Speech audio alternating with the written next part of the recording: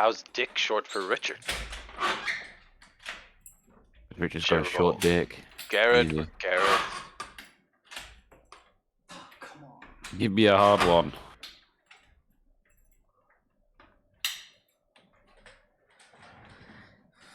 Damn it, my door doesn't lock anymore. You get caught masturbating too many times. Yes. So your parents took the door lock away. Yeah, they broke it. You get furry palms. You and your furry stuff. What's wrong with you, dude? What? That's nothing to do with furry. Hey, that's what you said just now. It's a like a shitty urban myth that parents tell their kids that if you masturbate too much, your hands will get furry. Oh, Or you'll go blind or something. that's a weird Basically thing the to same say thing. for your child, by the way. Yeah, but why'd you say furry Exactly. and not hairy? Furry palms, whatever, furry palms. Oh I no! don't know. See. Because you're a furry. Yeah, Yeah, exactly. I'm a massive fur fag. I've got 20 suits. Disgusting. Yeah. Why would that implicate you? Can you guys Not all about already you, log in? Jess. Not everything is about you, Jess. Go watch some cats or something. What's man? I forgot the name. Hurry up, JT. What? Get on roll 20 already. Fucking hell. Change am. your name, JT. I was on it. I did change my name. Oh, why is the bottom one not changed? You have to change it in the top right hand corner in the cog menu. In personalization and display. I got it. I'm not stupid. I also recommend all of you to in the settings section to go into audio and video, and then video display, and set player video avatar size to names only, and it'll get rid of the big ass pain in the ass pictures. Yeah, thanks. That actually provided absolutely nothing. Okay. Is your character audio gonna have video. the same attitude over here? Personalization. No, I'm not about him. I'm on about the pictures provided absolutely nothing. Yeah. So normally, like if you have cams, you can put your camera on there, rather than it being like a profile picture. So. Okay. I went into audio video and then what? Video display, Okay. and then set. Names only. Yeah, names only.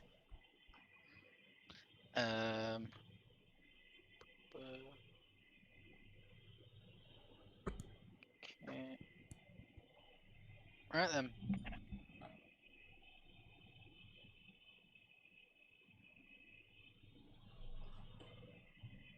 This notepad is too fucking big. Just use like Google Docs or something. I'm using my iPad, alright? Oh. Should actually use Google Docs on my phone. Yeah, why would you want to type?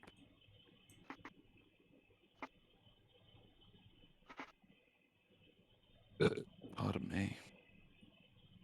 Ugh. Ugh. Right. So.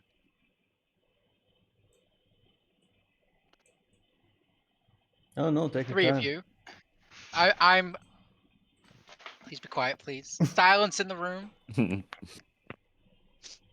The three of you, Dubak, Mithras, and Gary. You have all been traveling together for your own various reasons up a place called the Long Road. The Long Road is a massive trade route that stretches all the way between the coast city of Waterdeep, all the way north to the dwarven mountain city of Mirabar. Along this long stretch of road are many small villages and a few smaller towns as well, but no major cities between the two. You originally struck out from Waterdeep, hearing tales of lots of goings on throughout this place known as the Long Road. And after traveling all the way up to the town known as Longsaddle, You have had no run-ins with any beasties, any strange goings on. It has all been quite idyllic and standard, and you are starting to get a little disheartened. You have currently spent the last couple of days resting and recuperating in the village of Longsaddle.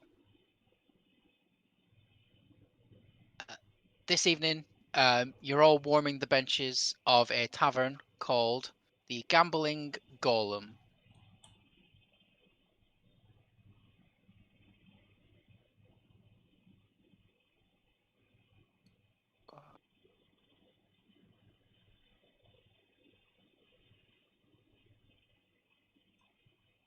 Dog. I can turn the music on.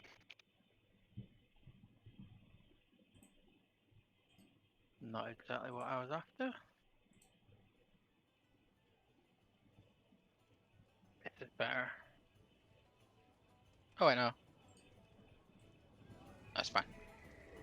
Yeah, so you are warming the benches with your drink of choice nursed between your hands as you all sit there in a moment of silence. You take in your surroundings and you can hear like the flick of cards, the roll of dice, banter from a few other different tables, the occasional like argument of someone stand up shouting, "No, I won that round!"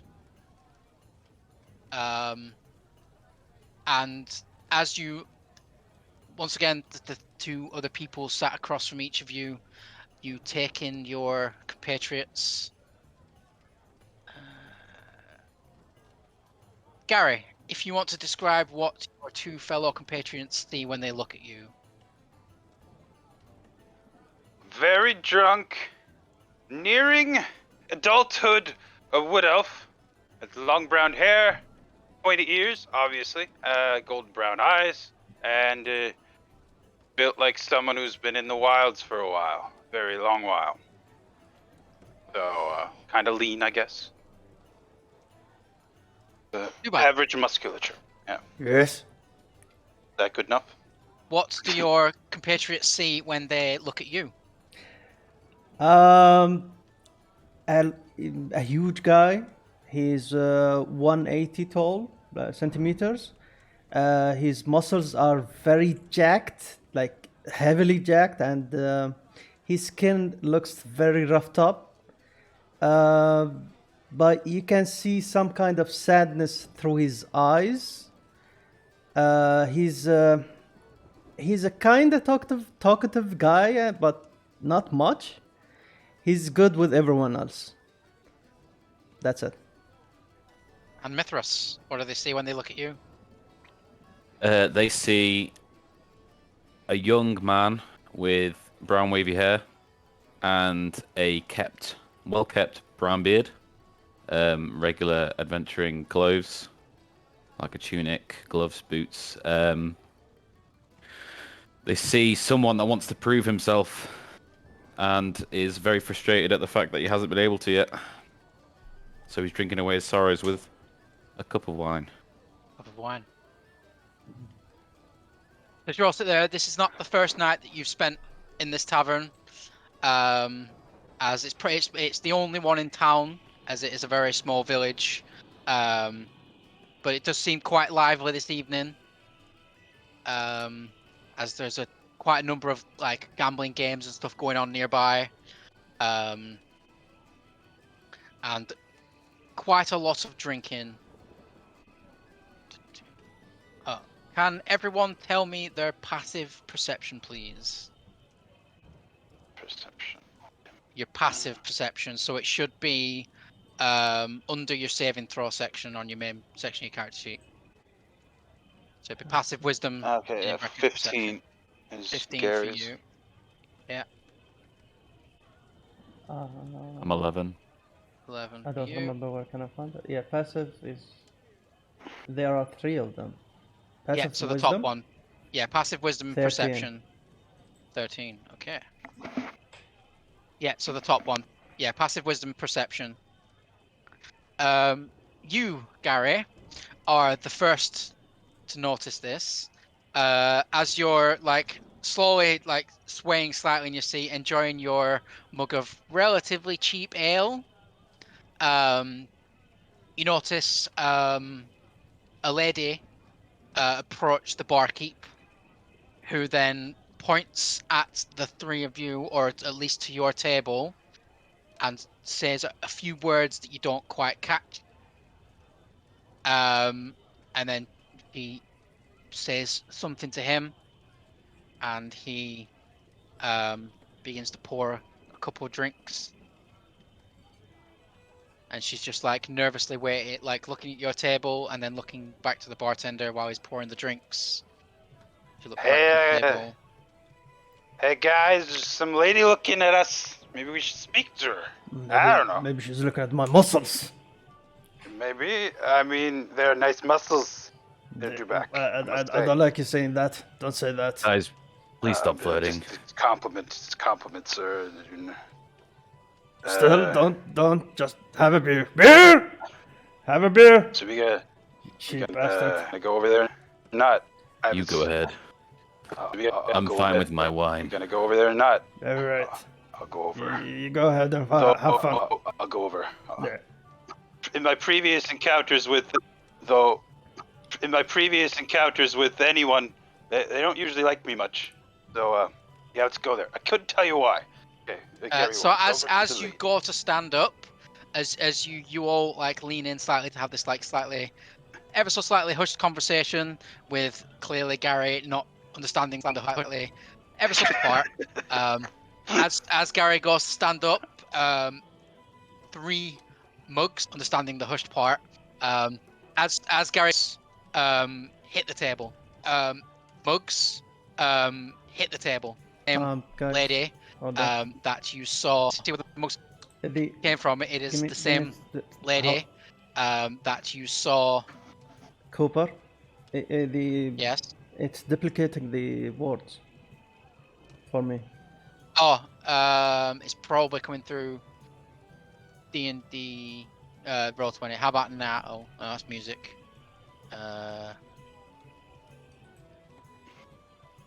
No, it shouldn't be. I'll leave and come back. Maybe disconnect.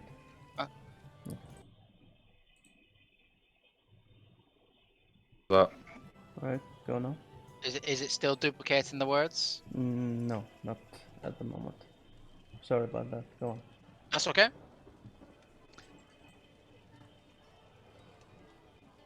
Now it's I just want you duplicating talking your over words. Hello. Yeah. Duplicating mine? Alright, how about we master music volume? Should we put it to 0? No. God, it's speaking alien.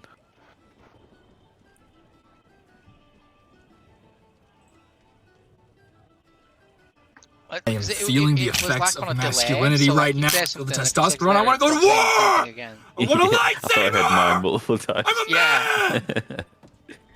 Yeah. Is it still buggy? No. Seems good now. Alright. That's kind of weird.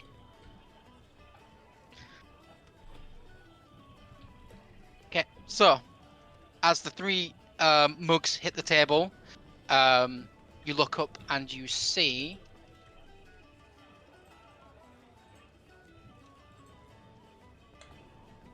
a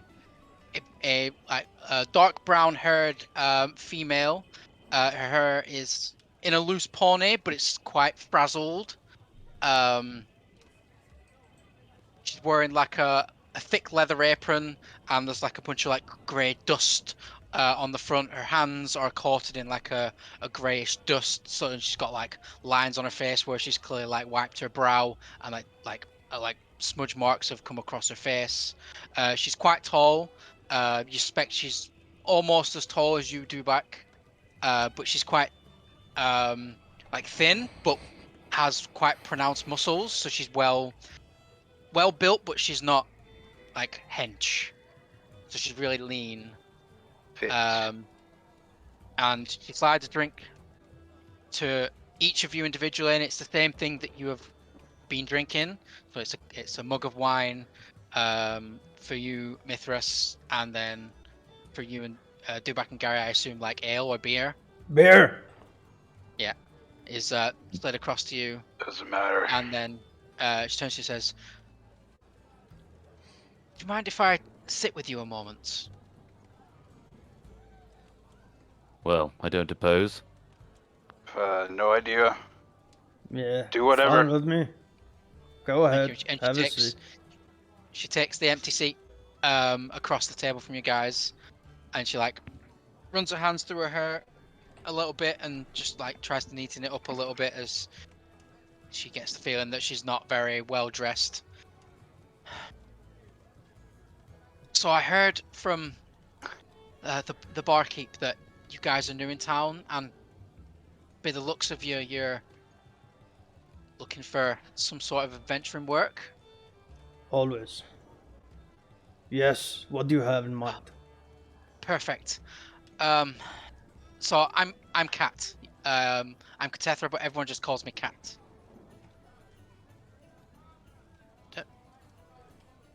I'm a miner by trade, and I have been my entire life.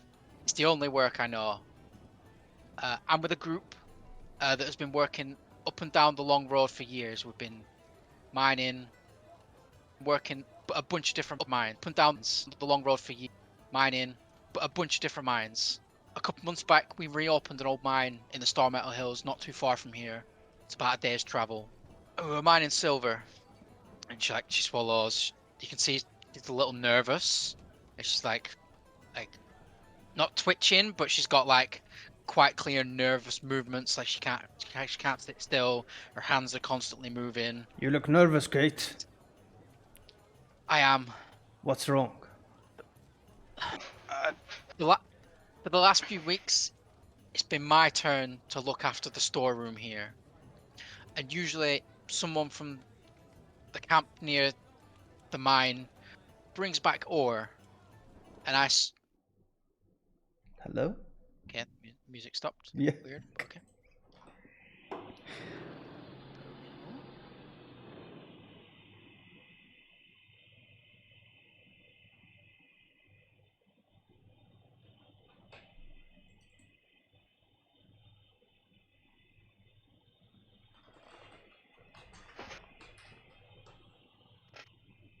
The box dead. Okay, never mind.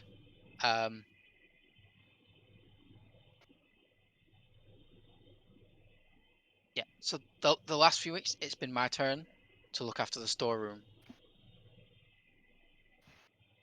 Again. and someone from the mining camp usually brings back ore every few days, and I sort it, store it, and then sell it to merchants to pass through Long Saddle. I buy supplies, repair tools, do about 1 million other things as well. The problem is, I usually hear from the site every 2 or 3 days. Usually someone comes, needs more supplies, brings some ore, or anything. But it's been more than a week now, and I haven't heard anything at all from them in so long. I'm sure something's happened. I don't know. It could be a cave in. It could have been. I don't know. Anything could have happened. And my husband and my son are there. I just need someone to go find out what's happened and bring them back to me. Is this the kind of thing that you'd be interested in doing? Now I can pay Payment. on the safe return of my husband and son. I'm more than happy to pay. I just need someone to go out there and just check for me. Mithrax, what do you think? Well, I'm not in it for the money, but I do love adventure. What kind of animals do you have in your beasties? No, What kind of beasties do you have in those mines? In the mines, bats, I guess. Bats. But there's wolves, bears in the forest in places. I like bears. But outside of that, I haven't really seen anything else, to be honest. They usually keep well away from like the loud noises we make when we trek back with our ore. I always told myself I'd never go to a mine. So what you But I can be saying, sweet. Gary? You see the dejected look on her face. but family is more important than most things. So I'm in if everyone else is. Well good to said, go. Gary. Well said. I think that's settled. Gary gets up from the table, goes into the corner, pulls down in pants, and starts pissing. The barking goes, hey, you! Hey, Not nature's in here! free forever, man! Every fucking time. That dude cracks me up. Barry, sort him out! And you see, walking from like the other side of the room, near where the door is this big, full-blooded orc. Not some half orc, full-blooded orc. And he's like 7 foot tall, like built like a brick shit house, like half your Bjornsson size guy. And he just comes up and he picks you up by the scruff of your neck. You don't scare me! And You he punches you in the stomach. Ow! Well, he's fucked. And then I throw up all over him. does not phase him in the slightest. Hey, have at ye. He walks. He still holding you by the scruff of your back of your neck. He takes you over to the door. Can we interact within this, or should we wait until it's end, until you finish? It's pretty sure this is a normal mean, situation. At the point, me and Sleepy, or me and Dubak are just laughing our heads off. Okay.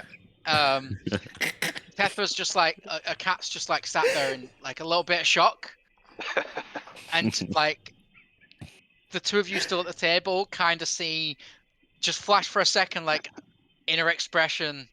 Have I made the right choice? As the door to the cold night air opens, and you are thrown about 15 feet, Gary. Yeah. Onto like just a dirt road. Just face first, straight onto the dirt road. Gary growls like a bear and doesn't do anything. And like stood like framed by the light behind the gigantic orc fella from like the fireplace. At this point, the entire pub or the entire tavern has gone silent. Apart from like a few people who are pissing themselves laughing.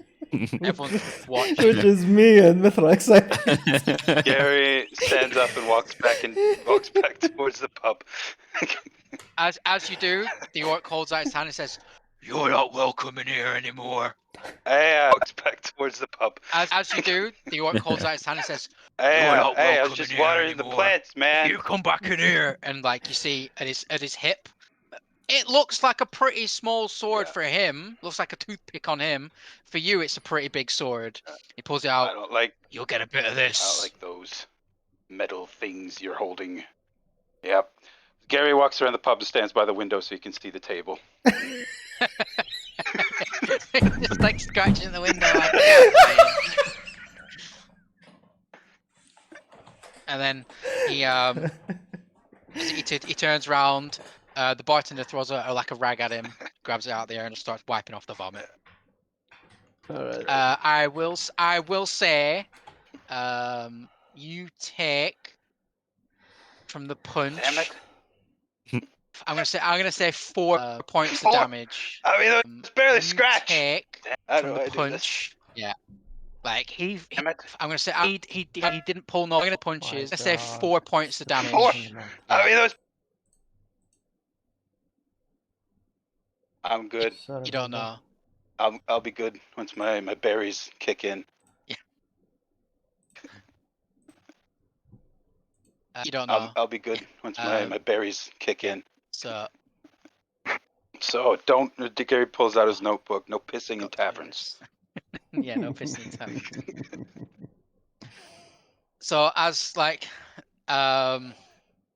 the noise seems to slowly build back up again, as people kind of look around a little bit nervously, and then like you hear a few bits of laughter clearly at his expense, and then after like 2 minutes, the tavern goes back to itself of people rolling dice, throwing money on the table, tears, sadness. As now, like you can clearly see as you look across the table at Kat, she's clearly like almost like pulling her hair out, like tense.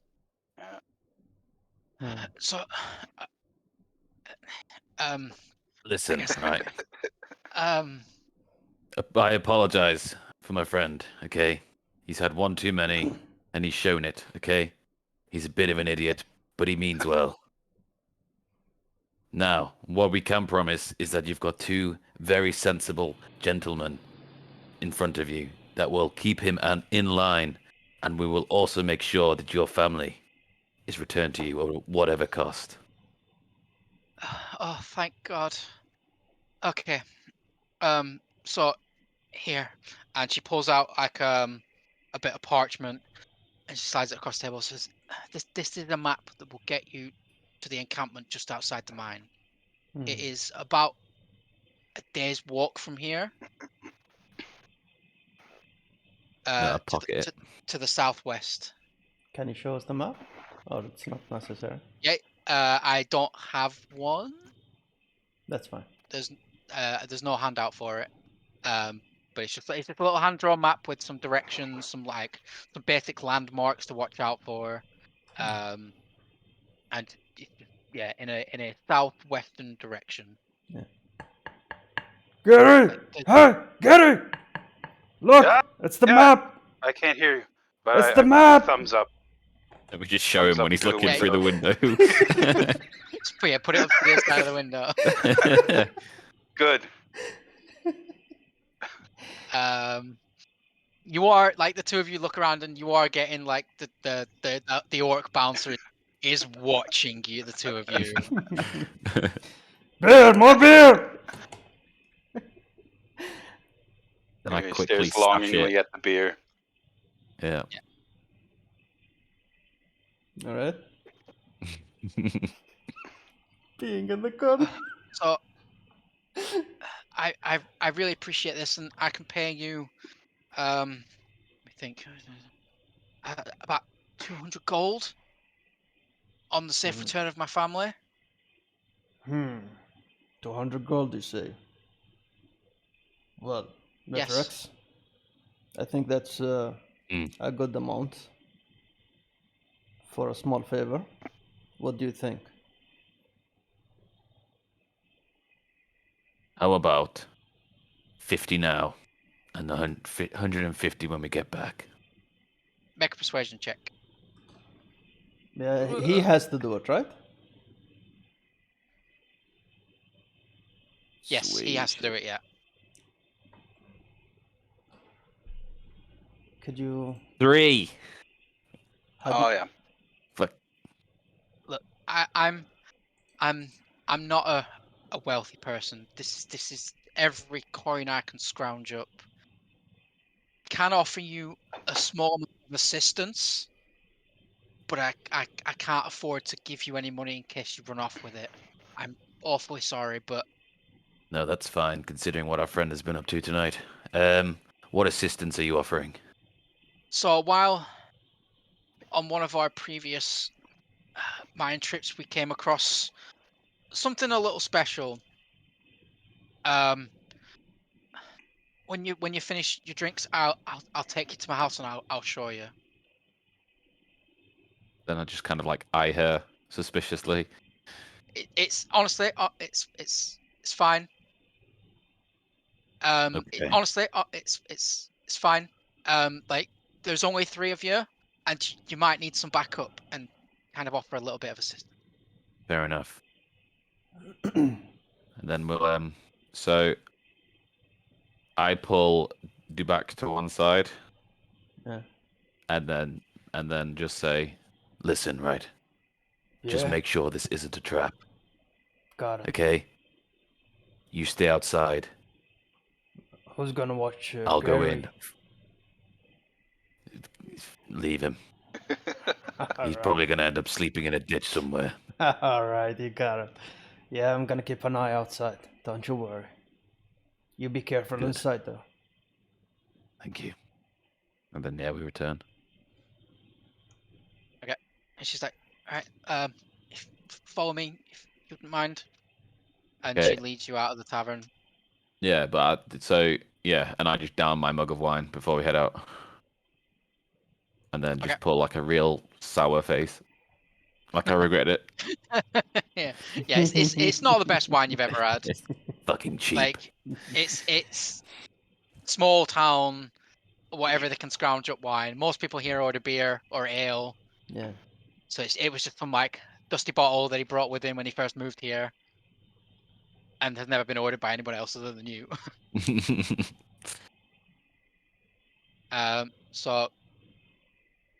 Cathethra, a cat, leads you to a small, simple home.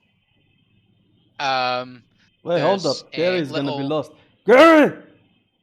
Follow Oh, yeah, us, Gary, you you see fungus bottom! You see the three of them walk out of the tavern on the other side of the, like, round the corner. Yeah, Gary follows them at a distance. Alright. Okay. It is not a long walk. It takes about 30 seconds to get to the house. As a lot of the buildings, they're all quite tightly packed, and there's not very many of them. It is very only a small village. And she pulls out a key. She unlocks the front door. You see, as she swings open the door, it's very not. There's like a metallic tinge in the air, like just like a faint metallic taste as you like step up to the doorway, and she says, please come in, make yourselves at home. And then she turns to you and says, make sure he doesn't pee in the corner. Gary has no comment. Gary, stay outside. Don't worry, Kate. I'll take care of him. And Gary follows them inside. Trying to. Alright. As you enter, it's a very simple home. You see like a table, a couple of chairs, a cot on the other side of the room, and then behind, like in a partially open curtain, another double bed on the other side of the room, and then you see like a big pen filled with sacks, and in them seems to be like stone that's a little bit shiny in certain places. Ooh, perception check. You're drunk. No, you say what you want to do. We'll say, watch out. What do you want to, like? What are you after finding out? Oh, and I like the shiny. It's not metal. It's shiny, so I like it. Okay. What's Mate, are you proficient in mining tools, or like what are your tool proficiencies? I got a loot. I don't know. That's something I actually forgot about. I'm make just a general intelligence check.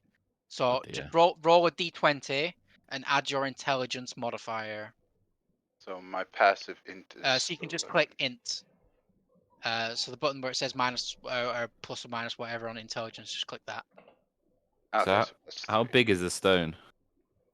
Is it small or 16? Oh, that's nice. Okay.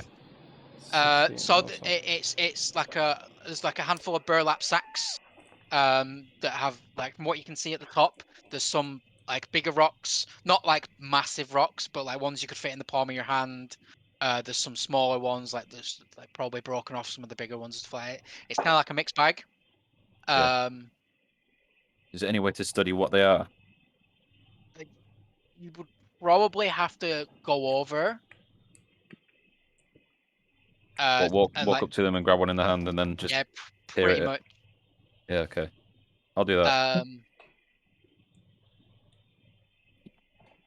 Gary thinks it might be ore, and he kind of loses interest.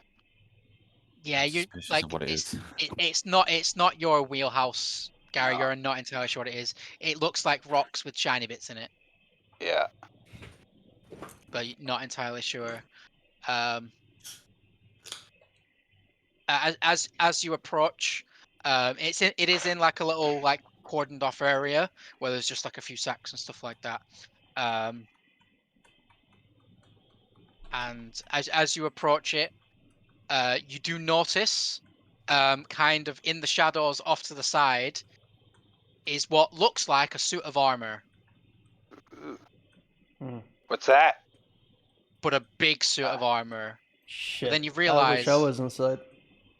Back Mithras, size? you realize that there's no joints where you expect like plates to be. And then you look at it, there's feet. Not like a boot cover or anything. Not exactly toes, but there's feet. And as you like do like a all the way up kind of thing, it's taller than you. It's about 6'2", 6'3", and it's looks like one solid piece of metal. And in the center of the chest is what looks like a gem. And then what also looks like 2 gems in the eyes. They're like amber gems. And then it moves. And it takes a step forward. That's scary. And it kind of just looks at you a moment, and then just walks past you. And then Can I goes, have a look at what it is? As it walks past you, it is. Make an Arcana check for me. Whom? Everyone or just? Just 24. 24.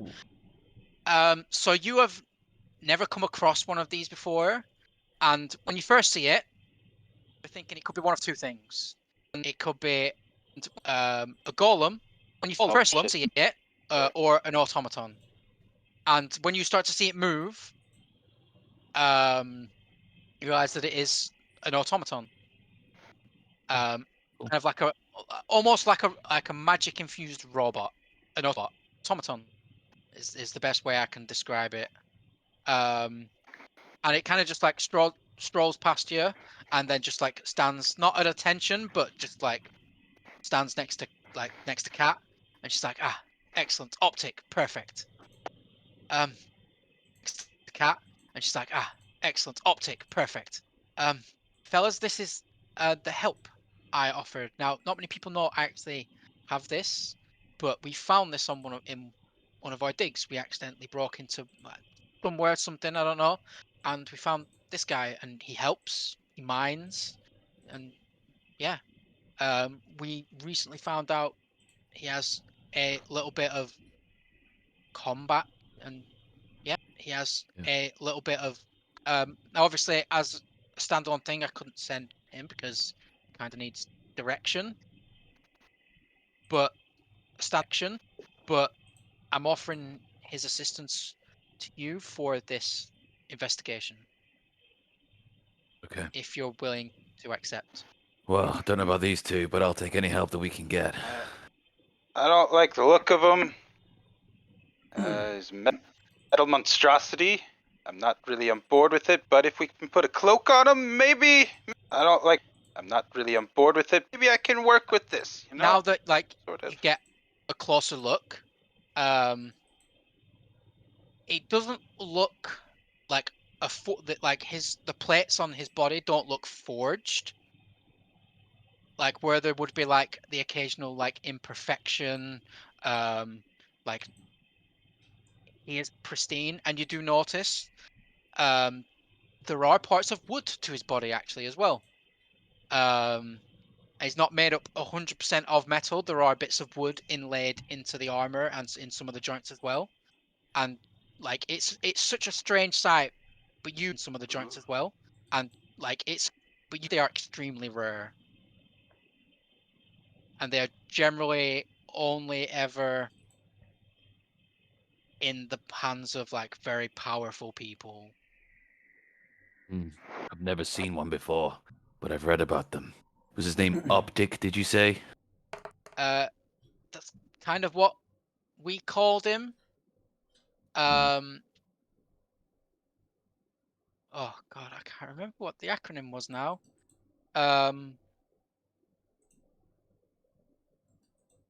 I've actually forgot what I called him.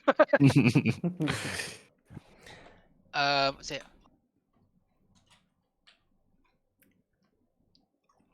Oh, was it Omnipurpose tool integrated. Forgot what the C is. But yeah, we designated him Optic, and he's been helping out since he pulls heavy loads. He's been very useful. He's even known to heal the occasional injury. One of my workers had a beam fall on his leg, and it snapped his leg in two almost. And Optic was able to heal it back together in almost no time at all. But yeah, I'm more than happy to lend his assistance to you for this. Guys, I think we should take him. If this mine is collapsed, we'll need his help. Guys, remember, I'm outside. I'm okay with Optic.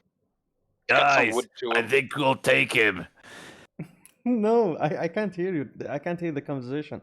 I don't know what's going on inside. Okay, I'm talking to Gary. Yeah. Gary, listen, okay? I know you're not all on board with the whole metal thing. Yeah, but we'll need his help, okay? The mine is collapsed. Gary's still very drunk and. Yeah, I mean, I'm trying to talk to you as if you weren't, but I'm very well aware that you're like sloshing and sliding to one side and then the other. It's like, if the mine is collapsed, we can't rely on Dubak's strength alone. Okay, as long as I get to ride him. Okay,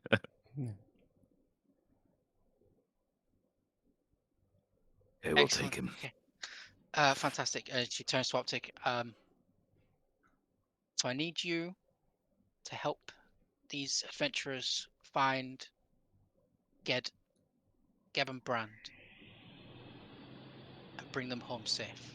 And there's just like a little nod. She quickly looks around and finds like a bit of cover in the corner. She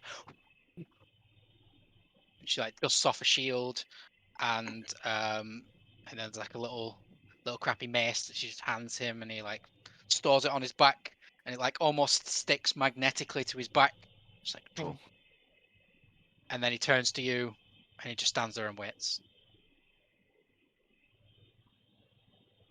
Okay. Dope. You're more than welcome to stay here for tonight if you wanted to start tomorrow, or you can leave now. It's up to you guys. I think someone has some drinking to sleep off. Gary lays down on the floor. Just anywhere. Falls asleep promptly. Well, no, he can't sleep. He goes into trance. Sorry. Okay, and then I turn to Kat and say, I'll get the orc. And then I walk outside. Yeah, as soon as you open the door, you see Dobak flexing his muscles, stretching a little bit, you know. Yeah. Getting bored. Listen, Dubak, right? Hey. We're sleeping here. Okay? And then we'll go adventuring tomorrow. Sounds cool. Also, we have a new friend. Who's the young fella? I forgot to use my comparison. Who's the young fella? Is he coming with us? Yes. He's going to help us. Nice. Here, let me introduce you. Yes. And I take Dubak inside, and then Dubak. So as you as you turn to enter the house, Dubak, you notice out of the corner of your eye, what looks to be like a middle-aged to late middle-aged woman peeping through the curtains, watching you flex. like a couple of doors down, and then like as soon as you look in a direction, they close. I keep on flexing. Oh, they like these muscles. Yes, no. They like them. There's no more movement from the house. Get closer. Okay. How long are we resting for? Well, it's probably like 9-10 p.m. at the moment. It's hard to tell when the sun's down that like what time it is. just wondering if there's time for me to sober up a bit and remember that I can use my good berry spell before resting again. Depends what time you want to set off on the next day. So to have a long rest, you need about 8 hours. You need 8 hours of sleep. Yeah. Is that what we're So getting? don't else need like 4, or you said you needed to just. Well, you still need to rest for 8 hours, but you Yeah. need to be in a trance for only 4. All But right. if I wake up after 4 hours and use a spell, I'll still only have 3 slots. Or So that would interrupt your long rest because you would be Okay. doing something strenuous. Okay, well, we'll just hope for the best, guys. I will say I will, just for the sake of it, allow you to cast the good berry spell before you go to bed. Okay, because yeah, I was a bit s- hasty there. I remember all of a sudden that my hit points are lower than they should be Yeah. before So falling into trance. about my good 10 berry. p.m. the next day, they will no longer.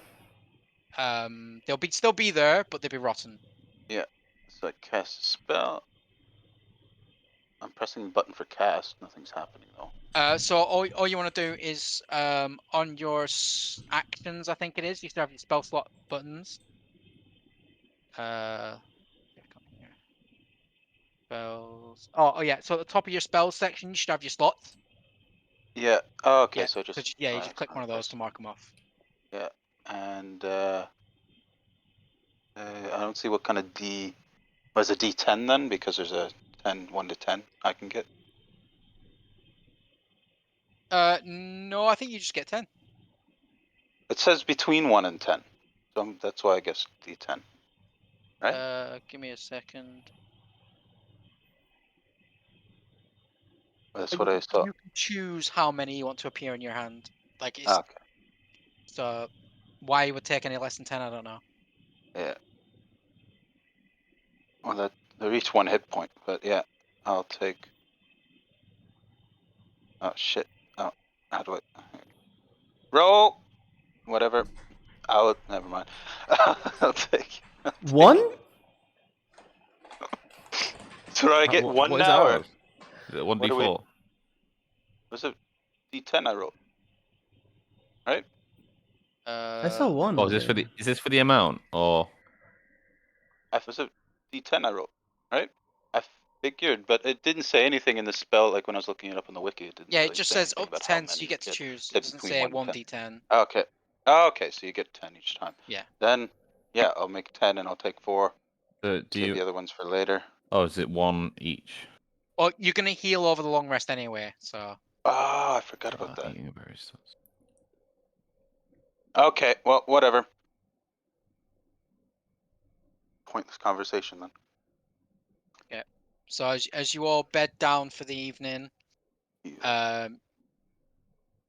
in a free, like it's not the most comfortable as it is just on a wooden floor. You have your bed rolls if you have any.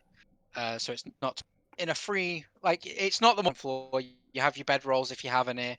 Cat, after bidding you good night, goes behind one of the curtains and closes it and goes to bed and stuff. Optic kind of just stands in front of the curtain and just kind of just stands there. Doesn't really It's do unsettling. anything. You're not sure if he's watching or not, but you kind of just get the feeling that he's just there. Mithrax. But Mithrax. morning. Morning comes? Alright, go ahead. Oh, no, carry on. Mithras. Hey, Yes. dude. I think it's watching us. Should we keep watch as well? Till the morning? No, we need our rest. Very certain? Yes, he won't do anything unless commanded, I suppose. Alright then. We need our rest. Yes, he won't Go do to anything sleep. unless commanded, I Yeah. suppose. Yep. Let's go to Yeah. sleep. Yep. Okay. You all wake up naked, alone, and itemless. Oh my god! Seriously? No. Shit! End of session. What is this Oblivion shit? You got scammed. See you later. Gary's pretty happy about the Bucket on top of situation. the head. No, you wake up, and Kat is already milling about the house. You can still see she looks like a little concerned, but she's trying to keep herself busy. slightly cleaner, but she's putting her apron on. She's made you like a very basic breakfast, like a few bits of bread that you can toast on the fire if you want.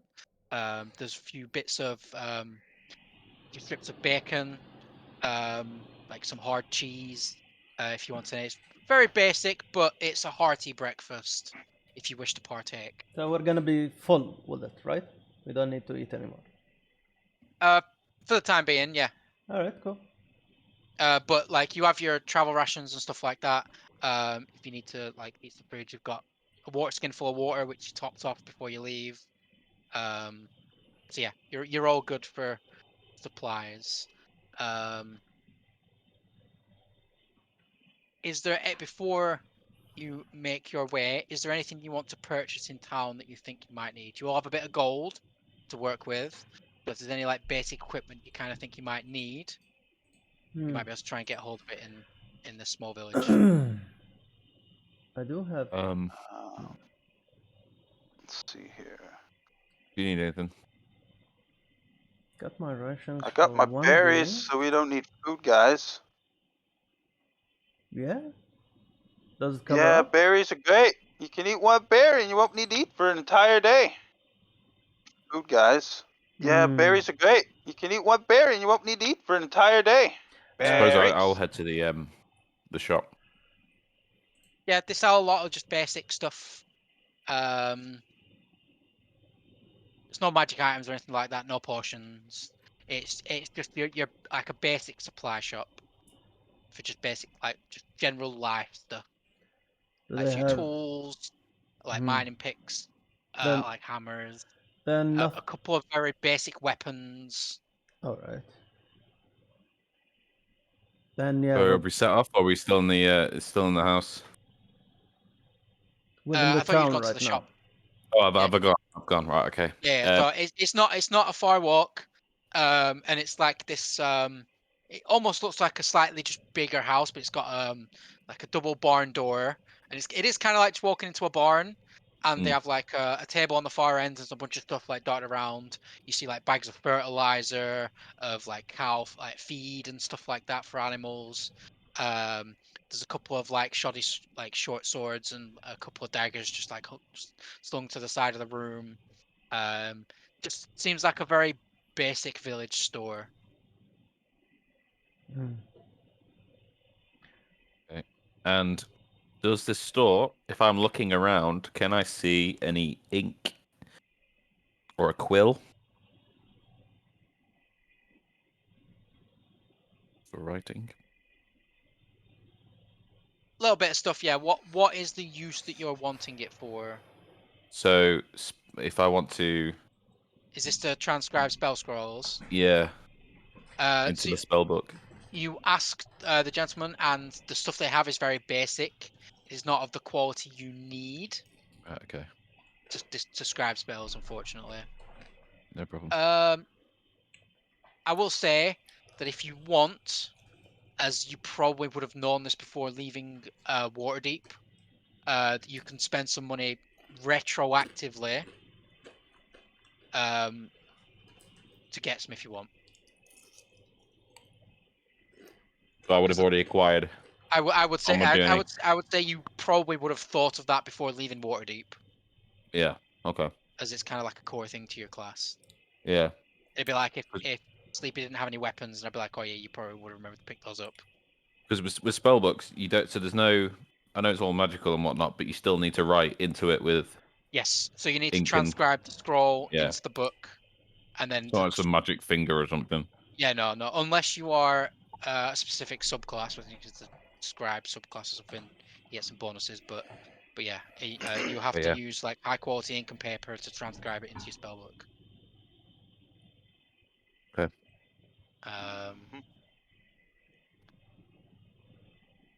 I'll do that.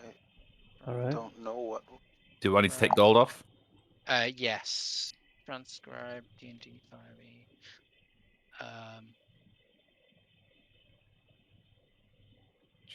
Okay, I don't know if you have enough gold, to be honest. I've got 25. Yes, not really going to be enough. Okay.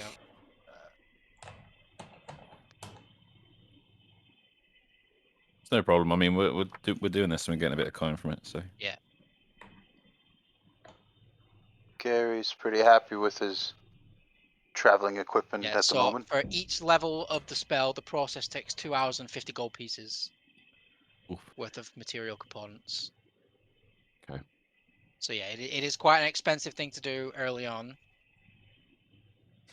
Yeah. Cool. We have any other magic bots? And music bots? No, we got rid of them all, didn't we?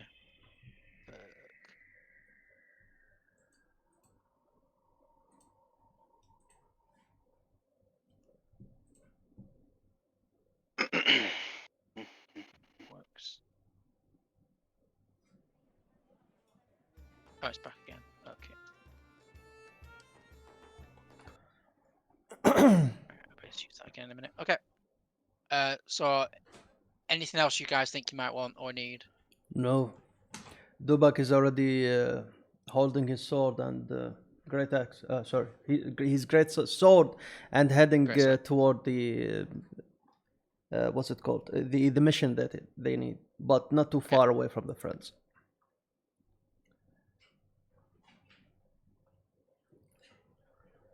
So you're waiting on the edge of town? Yes, on the edge of town. Okay, Gary, you all good as well?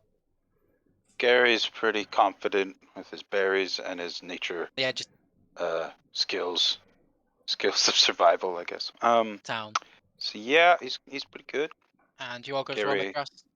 Okay, Gary's you all good pretty as well? good. Skills of survival. Dagger and an orb. So yeah, he's pretty good. So Gary. Cat sees you to the edge of town.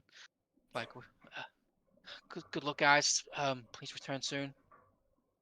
And then as you pull out the map and you begin to follow the vague directions, you can see some quite well-trodden paths that kind of lead away from town in multiple different directions. She points you along the right one, and you begin to follow.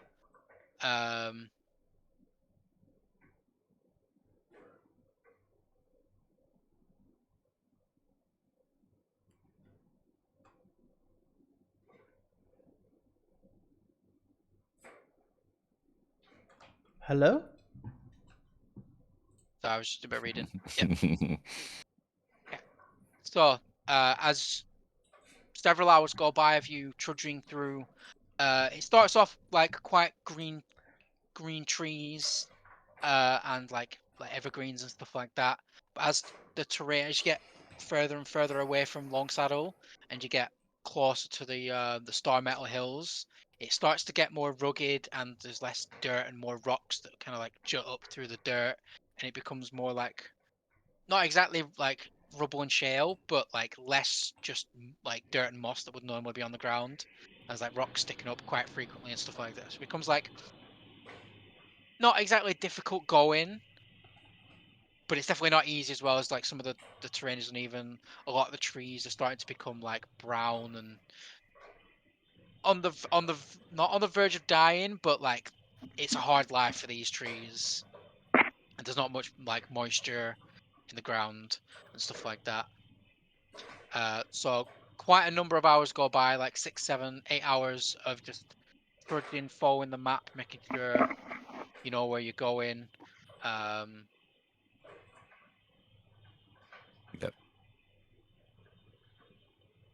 And then after about probably about 7, 8 hours now, Gary, you notice something. And at first it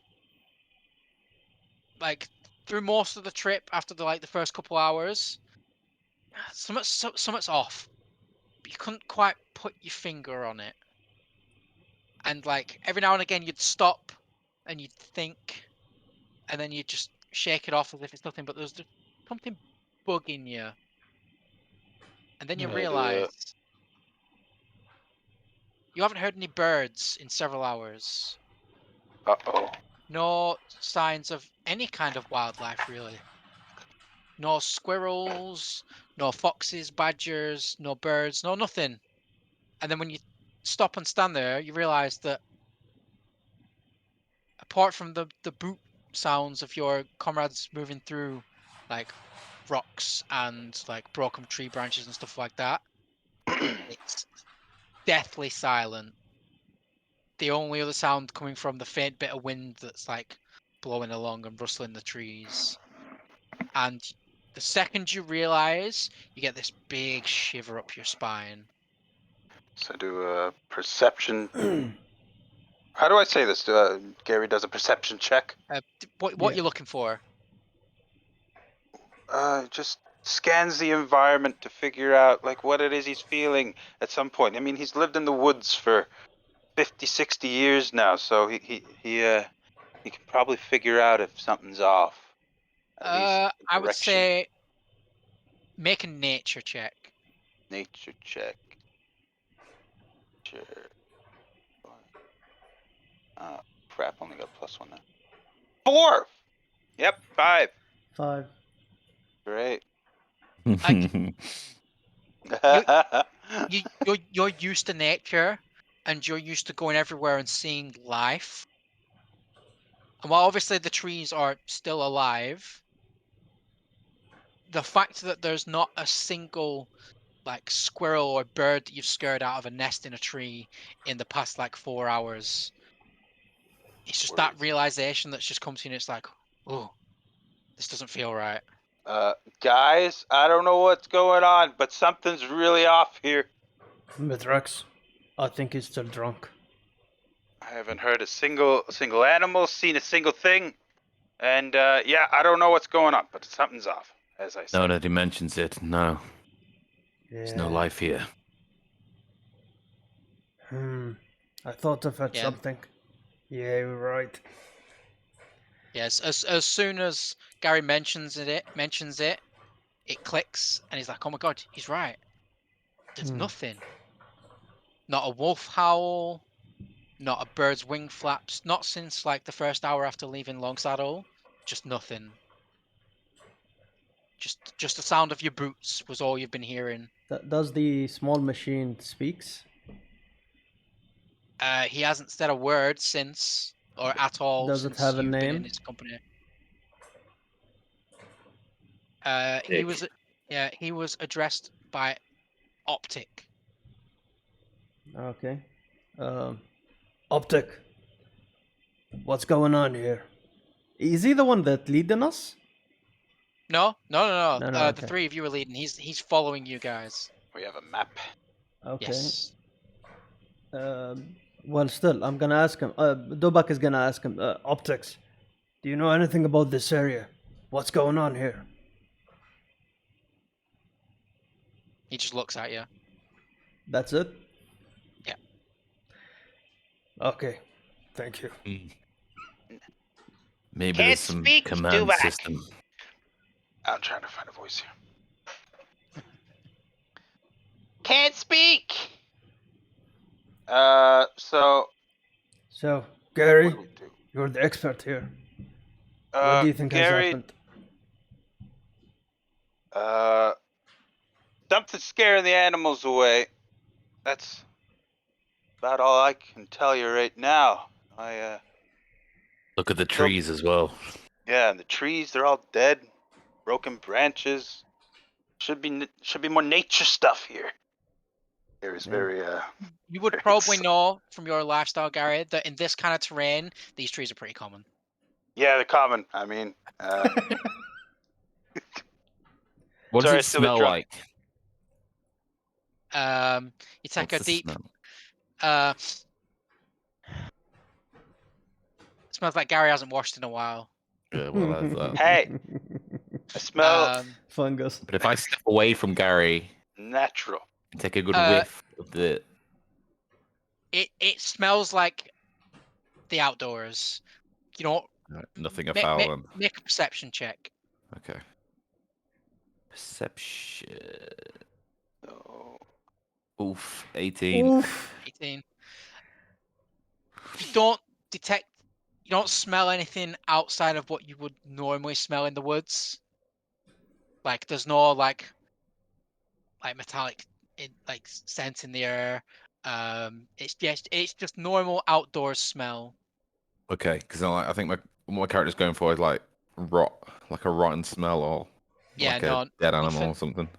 nothing Okay. like that. No. Okay. Gary's real spooked, and he turns into a dire wolf. No. Okay. Okay. Just so you are aware, Yeah. before you do that, your wild shape only lasts for an hour, Oh, okay. and you are still several hours away, or expected away from your destination. Gary changes his mind hastily and realizes that he should not Like some take outside force has told him not to do it. take actions due to his fear. Um, Learns to Dubak, conquer his fear. yeah. Are we close to the end of this area, or are we in the middle of it, like dead silence and all of that? You've been now that you think about it, you've been traveling for quite a number of hours with it being like this. It's just Okay. not something you usually pay attention to. And the only Okay. reason why Gary really twigged onto it is because of his connection with nature. Okay. Dubak carries a small rock and he throws it with all his might forward to check if there is anything is gonna move. It goes 1 meter. Okay, make a athletics check. Athletic. Let's go. +5. Let's go, baby. 8. 8. Oh my god, you guys suck. Getting all the bad rolls out now. It goes about, I think, probably like 30, 40 feet, and just you hear the.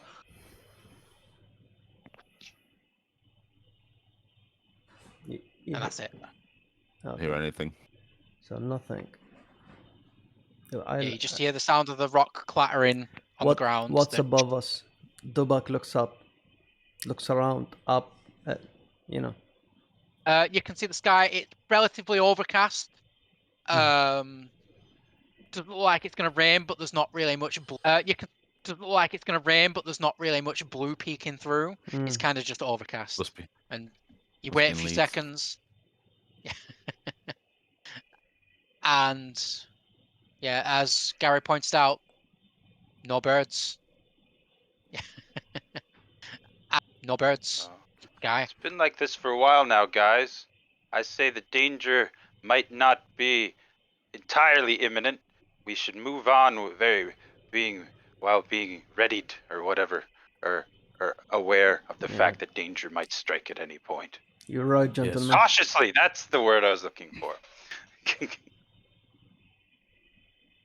Okay. You're right, Gary. I think we should move. We shouldn't stay here. So, you guys want to move or not? I'm saying we're gonna move. Yeah. Okay. Just like pick up the pace. Not much use standing around waiting for something to happen. Let's So go then. as you continue to progress through the woods, another couple hours go by, and the terrain gets more and more rocky. The trees become more sparse. Like you're slowly starting to feel a slight incline now. It's not. The terrain gets more and more. Like you slowly a slight incline. Something that's so you're not scrambling up like walls and stuff like that, but you can just feel that the ground tilt up slightly. Like you are feeling like you're starting to walk uphill slightly as you kind of get into a more like hilly region.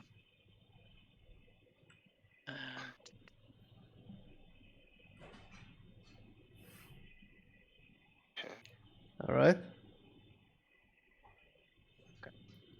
Oh, why is it not letting me click on there? Oh, that's Guys, I think we're getting closer. The terrain is changing. We're going upwards. So be careful. Be ready. Gary, Yes. you are the first to see it. You're not sure how far ahead, but you could have sworn you just saw something move. Okay, I alert the others. Guys! Yeah? I just saw something over there. What? Except I say it quietly. That was a whisper? Keep it down, you fool. Stage whispers. What did you see? Something moved. Where? I think it was big. Over in the distance, towards our destination. How big? I couldn't really get a read on it. It was Next gone. check. Yeah, perception, so wisdom. Boom. Let's say 15. Okay. Mm-hmm. As you creep forwards slightly, there's like a handful of trees, not many, like 2 or 3, just directly in front of you that you were in the process of about to go around. And at first it just looked like a shadow just crossed your vision. But then you see another one and a couple more, and you see them moving like stiffly, like not as if it's just a normal shadow that like smoothly glides across the landscape. It's kind of jerky a little bit.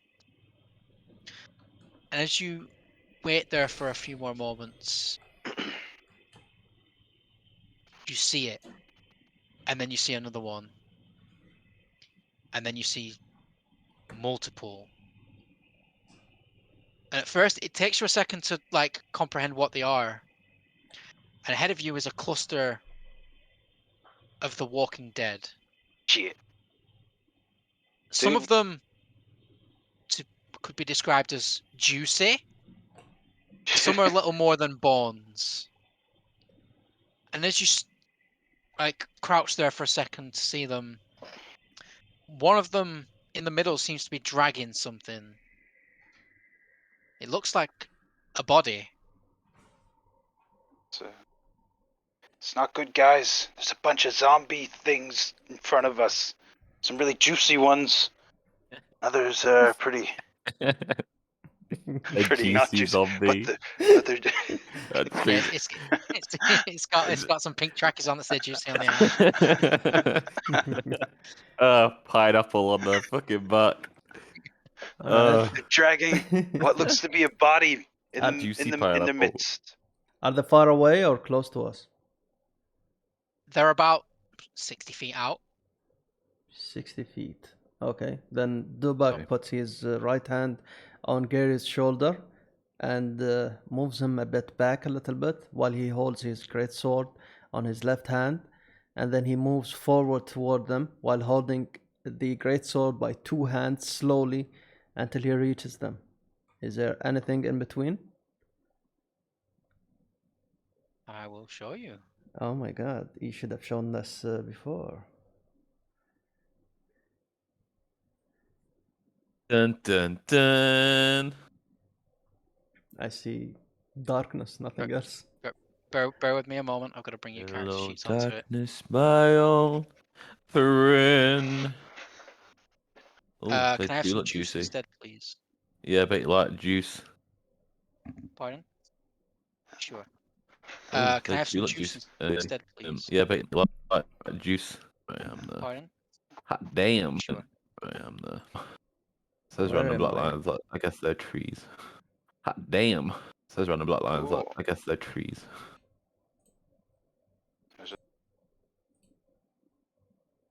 On the map. Oh, Sorry, wait, I no. didn't quite catch that. Without my character. You should be able to, there should be like that, so you can only see what your character can see line Well, of sight yeah, wise. but like I'm trying to, because I know that there's like I have to zoom out to see everything. You should be able to scroll. Yeah, I can. It's just, oh, it's just really weird placement. See if I get rid of. Oh, there we go. So a way to fit it to screen. There's a zoom button in the top right hand corner.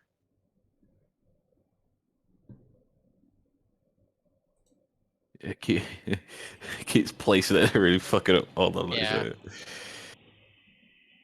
How many times can you use a special actions like Mask of the Wild? It keeps placing it like Um, on the screen, but off. unless it gives you like Oh, a there we go. specific number or like equal to your proficiency modifier, whatever.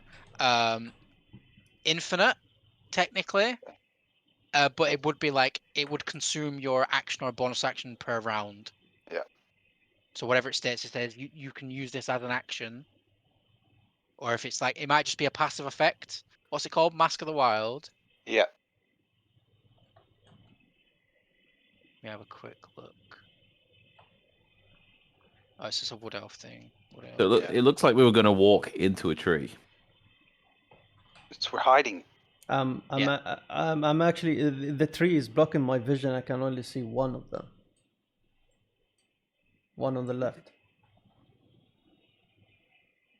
There's a bunch of them. 1.5 exactly.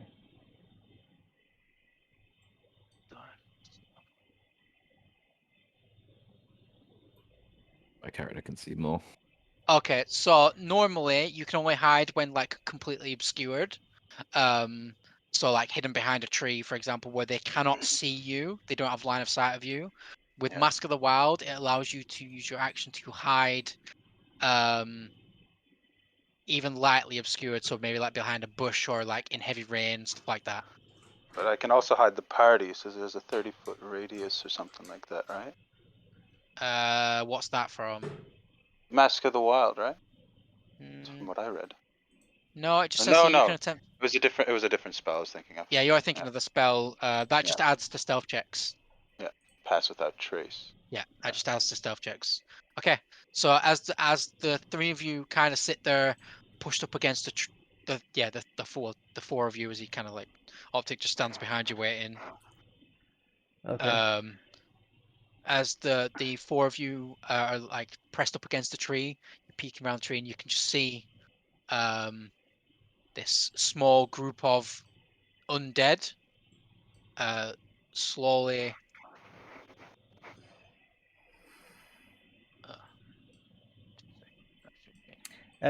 Is there a reason that my character cannot see them? because you are directly behind the tree. Yes, is there a reason I'm in the middle?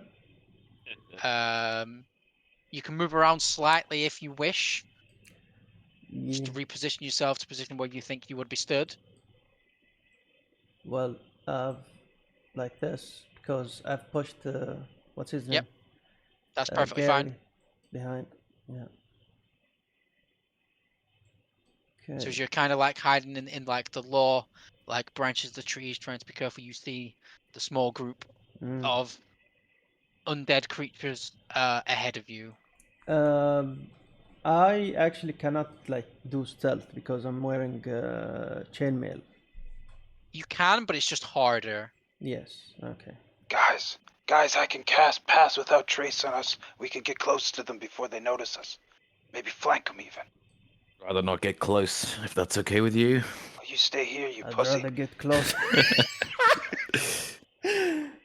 Sounds like a good idea.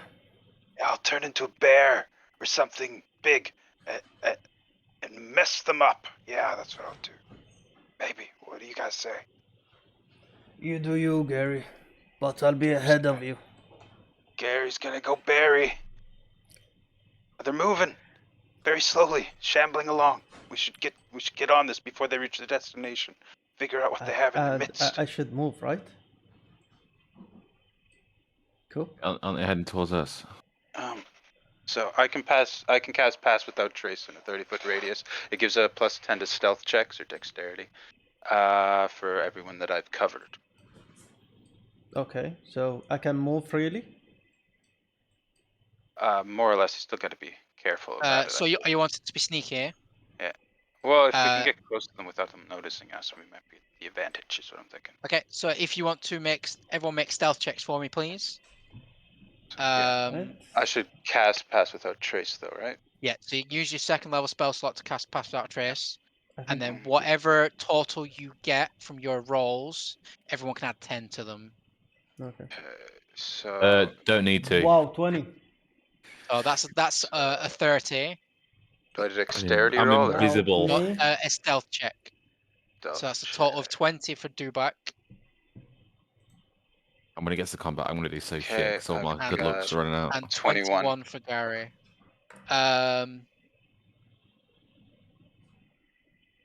Optic have to do one as well. Optic have to do one as well. I'm just gonna go with no. just for the sake of it. He's literally a combat bot. That's all he's going to be for you. Okay. Good optic. I would Sleepy. Can you make a second one, please? Because you have to do it at disadvantage. Say. 7. So yours is a 17. Mm. Yeah. Still good. Still pretty good, yeah. Okay. Okay. Do I move? You can do, yeah. How far is each square? 5 feet.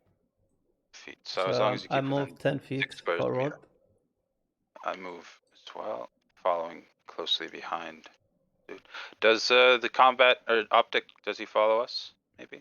So for the time being, to make this a little bit easier, if I can have everyone roll initiative, please. So there should be an initiative button on D&D Beyond. Can. Wait, hold up. Which one was it? Initiative? Initiative. It should be AC. near the top. Yeah, it's next Either- to your armor class. Yeah. All right. I did the 23, roll. nice. 19. Oh, 19. Oh shit! I That's got a not bad. crit. Okay. So Gary first with 23. Then it's Black 19.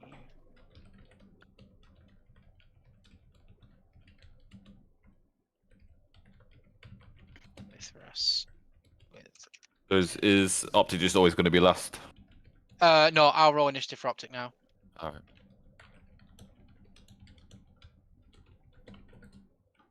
12. 13, that says. Oh yeah, I rolled the 12 on the dice. I didn't have the log open. So 13. So yeah, at the moment everyone's still within my sphere. Heidi hides.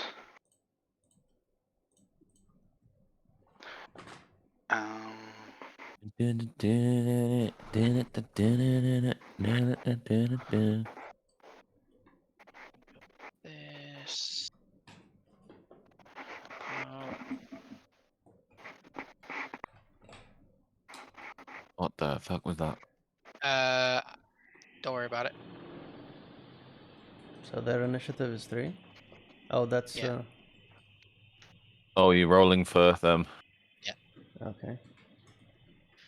Okay. Right. So, Gary, you're Yes. first.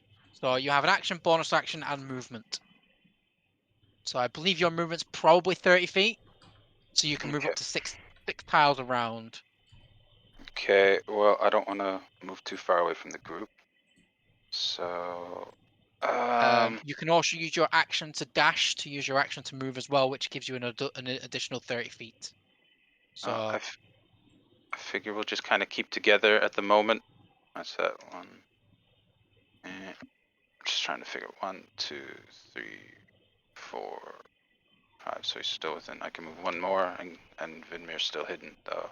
Or sorry, Mithras. I don't see optic anywhere. Oh, there he is.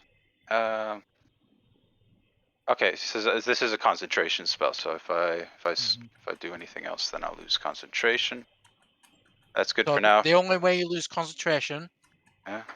is if you take damage, you have to make a concentration check, or if you cast another spell that requires concentration. Okay, so I can switch into my wild shape, and that'll still be active, or okay. Gary chooses form bear of brown. Okay. Guy, before I do that, just guys, I can understand you. Remember that. You can't understand me. Why is he screaming while we're in stealth? I'm whispering very quietly. I keep forgetting him. Dude, Guys, keep it down, man. Guys, in bear form, I can understand you. I'll growl once in the affirmative, twice in the negative. Okay. Okay. Bear me one sec. I could just imagine him stealthing around and going, "Hey guys, they're over here." But I've got such high stealth stats, it doesn't matter. Right. So, You got how it, Gary. much HP does the bear have? The bear has 34. Oh, 34 that's a big HP. number. Right, so I'll just change your max HP to 34 at the moment. So yeah, so you're currently in bear form. Bear. So Damn, I'm almost a bear. Yep. I'm 31. I'm like,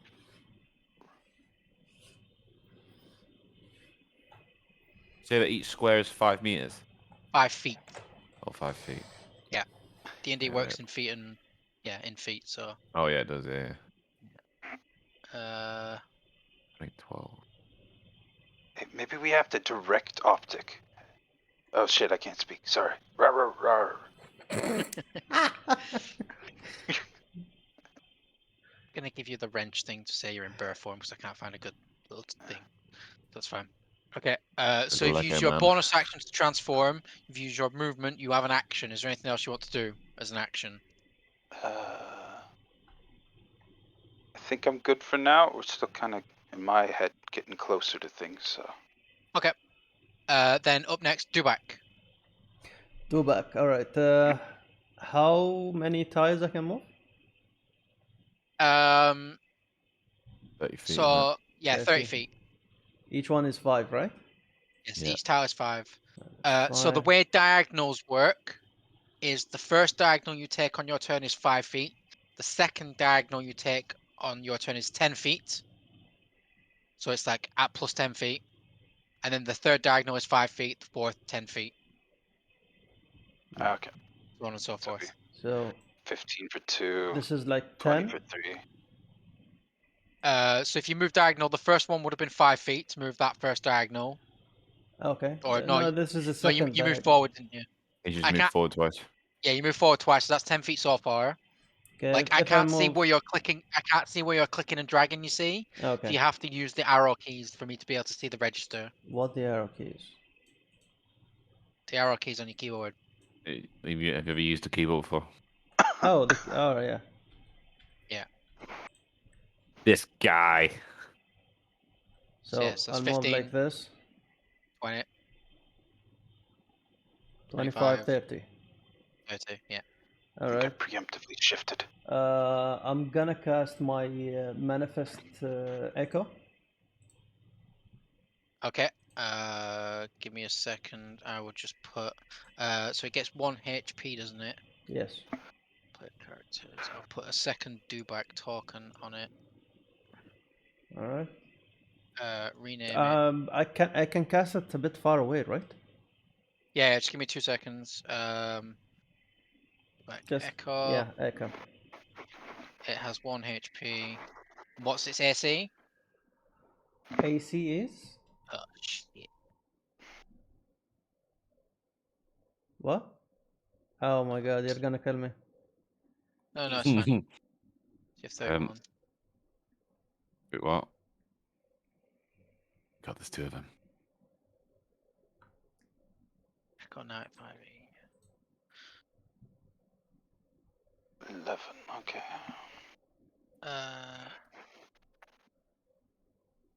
It's gonna be 16. Okay, that's fine. Yeah, cool. Okay, so so you can spawn it anywhere within 30 feet of you, Yeah. and it cannot move outside of 30 feet. My Dubak idea is he's gonna attack from the right side, and he wants his echo to lure some of them from the left side. Okay, so use the ping thing like this to tell me where you want to put it. Where is the pink? You click and hold. Click and hold. All right. Let's see. Let's go over here. So you want him here? Yeah. 5, 10, 15, 20. Yeah, so it's 25 feet from you currently. All right. So Keep him there. yeah. And that's it. Yeah. My wait. Hold up. I have a bow. I do have a bow. A long bow. Can I shoot with it? If you want to, it will reveal your position though. Huh. Well, I can't speak to Mitrax because he's still far away. And he's in bear form. Wait, in bear form he can understand me, right? Yes. Gary can, yes. All right, Gary. Can't listen to him. All right, Gary. You a bear? Yeah, What he you go is. raw for? I'm very now. So I pull out my long bow, Oh. and I aim at one of them, the one on the right hand side, the yellow one. Hello, And, yeah. Yeah, and I look at Gary and I say, Gary, should I do it? Raw. That's a yes, right? He said yes. Raw. That's a no. Raw. Gary, you're confusing me, man. You Gary, said are you once. nodding your head or shaking your head? Gary, yeah, all right, I can nod. Gary stomps the ground, nods, and says, "Raw," very quietly. Okay, then I slowly release the strings and put back my bow because he said rawr. All right, I end my turn. Okay. Wait, have you fired or are you just holding it? No, hold. All right, okay. I didn't fire. Next up is Optic. He is gonna slowly move 5, 10, 15, 20, 25, 30. He's gonna action dash. Go 40, 45, 50, 55, 60. He's gonna stop there.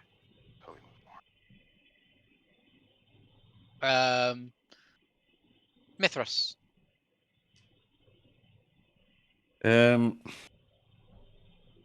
You see that, all right? Yeah. 2, 3, 4.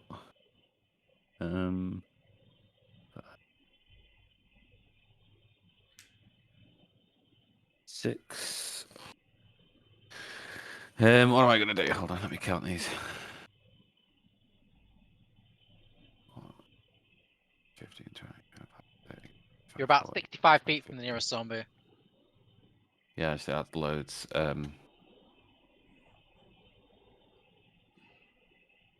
don't want to give myself away just yet,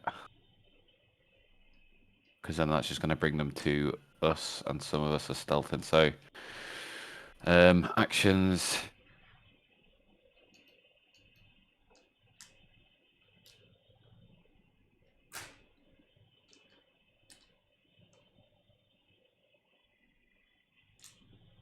I'm already in stealth, so there's no point in hiding. Yeah, I'll just stay put. Okay. 10.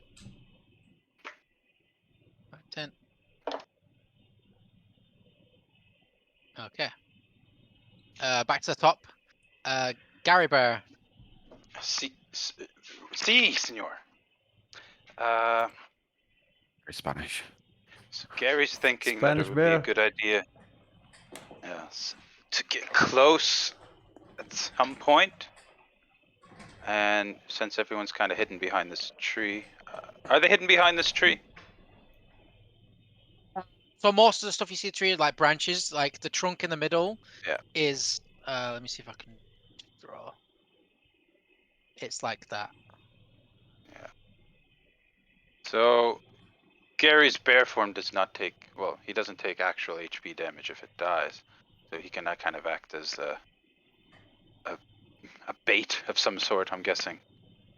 So he's gonna get close enough so that they turn towards him, and maybe you guys could figure that out afterwards. But because Gary can't say any of this, he's just gonna do things. So I can move 35 feet. Wait, does the bear have a Bear might have 40 different feet? movement speed. 40 feet. 40 feet. And if I dash, I can move. Then I'd be using that action. Yes. So it uses your action to dash. I'm gonna save that. 1, 2, 3, 4, 5. That's what, 25.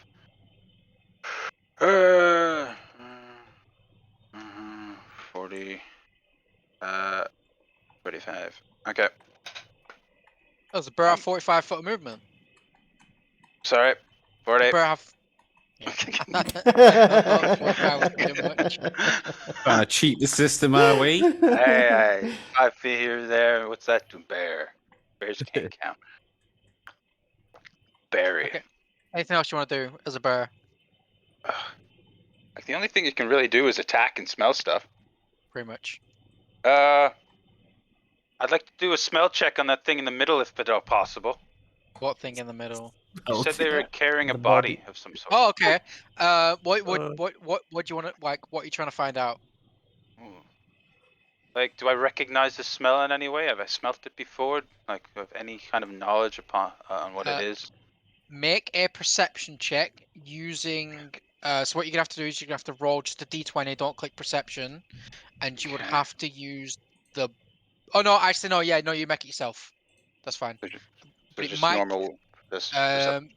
Does being a bird give you advantage on perception check with smell?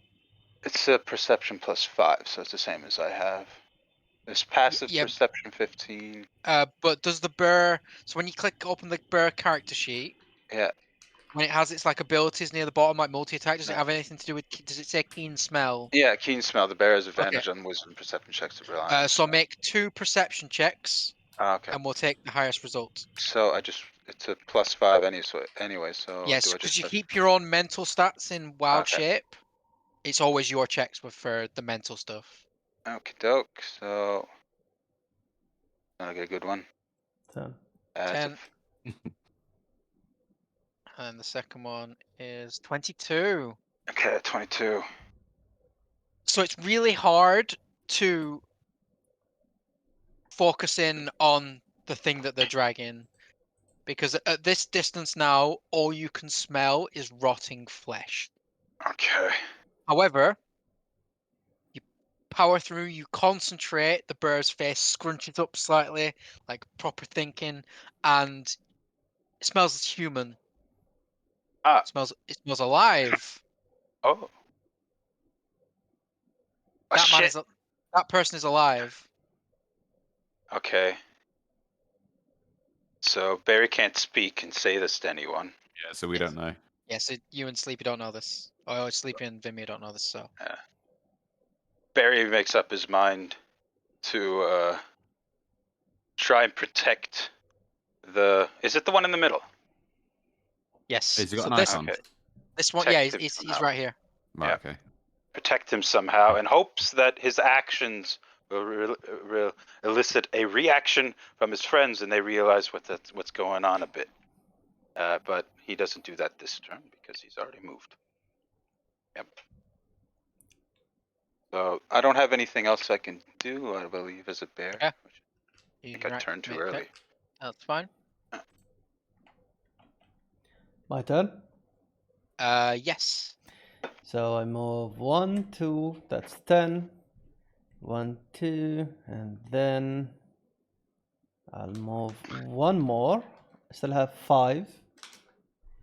Right now, I'm not gonna ask Gary. So I'm gonna pull out my bow. And I'm gonna aim at, let's see. This one. So purple. Yeah.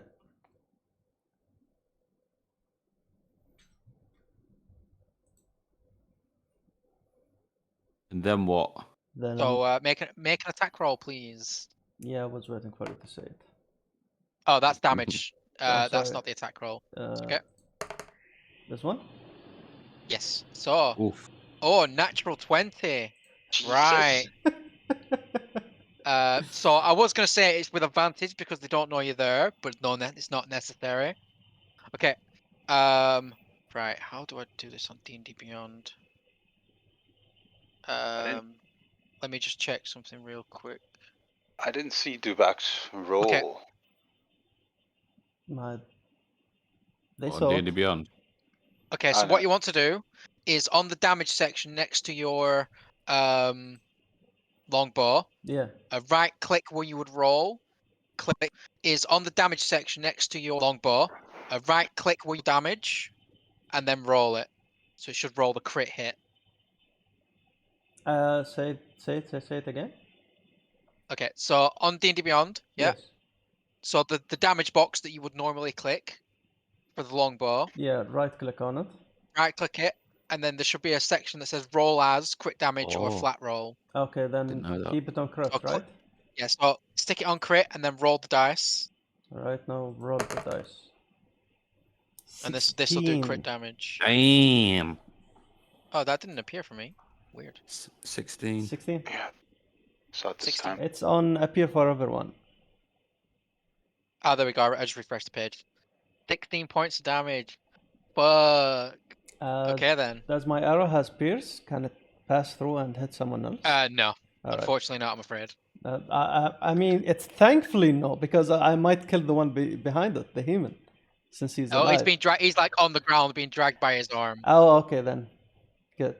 Let's go. Okay. So you lean up next to the bear. You pull out your longbow. You aim. You wait a few seconds. You lead the shot ever so slightly as they scramble through the woods, and all everyone hears is the faint twang of the bowstring letting go, and the arrow just, and it just like gets the zombie right in the side of the head, just, and you see like bone fragments and viscera just like scatter in the distance of the arrow, just clean through the head, and before the head turns to look at you, you just see a like 2 or 3 inch hole diameter, like just hole straight through the fucking head. Nice. Destroy them. The zombie stumbles, but is not dead. What? Do it again. Do it again. Shit. No, that was my action. Yeah. So at level 3, you only get a single attack. Yeah, no. But it is at this point. Yeah. So at level 3, you only get. It is at this point. The second that happens, all 6 of the zombies' heads snap in your direction, and you see eyes lock onto you, Dubak. All 6 of the all 12. No, I said there's 11 pairs of eyes. Oh my god. Because one of the zombies only has one eye. Uh-huh. Because you blew it out of his skull. But you do notice immediately that their sunken yellow eyes stare at you through the trees, and on their head of each, the forehead of each zombie, is this gleaming silver symbol that just like reflects a little bit of sunlight. Okay. And then you hear the faint thud of the arm of the creature the person they were dragging hit the floor, and they begin to move in your direction. Anything else you want to do, Dubak? Yes. First of all, I wanna tell.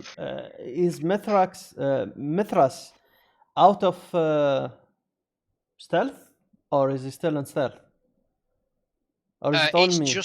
It's just you for now, but they can. You're not sure who they can see I and who they speak can't to see. him? That's up to you. All right. Mithrax. That thing didn't die. No, don't. Whatever. That thing didn't die. Again. That thing didn't die. It's still alive. But wait. Do you see that? Is it on their forehead? I will say that's about as much time as you get to say stuff before it's the end of your turn. Okay. Because you gotta think. A combat round is 6 seconds. Okay. So basically, anything you can say in 6 seconds is so like a bonus action. until do you see that, and then the conversation ends. But I still have my echo to move, so I'll move so you can still move your echo. Yeah. Yeah. Right. Yeah. It's fine. Yeah. I'll move him right here, beside the tree. To here. Yes. Yeah. Cool. And my what's it called? Not the action, the other one. Bonus action. What can I do with it? So I think you have to use your bonus action to move the echo. No. It has its own movement. Oh. Bonus action, I can teleport in between. What is going on? Okay, sleep it. Stop talking. Your microphone's repeating itself again. It's like, My god. Is this better? Hello? Hello. Yeah. Yeah. Okay. So yeah, the echo no, it moves by its own. It has 30 Okay, yeah, as so it's well. got its own movement. Yeah, it's fine. Yeah, That's but fine. I can teleport by bonus actions. Like that, you have an echo and you have an echo. Yeah. The It fits. echo. Just a quick sidebar. It says bonus actions under that actions in combat, 2 weapon fighting. Does that mean? What does that mean? The way 2 weapon fighting works is if you are wielding 2 light weapons in your hands, as a Okay. bonus action, you can make a second attack with the offhand weapon. Mm. Okay. Well, that's not applicable for me. Yes. Can I? I'm the one who noticed the eye in the trees, right? Looking at me. All the zombies turn to look at you. No, but you say there is something else looking at me in the trees. That's on each of the zombies' heads in the forehead in the middle. There's like a silvery symbol. Other than that, I didn't see anything else. Nope. The rest of it was just flavor of zombies turning to All look right, at you. can I do some kind of check on these symbols by You using would my have to bonus action? No, you'd have to spend an entire action turn examining it. All right, then there isn't anything else I can do, so Okay. I'll pass. After you, it is Optic. Right. Silent. Optic is going to, seeing combat has started. He is definitely in range. Watch as he holds his arm out, and like where there was no like separation between the plates, a small crossbow pops out from his arm, and he fires an arrow at the same target that you hit, Dubak. Okay, roll. So he's going to make a. By the way, that's smart. I just noticed that the character you're gonna play is Optic. I didn't know that's gonna be a 20. So yeah, that is a 20 to hit. Not a natural 20, unfortunately, but Yeah. I don't see optics or Mithras health bars at all. Is that a? I don't see them as well.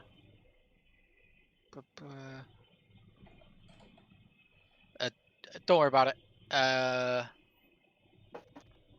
forgot to add them visible to everybody.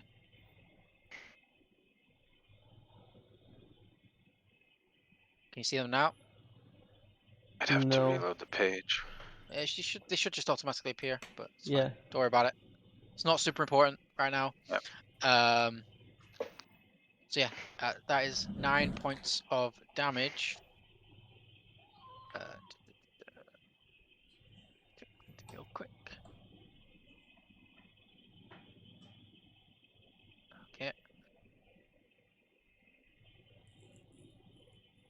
And as the arrow impacts into the creature's like throat, it severs whatever little bit of tendons were holding the head still onto the body, and you watch as the head just rolls off, and the entire like zombie just crumples to the ground. Okay, so we found out how to kill them. Yep. Take their heads off. You take the hit points away. Rah! Gary.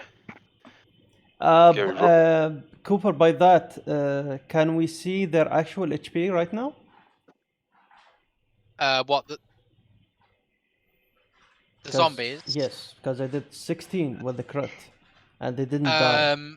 You have to guess. Okay. I can't give you any information like that. Unfortunately, what was the damage that he made? Because it didn't show for me.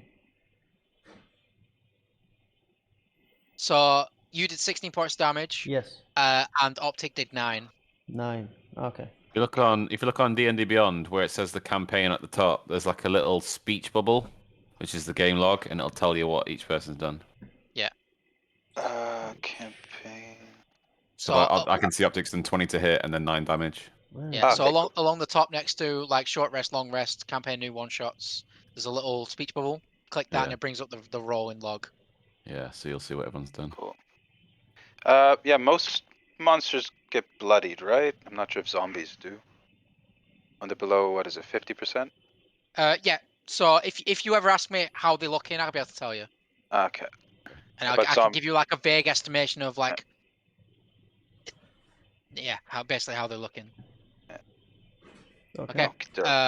Go on. And then optic's gonna go 5, 10, 15, 20, 25, 30. Just move to here. And then that is gonna. Oh, he only has 20-foot movement speed. Never mind. 1, 2. I wonder where that is. Weird. Oh well. Alright, that's the end of his turn. Mithras. What's the Echo doing right now? It's just stood there for the moment. It's like a shadowy version of Dubak. Okay, but is it visible to? Are they aware of his presence? Does it look like they're aware of his presence, or do they just not care? Because it's hard to tell. I'm not gonna risk it. One.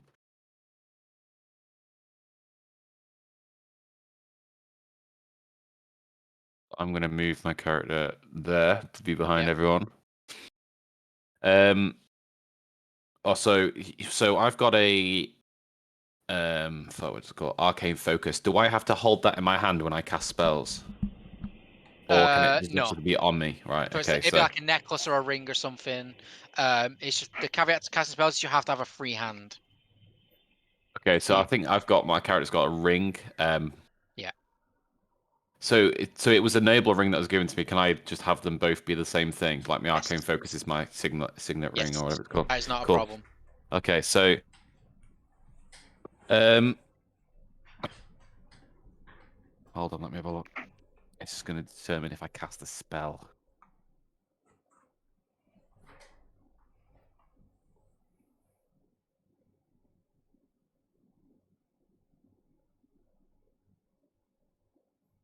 Okay, so it doesn't say the trajectory of magic missile. Can I dictate that? So you choose the target. Okay, so because obviously I'm behind Dubak and Barry, as he's called, stupidly. Can I make it so that it arches over? Oh yeah, of course. So the way Okay. magic missile works is it auto hits. It never misses. Okay, and I can direct to make sure it doesn't hit anyone. Yeah. Okay. Yeah, like unless there's like very specific circumstances, most spells that are single target aren't going to hit allies. The only spells will be AoE spells that could hit allies. They have to position very carefully. Okay, so I'll cast Magic Missile at first level. Yep. So I believe that's 3 bolts. Yeah, so what my character does is he puts 2 fingers away when he's in his right hand. And then the magic missiles sort of form in his fingers. And then they shoot out. Nice. Yeah. So At which target? So are you putting all 3 on the same one, or are you separating up between targets? So I'm trying to hem them in. So I'm probably gonna go for the one that's yellow. So we can have a cluster, and then that's better for those guys to melee the fuck out of them if they get close. Okay. Yeah, so I'll cast that. So I don't know what this is gonna do. Just straight up does damage. Yeah, there's no hit, but is it gonna roll it? Yeah. Do I have to roll it 3? Yeah, roll it 3 times. Okay, so 4, nice. 3, 5. Good rolls there. Thank you. That's 12. 12 points damage to yellow. Yeah. So as the 3 bolts coalesce at the edge of your fingers and they all split up into different directions, and then almost instantaneously you get a as the impact into the zombie at the front, blowing chunks of like slowing flesh just off the bones as you just hear as it gets like scattered to the ground. Doing a decent chunk of damage. How's it looking? Hurt. Good damage. Hurt, but still standing. And So that's your action. yeah, so I've got a bonus action, but there's nothing really for me to use with. And you've used movement. That's fine. Okay then. Oh, good luck me. Cooper, before the attack, can you change your DM Cooperness name to DM the character's name? So I don't forget about it. Sure. DM/.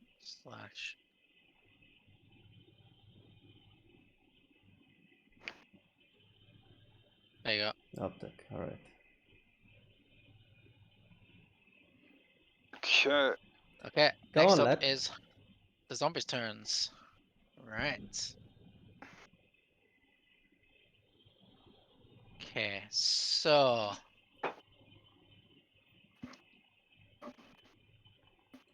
5, 10, 15, 20. 5, 10, 15, 20. 5, 10, 15, 20. If that's their first diagonal, does that count as 5 feet? Yeah. So they can hit him if they wanted to. Yeah. And then, so if it's the second diagonal, can they not do it because it's 10 feet? Unless they have like a spell or ranged attack. Like diagonals kind of fall apart in that aspect. So I kind of generally just say like for both sides, if you are in an adjacent tile, it counts as being able to reach them. Okay. Then these two are gonna action dash, and then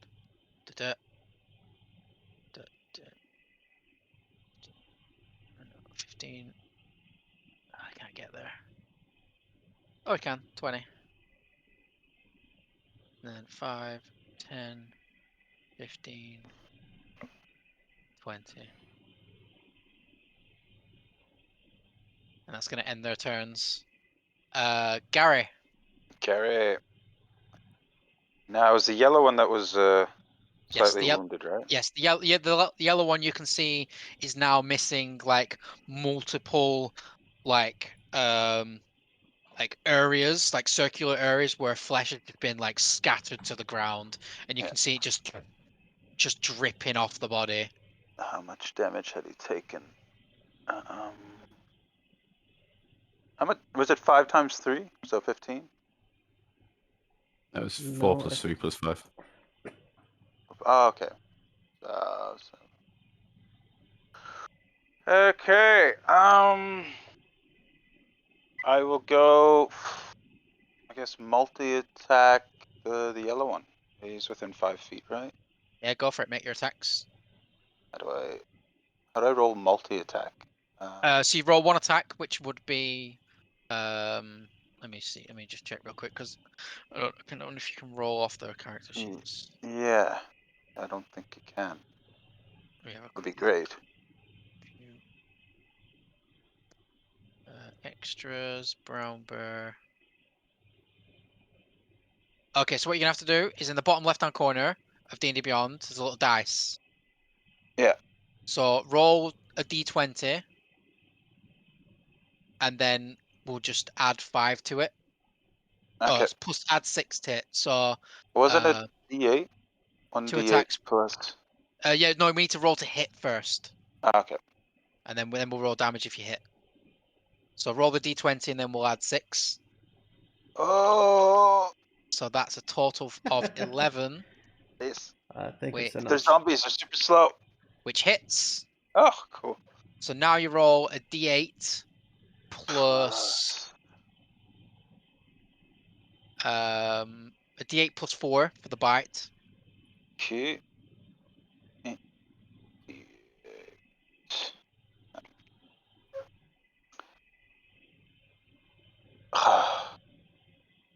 Okay, 4 plus, so 8. So 8 points of damage as you go up onto your back legs and you bring your massive maw down onto the creature's, like, what's left of its shoulder, and you just and rip off like part of its flesh and just spit it out as it just like roar, like almost blackened, like congealed blood just kind of starts to drip down your thing and just gets matted into your face. Gary grimaces. So that's 8 points of damage. Gross. And then there's plus 6 to hit. Okay. He's just here, Mitras in the background going,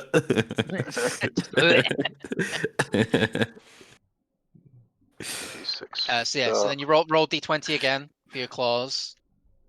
Yeah, it says plus 6 to hit here. Is that? Yeah, so roll d20 and then we add 6 with the d20 result. Okay, so that's where you get it there. I thought it was the zombies. 20. Damn it. Still hits. Oh yeah, cool. I can count. And then this it's is complicated. 2d6, I think, for your claws. Brown Yeah. bear. Yeah, 2d6 plus 4. 2. So 6, 6. Yeah, 2 6s. 10, 10, right? Or no, is that 12 plus 4? So 16. 16 points of damage. Okay. That guy's fucked. Yes, he is. As you shake out the flesh and the rotting like flesh that's now in your mouth onto the ground, you bring your 2 claws around and just crash across its rib cage. You hear the snapping of bone as the creature just like almost folds in half at the strength of your meaty paws as it just crumples to the ground, unmoving. Barry's very happy.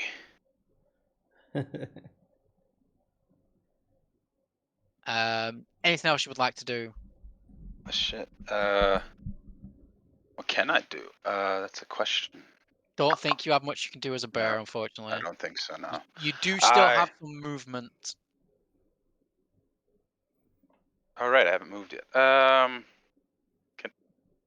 Will I elicit attacks of opportunity if I walk past them? Only if you move out of its combat range. Okay.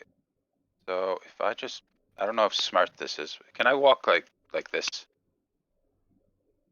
I would say you would have to go around. Okay. Like that, step around it.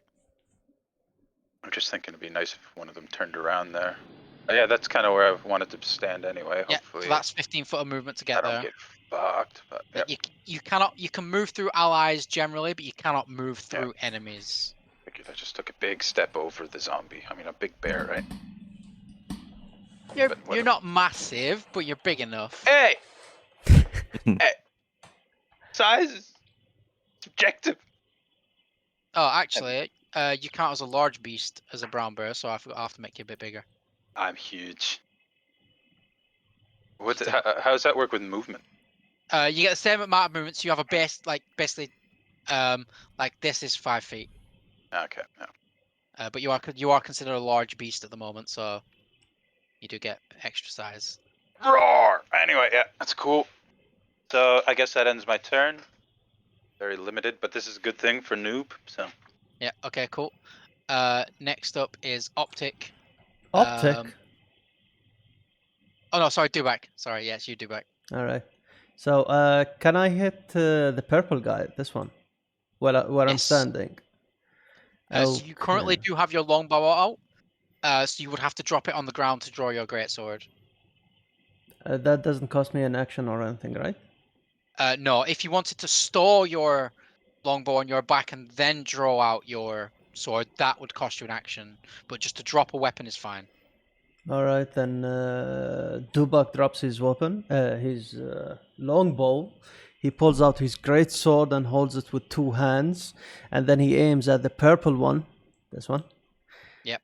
And he swings from the left side to the right side with all his might. So let's go. Go for it. Yep. 13 to hit. 18. 18 definitely hits. All right, then slash is 12. 12 points of damage. As you get you give it a good swing, like a wide arcing swing. As the zombies, there's no protection for the zombie. Yeah. It's just flesh and bones. What's left of flesh and bones. And you get to the navel, or where the navel would have been if it hadn't have fallen off.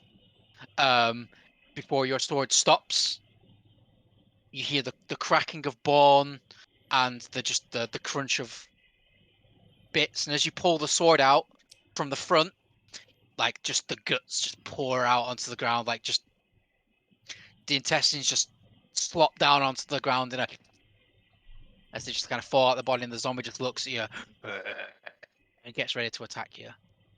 So nice, 12 points of damage, minus 12. Use a bonus action. Anything else you would like to do? I do have second wind, Second wind makes me hit again, right? That's action surge. No, it's a bonus action. No, action surge is the name of the ability. Okay. What's second one? Once per... Second wind heals you. Oh, okay. Yeah. With my bonus action, can I store my what's it called? The longbow that I dropped, or does it take? It would take an action to do it. All right. Because you're currently like holding your sword with 2 hands. Because it's a big sword. So picking up a weapon and putting it would be like a full turn thing. So there isn't anything else in bonus actions I can do. All right then. Okay. I skip my turn. Yeah, it's your turn. It is Optic's turn. What's Optic gonna do?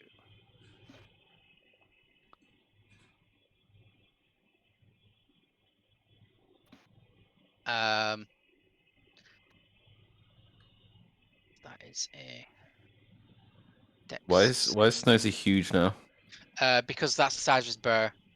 Okay. -2.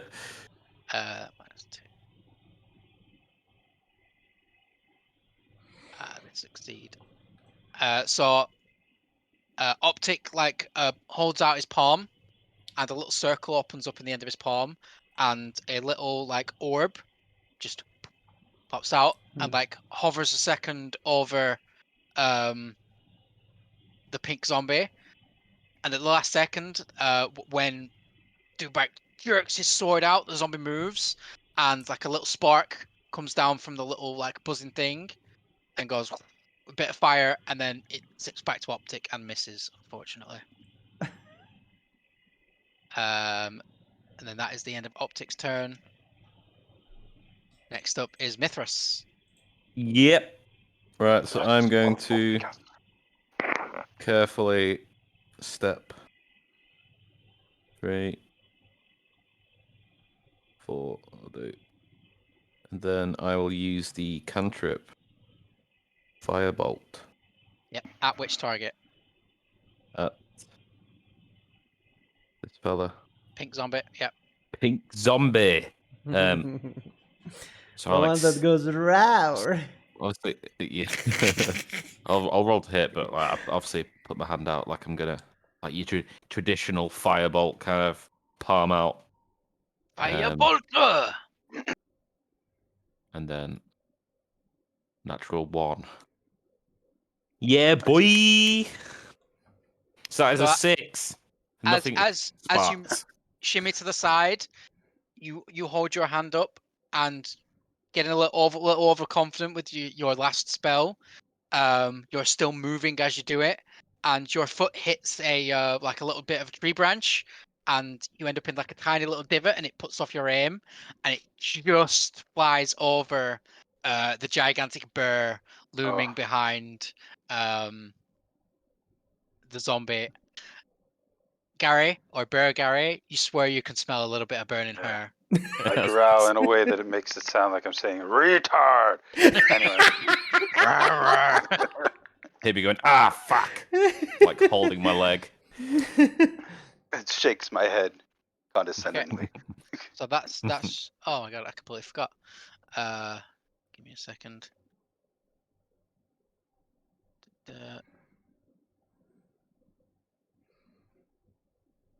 Fixed it. Oh, you're not streaming, are you, Sleepy, by the way? I am, yeah. I'm gonna be banned soon. Thank you. Sorry, I won't say that again. Wasn't aware. That's fine. Okay.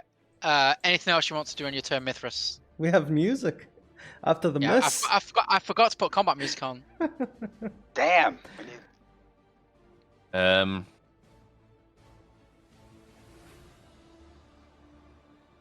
No. Nope. Okay. Next up are the zombies. Right. So, Zombie Red is gonna take a swing at your Echo. And the Echo. Oh, wait, that should not have rolled with advantage. I'll just take the first one. That is a 19 to hit, which I believe hits your Echo. My so God, 19. your Echo is... It has my armor class as well. Yeah. No, it has 16. I turn that off. Why can I hear that? Oh, that's me rolling stuff on roll 20. Enable background chat sounds. Turn it off. Killing the cool atmosphere. You're just hearing. Whoop. Yeah, sorry. I forgot that it does that. Okay. And then seeing the strange shadow creature vanquished, this zombie is gonna move 5, 10, 15, 20. And that's gonna end its turn. This one's gonna go 5, 10, and this one's gonna make a strike against you, Dubak. No. That is an 11 to hit. What's your AC? My AC 16. 16. So that misses. Whew. So as the creature swings out for you, you just parry it off to the side. Like in a defensive stance now, they all begin to like converge on you. That's the end of its turn. Zombie Orange is gonna see the massive bear that has like flanked one of its allies and is gonna take a swing against you, Snowsie. Or Garish, I say. That's a 13 to hit you. Does that hit? AC 11 as a bear, so yeah. 11. Okay, so you take 2 points of damage. Oh, pain.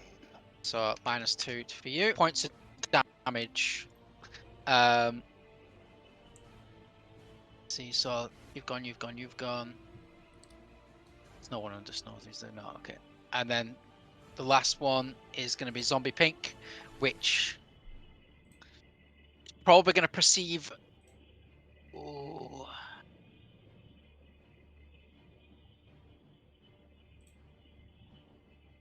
Probably Dubak to be its target, so he's going to make an attack against you as well.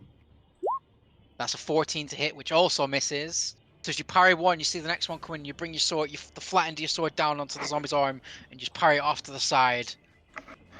Ready for your next go. Can attack Dubak's having his own against you as well. Scene here. Yeah, that's a 14 to hit, which also exactly misses. So as you bring your sword, the flat end of your sword down onto the zombie's arm, and just parry it off to the side. Ready for your next. Is there any zombies? Dubak's you, Gary. Dubak seems to have taken some damage. Test. Okay.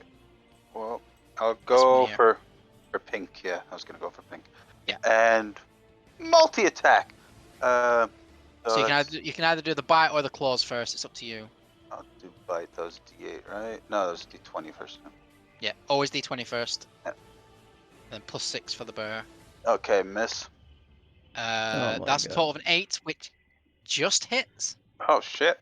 Yeah, now we know, guys. So gotta check. That was a D8, right? Damn it. Things in the way. I should just bring my other thing up. Bite +6. D8 +4. Okay. Alright, slow. 7. 7 +4 is 11. 11 points of damage. Yes. Okay, bear with me a second. I'll bear with you. So this was the claws, wasn't it? No, this was the bite. Yep. Okay. And with that, as the zombie tried to strike Dubak, it not paying any attention to you, you go up onto your hind legs and you just bite down onto its skull. The skull caves in. You hear the pop of brain matter enter your mouth, and it just dribbles down your. Don't look at me like that. Just dribbles down your mouth as the rest of the zombie's body, with like now a half-eaten head, just falls to the ground lifeless once more. Spit out the head. And I look to the next zombie. Can I still continue my multi-attack? Yeah, you can switch targets. So I switch to the blue one, or blue one. will I reach that? Yeah. So D20. And yep, a hit. So what's the D20? Yeah, so 17 plus hits. 2D6. 2d6 plus 4. 5 and 1. So 6 plus 4 would be 10. 10 on the blue. So 10 on the blue. As you just rake it across the back, taking off large chunks of flesh. Yeah. Anything else you would like to do? Just look menacingly at the orange one. Okay. Arr, roar! Right. Dubak, it is your turn. All right. Question: can I summon the echo on top of a body? Yes. All right. Cool. Yes. Cool. So, I'm gonna hit the blue one again.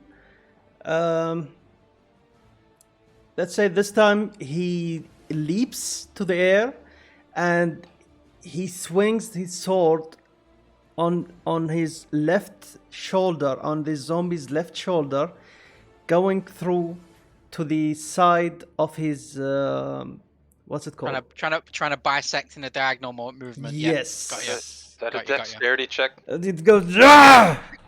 No, I'll say it's just a normal attack. Yeah. Just flavor. So I'm gonna do the hit. Make your attack roll. Yeah. 13. That hits. 13 hit. And Roll damage.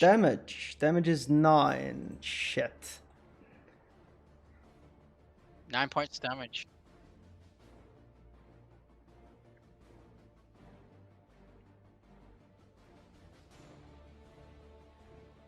It's like.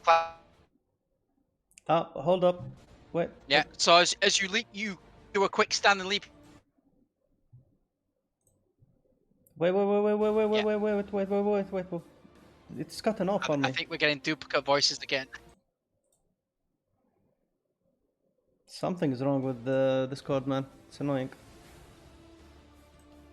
Yeah, so 9 points damage. Okay, so as you leap into the air, you bring your sword down, and it begins to cut through flesh.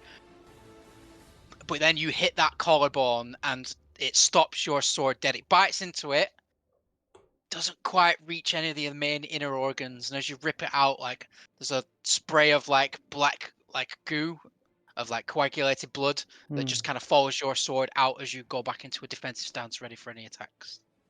All right. But it is still standing. It's looking real rough. It's barely holding itself together, and you can see it's starting to get sluggish in its movements, but it's still standing. All right, then I'll summon my echo on top of the pink. On top of pink, yep, no problem. And enter. Boom. And turn. Okay then. Optic will fire another crossbow bolt out of his arm. He's gonna fire at red. Optic will fire another he's gonna fire at red, just directly in front of him. Crossbow. That's gonna hit for 6 points damage as it just buries the crossbow bolt straight into the upper shoulder as the zombie's shoulder reels back. As it like slowly lumbers forwards towards its next victim, and that's gonna end his turn. Mithras. Chilling on the ground still. He didn't fall over. He just stumbled. Hey, Mithras! Wake up! Roar! No, I'm just looking at the spells. My best one is a necromancy spell, so that's useless. Hold on.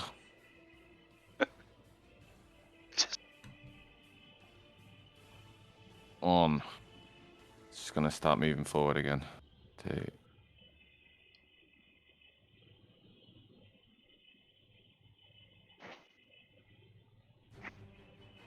5. 6. I'm here, okay?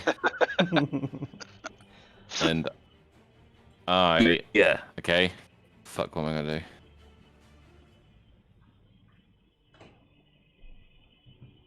What do I do? Hold on.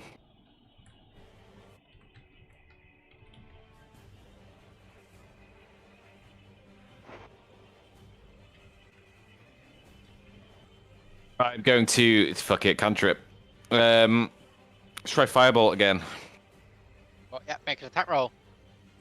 I'm gonna, alright? Well, I want to try Firebolt again. I'm just letting you know. Alright. Grumpy. Right, hand at the ready. 19, that's a That hit. hits. Right. Which target you attacking? I'm attacking the fucking blue one. The blue one. Sick of his face. That doesn't want to die. So if I roll for... So hand at the ready. 8. 8 points of damage. Yeah, so I've got... So I'm holding my wrist with my left hand, steadying it after my little mishap last time. Make sure it's accurate, and I'm pointing it at him like Iron Man. And then I fire it from my palm, and then there's like obviously a little kickback. And then... So as the firebolt leaves your hands, there's a little kickback, and you're like, please hit. And as you look, the zombie, seeing you moving close, seeing you as the weakest of the bunch, you see its eyes lock onto you, and as it does, the firebolt hits it in the face, and you watch as the face begins to bubble and melt, as the firebolt's not going out. As you concentrate on it for a few seconds, it buries into its face, it just begins to smolder, and the zombie just like is pushed backwards by its firebolt as it burns its entire skull to the ground. Nice. Barry does a paws up or thumbs up.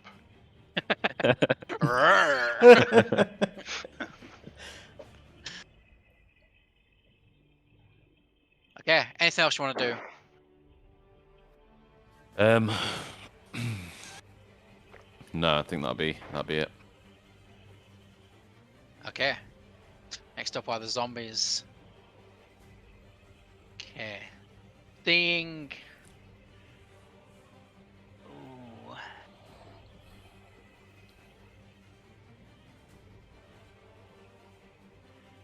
Don't think they'd run.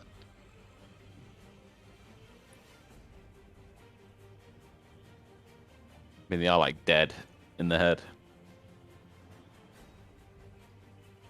So the red one is just going to continue to try and get some do back. It's going to make an attack, or it's going to make an attack on you. That is a 22 to hit. Oof. Damn it. So you take 2 points of bludgeoning damage. That's -2 for you. As it just lifts both its arms up and just slams you straight on the top of the head, and you're left like dazed for a second before you can recover. Seeing this, its compatriot sees the moment of weakness and is going to move in and do the same. But that's only a 6 to hit. As you're ready for this one and you see it move, you put your sword hilt out, bonk it in the head just as it reaches for you, and it stumbles just enough for its attack to go wide. And you stood there at the ready. Gary Bear, your turn. Gary Bear. Okay. Pretty. I move. Yes. I move over here. Boom. It's 2. And I don't think you can move there. There's a tree. You're on top of it. what do you say, Coop? Probably not. Okay. But because of where you are, the 2 remaining zombies are still in your combat range. Okay. So yeah, I just multi-attack the orange one. So you start with the bite on the orange one, yeah. Yep. As well. So D20 plus 6. That's a 9. That hits. That's a 15. That hits. So D8 plus 4. Yeah. Yep. Trying to... 8. So 8. yeah. So 12 points of damage, max damage. Nice. MAX. Roar! And he whacks As him. He does a you die. bear flip, and he whacks him. As you bear flip. The bear flip, Okay. and he whacks him. Maybe you should ask for an acrobatics roll for that one. What's that, dexterity check? No, it's fine. It's fine. So roll to hit with that one. Yeah. Okay. What's that, So dexterity D20 check? No, it's fine. It's fine. It's fine. So roll to hit with that one. 14. 2d6. Sorry guys, I'm plus echoing a lot. 4. So 5 and 4, 9 plus 4 is 13. 13. No. Yeah. And with that, from the bite of tearing off flesh and the range maneuver that this bird just pulled off, using its front paws to dig into the ground and bring its back paws down, and it rakes the entire back of this creature's just off as it just pushes all the flesh, snaps bones, takes a few ribs with it as it just crumples it into the entire floor. I see a slight twinkle in Optic's eyes, or eye. I'm imagining it, but It could just be a bit of blood in your own. Okay. And is that everything you want to do on your turn? I wink at the red one. You're next, like, pointing with my four claw. Dubak, it is your turn. Dubak. Okay.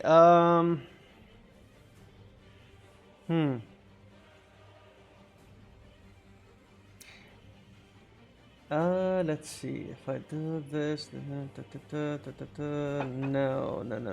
I think I'm gonna move right here. Yeah. Okay. No. Say like this, right behind it. Yep. Gonna move my echo right here. Just Can to your echo do surround it. damage?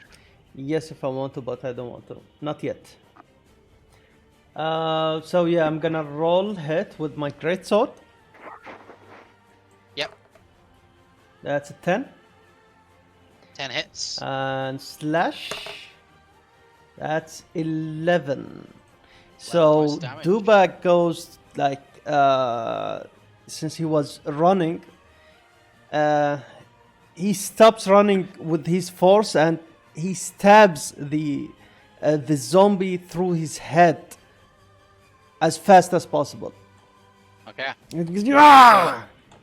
So as you dart to the side, you do a quick spin, and using that spin momentum, you ram the sword upwards where you believe the zombie's head's been in this quick, fast movement, and you do indeed catch the head, and you take off, while you hit the zombie on the side, you take off its entire lower jaw, to the point where like the entire bit of bone is just dangling off the end of your sword before you pull it back, and all that's left of the mouth is just the tongue that's just like. Okay. But it's still standing. Can I throw a hand axe with my bonus action? No, because you are wielding a two-handed weapon.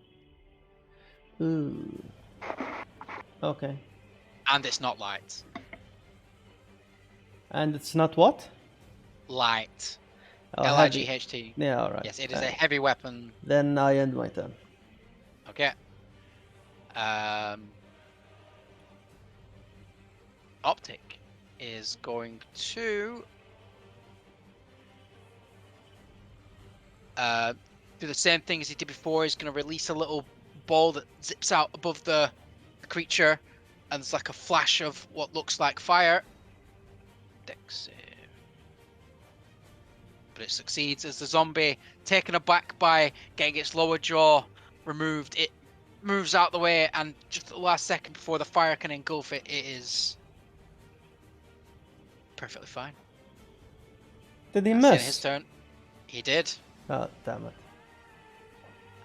Mithras, it is your turn. Okay. ¿Por qué? So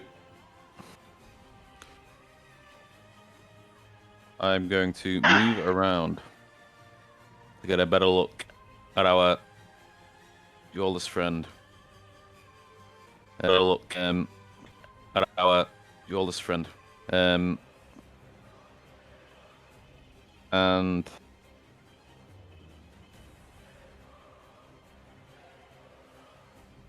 shall I cast?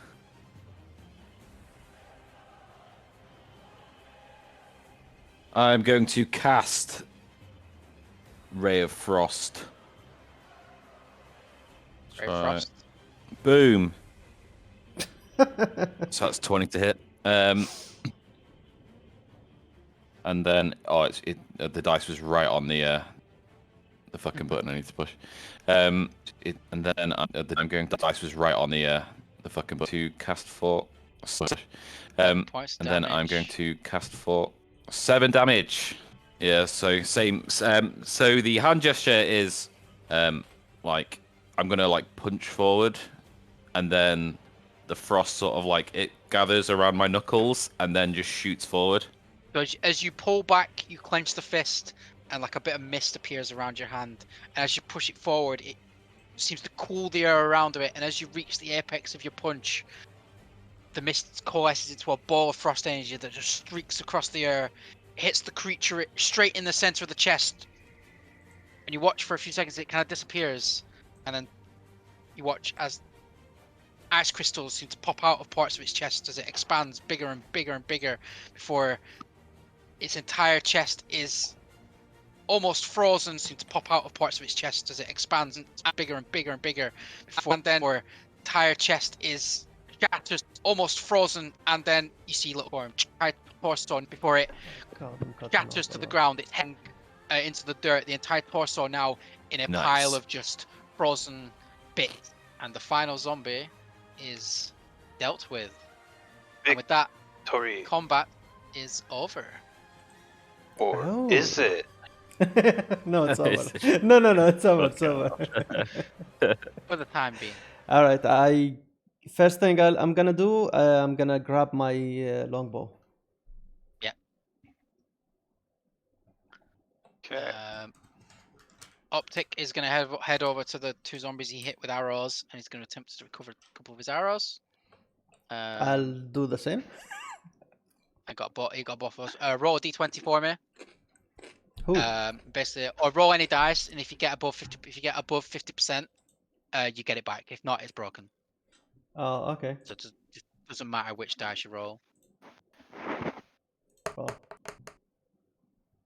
Unfortunately, your arrow was broken, so mark off a single arrow. How can I do that? So if you go in your inventory, there should be a quantity where you have arrows. So if you click arrows and then you click the quantity button, you should be able to reduce the quantity of arrows you have. It should be in backpack, right? Yeah, it should be in your backpack or your equipment. You probably have like 20 to start with. No, there isn't. There should be. Oh, to start with. Oh, there should be. Give me a sec. Should I add the equipment? Yeah. Inventory. Yeah. Inventory. We all move back freely now. Yes. Add to equipment. Okay.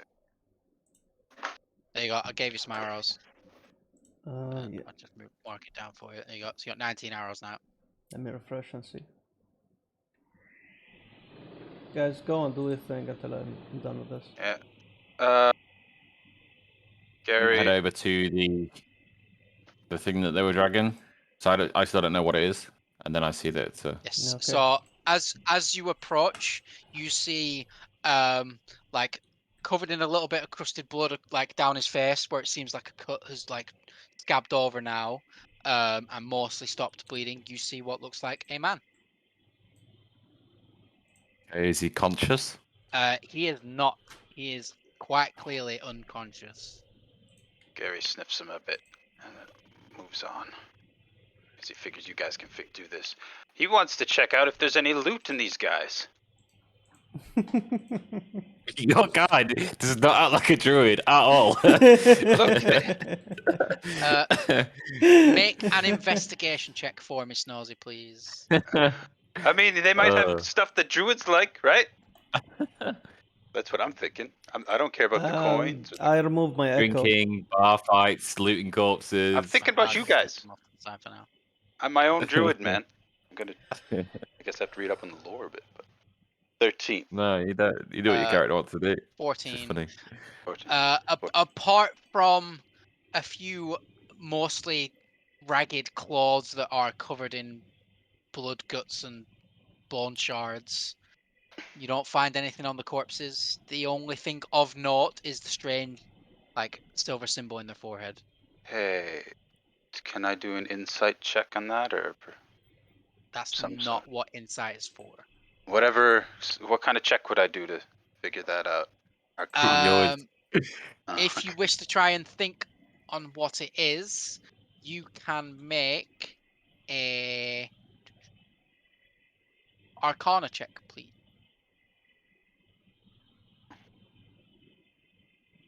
Yeah, I'm. Can I do it on the one that's here? You have you have no idea what it is. You can, Mithras. I've seen he's unconscious, and I've seen that his cut's no longer bleeding. So I'll head over to this quickly while I look at it and give it a quick kick, and then I obviously examine the thing on its forehead. What's left of the zombie, which I believe it took 2 arrows, it's fucking dead. Yeah. Okay. Again. And then, so is the forehead? So is the skull still intact? Yes. There is a hole from the left side to the right side where the temple is, but the symbol on the forehead is intact. Yes. Okay. Yeah. So I'll have a look at that. Yep, and then what was it? Arcana, did you say? Yes, Arcana, please. 22. 22. Here we go. So it's hard. You really stretch the limits of your knowledge, and then it comes to you. In this realm, there are many different places, different planes of existence. Generally, you know from your studies that there are quite a number, some filled with good creatures, some filled with bad creatures, some chaotic in nature, some lawful in nature, some good, some evil. An entire spectrum. You know this to come from a realm or a plane of existence known as the Shadowfell. Now, you don't know much about the Shadowfell, except it is a place of just desolate wastelands filled with negative energy and dark necrotic magic.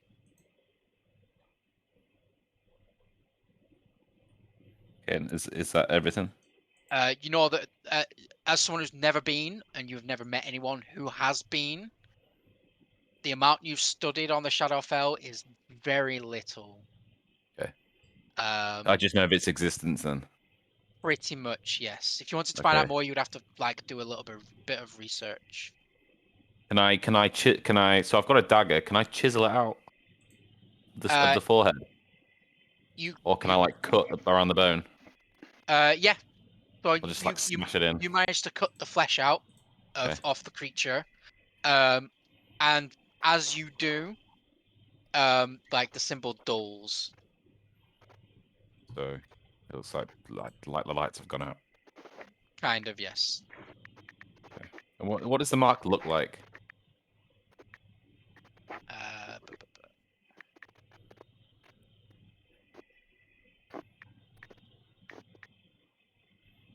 It looks like. Let me just see.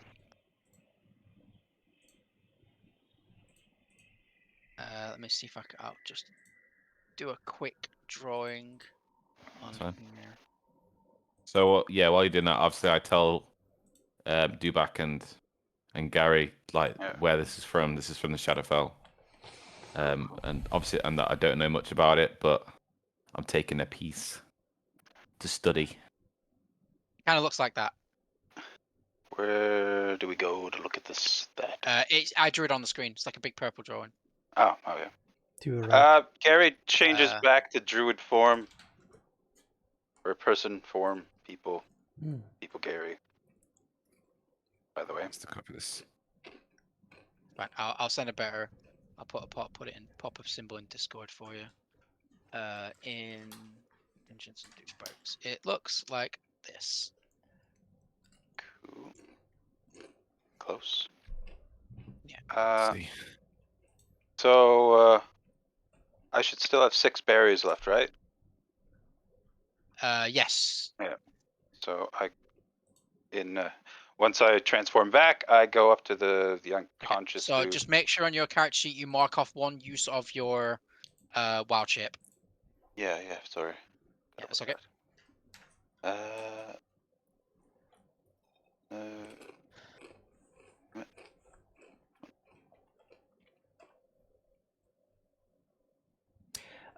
Cooper, since Yes. my character have gone through combat like a lot before this, in wars and stuff, there's a possibility that he have seen this symbol before. No, this is an entirely like alien and arcane symbol. Okay.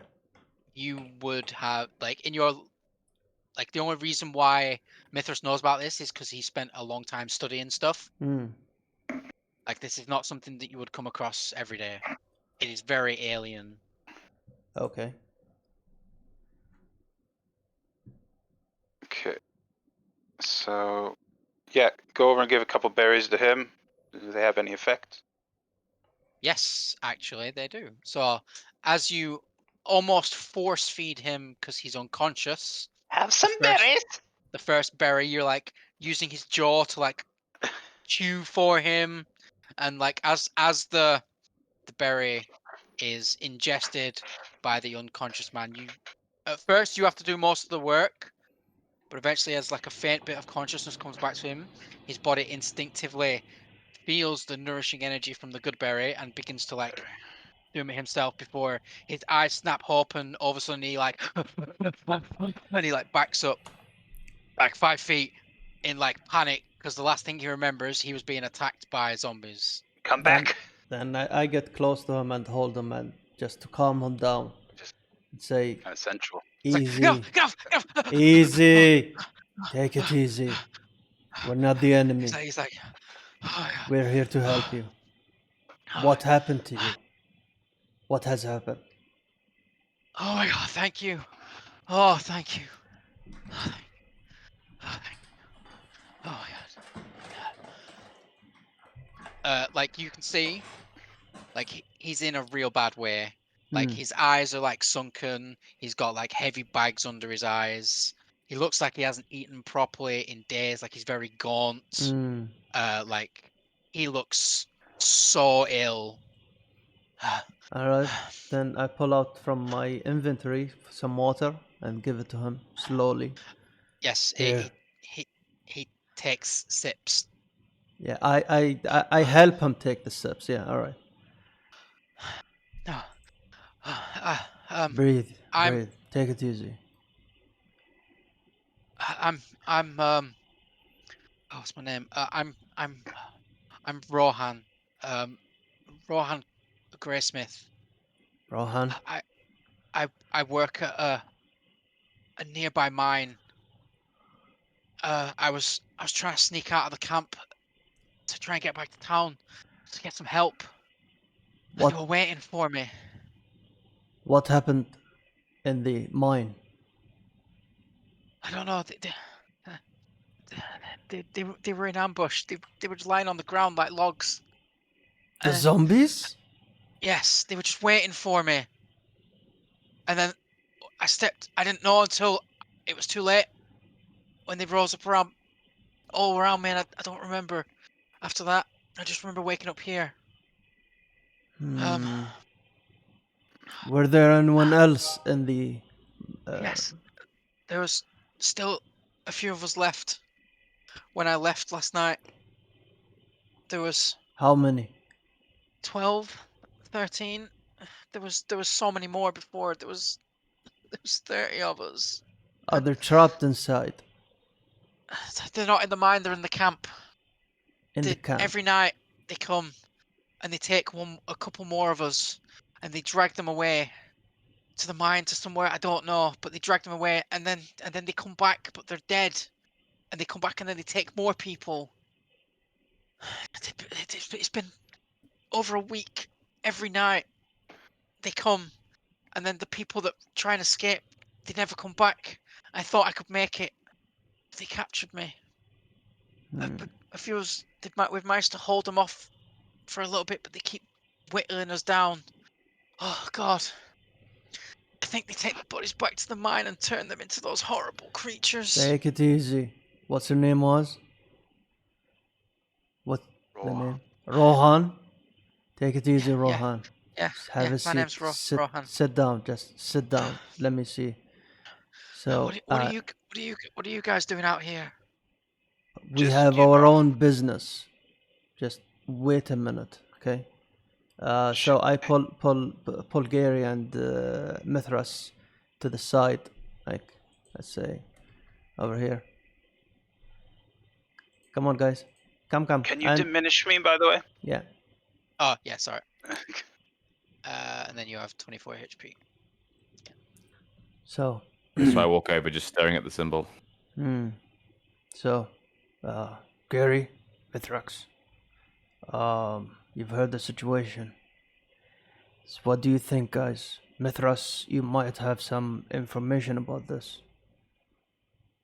Have you studied any of this before? Have you seen these things before? In depth, no. I only know of its origin. The Shadowfell. Do you How have should we ask? Do you have any idea what's going on and where they're taking them? No. Gary? But it just means that we need more urgency in getting to the mine before we lose more people to the undead. Do you think he might know of Cathrius' family or cats? Oh yeah. The quest. Catethra. Cat. Brand. Okay. Was it Deb?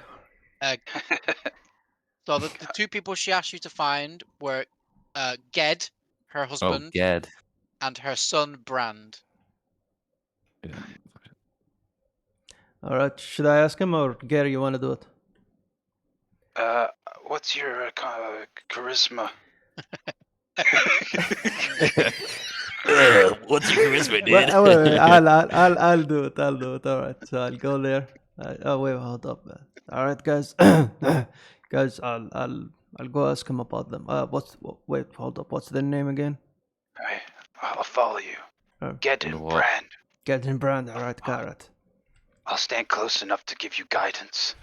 Hey, have you seen Gedden Brand in the mines or in the camp before?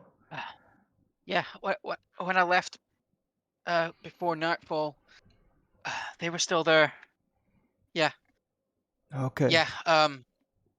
Ged was the one that's been keeping us all with at least a sliver of hope. But I don't have any of that left now. But yeah, they were still alive. Last night, at least. Can you point at the camp direction? I can probably take you there. Okay. Can you move? I got berries. Yes. He like stands up slowly. He's a bit wobbly, and he's not in the best of condition, but he can walk. All right. You can't slow us down. We're in a hurry. We need to help the rest. Is that okay with you? Can you move I get optic to with carry us? him. What time is it, by the way? In the day. It's time is it, probably by the like way? mid to late In afternoon the day. at this point. So- Because you start off quite early. Do we have enough time for a short rest before nightfall? Yeah, short rest is only an hour. Yeah. So then, yeah, we rest before we go, and we should be full up more or less. Because they come every night. I'm thinking. They come every night, guys. Okay, then Dobak holds. What's his name? I forgot his name. Rohan. Rohan. He holds Rohan by the shoulders and moves with him slowly to the tree over here. To this tree and leans him toward the tree. No, the tree itself. Yeah. Yes, man. Yeah, leans him towards the tree and tells him, "Sit down here. Just wait for us. We're gonna rest a little bit, and then we're gonna push toward the camp again. Is that okay with you?" Yeah, it's fine. All right.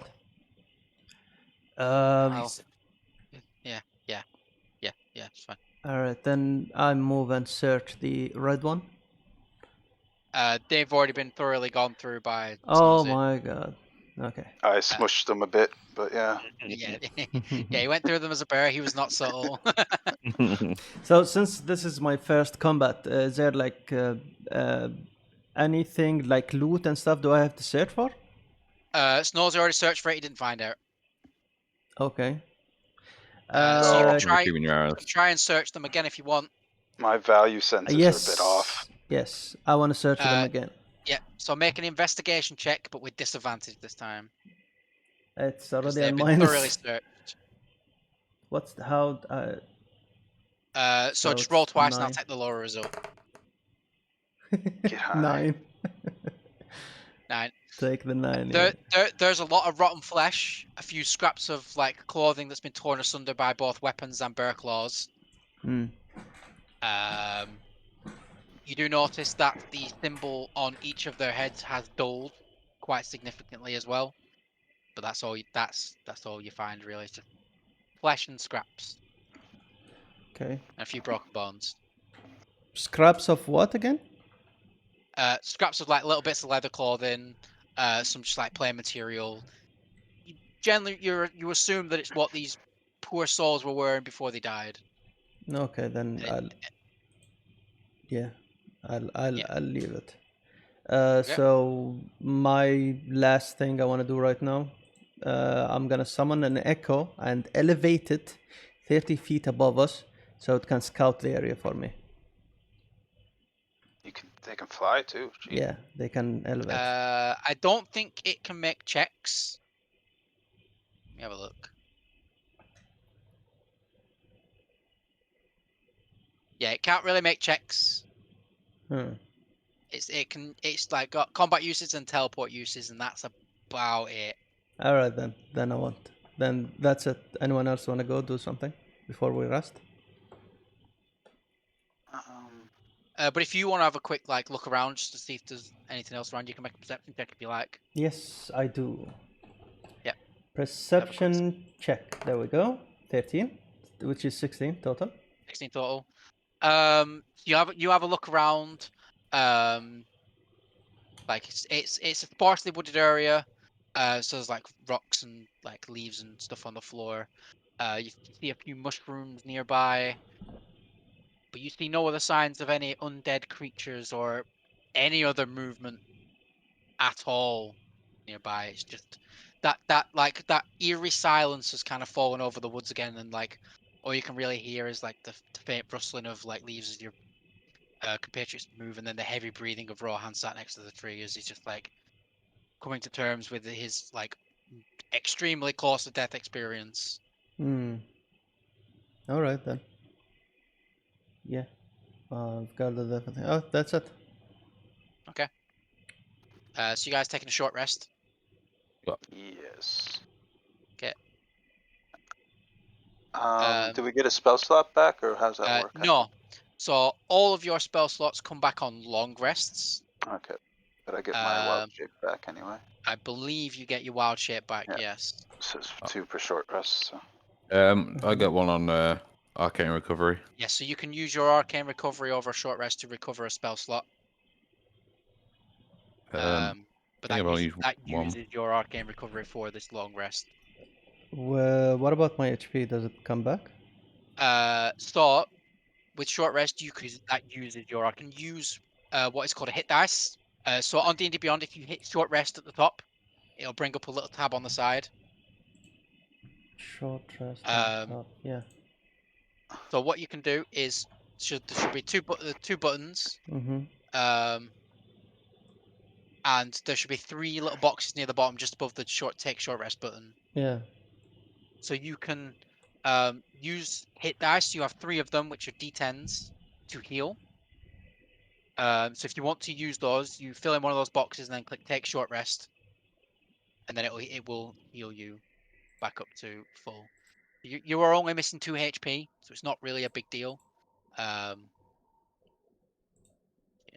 if you set your HP on D&D Beyond to what your HP value is, I think is 29. I lost you, man. Sorry. Well, don't. So He's right there. Because I see the recovery second wind, and there is a text that says rests maximum HP changes during the rest. Ignore those 2 boxes. Okay. You want the next section below The that where it says fighter. fighter, hit die, yes. So if I do one of them, it's gonna heal me for 1d10 plus 3. That's way above what I need. Yeah. So it's up to you whether you want to use it or not to get those 2 HP points back. No. No. Then you don't have to. You can just rest and relax for. Is that just 3 per long rest? Kind of. So whenever you take a long rest, you get half your total back. I see. Say your total's 3, you would get maximum of 2 back per long rest. So if you use all 3, the next time you take a long rest, you would only have 2. You'd have to take a second long rest to get the other one back. Okay. Okay. All right. Yeah. Dope. We all happy with this, or? Yeah. Let's go. Yeah. So you all rest, relax, chill out after your first encounter with the reanimated dead. You center yourselves again. You might have a little bit of a snack or a bite of something to eat. Berries. And then an hour goes by.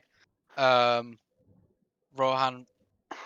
like bandages best he can with like little strips of cloth he's pulled off his own clothes, and just like make sure his like wounds are cleaned with a little bit of water and stuff to make sure, and hope he doesn't get an infection. And he can I do a medicine check on him, or is that too late? Yeah, you can do if you want to. Yeah. Make a Maybe, medicine check. +5. Is that 9? Fuck. From what you can tell, you don't see any signs of infection. He mainly just got clobbered on the head almost instantly and just fell unconscious. Okie doke. It's good that he got the berry. Because berries are forever.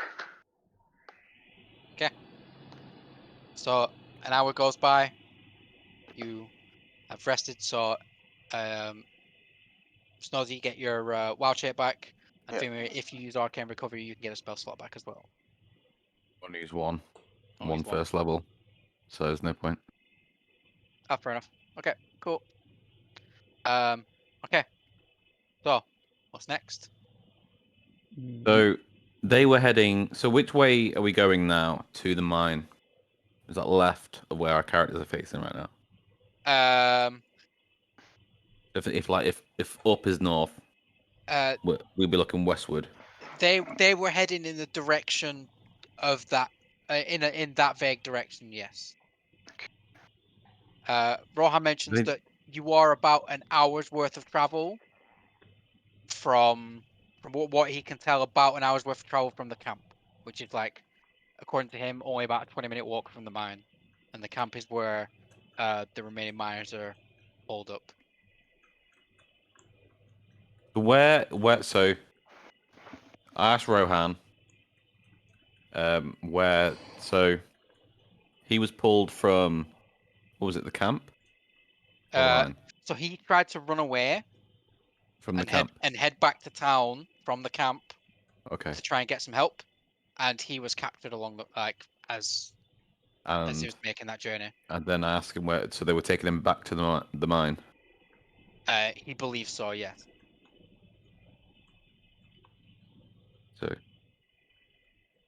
I think. Well, what does everyone else want to check first? The camp or the mine? I say the quest is to Mine, yeah. save But the people. So if you ever play Witcher 3, you know that it's like side quests you need to do first before you do the main quest. yeah, And but the whole we map. should ascertain that they're alive, right? I mean, if we leave the camp first, then they might attack the camp while we're Well, in they the were mine. since last night. Ask Mithrax or whatever his name. Do they kill them at the camp or do they take them to somewhere first? Then they kill them. Sometimes they take the dead. Sometimes they take the sometimes unconscious. So they don't kill them. They have known. He says they have done. Yes, they have done in the past. Yeah, and Then, they take both the dead and the unconscious. They even Lead and her even towards the says mine. even says they even take their own dead. Do they take them towards the mine? You say, or He believes so. Yes. okay. just one of those? Do we split the party up? Is that just a faux pas, or? No. No. No. I mean, I can. Right, well, so do we want to head to where he said the prisoners are? Or not prisoners, but the people. The camp. The 12 or 13 alive people. Well, we need to find them at the camp first, right? But as you said, there's like a side quest that we need to know what's going on the other side. So To ensure their safety first. Do that afterwards? I think to Yeah. ensure their safety first, yeah, then we go that way. Because if we do that and then go back for them, that's just going to increase their numbers. Yeah, Cooper's gonna kill him. Hmm. Or I get this feeling. That's it. So what do you guys say? I say safety first. We go for the camp. I say safety. We can roll on it To if save we're the all. people. Yeah. Yeah. I don't know what accent I'm trying to do, but I feel like it keeps changing. Yeah, Okay. I'm not sure mine either. Oh, I got Downs the bear. Dubak says, guys, guys, I think we should go for the camp first and check and save the people that still there, still alive. What do you say, Gary? Mithra? I say, let's go for it. Do Ever it. the optimistic hermit. Do it. Let's do it. All right. What's his name? The guy laying down? Rohan. Rohan. Rohan. And one more time, Rohan. It's Rohan, okay? I keep forgetting, Rohan. man. Sorry. His name is literally on the screen. Write it down. I don't No, see it. I don't see it. That's I only why. see my name. Yeah, I don't see No, the I didn't see that. I HPs only and see my stuff name. as well. Uh, Anyways, Rohan, ready to go? there we go. Now his name's on the screen. Yeah. That should be. Yes, his All right, Rohan, are you ready to go? As I'll ever be. Just All please right. don't let them take me again. Maybe. Don't if you worry. We're gonna save you. We're gonna protect you. So Yeah, you need to lead the way to the camp. What? I tell you what, I will point you in the right direction, but there is no way I'm going out front. I mean, Rohan. That. Go on. We Tell need me. you to lead the way. I will hold my finger over your shoulder, but I am not going in front. Don't you Physical worry. contact. You're not gonna be Okay. in front. I'm gonna be. Follow me. So I'll take point. The Dobak takes point. Yeah, no worries. Okay, I'll be right behind Dubak due to my perception. Okay. Might find something. Boop, boop, boop, boop, boop, boop, boop, boop, boop. And Optic falls up the rear. Yeah, he does. Something like that. You swear you get slapped on the ass at some point. You don't know. Optic stares obliviously into the distance. Okay, so you continue walking for about another hour. Uh-huh. Before Rohan says, we're getting close now.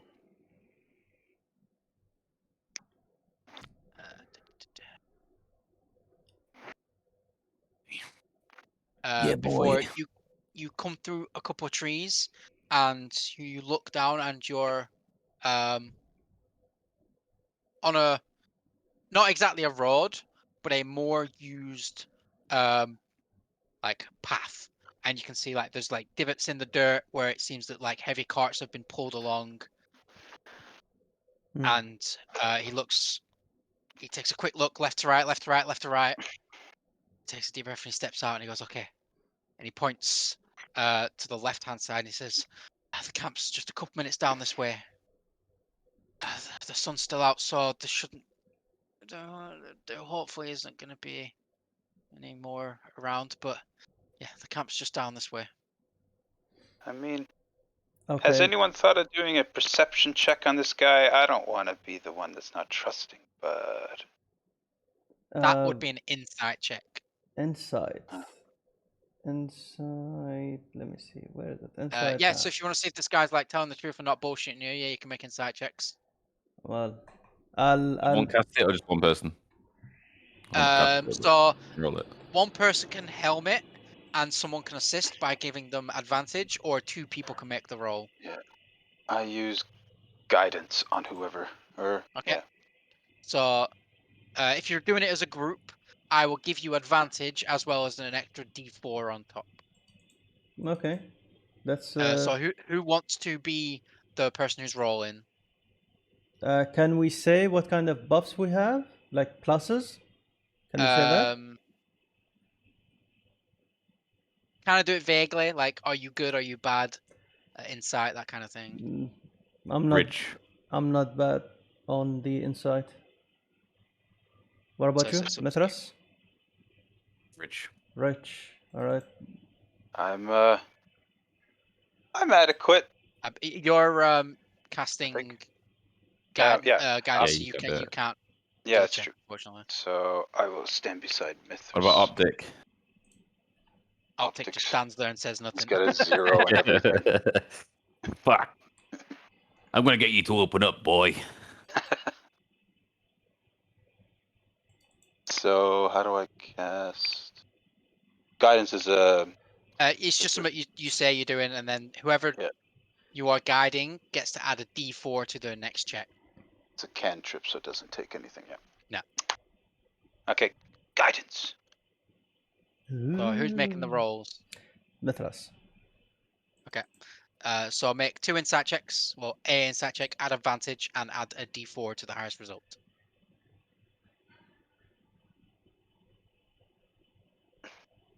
That's so one. 11. Or Nice. And then add a D4. D4, yeah. 2. So a total of 13. He's fucking terrified.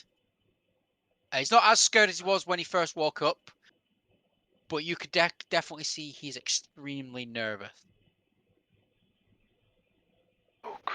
That's all you can really get from him, unfortunately. I can do intimidation on him. How are you going to intimidate him? Terrified already. I'm gonna shake him with my hands, bare hands.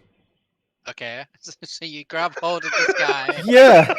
You just start to shake him. Are you gonna say anything? Yeah. Listen up, Rohan. Are you leading us toward the trap or something?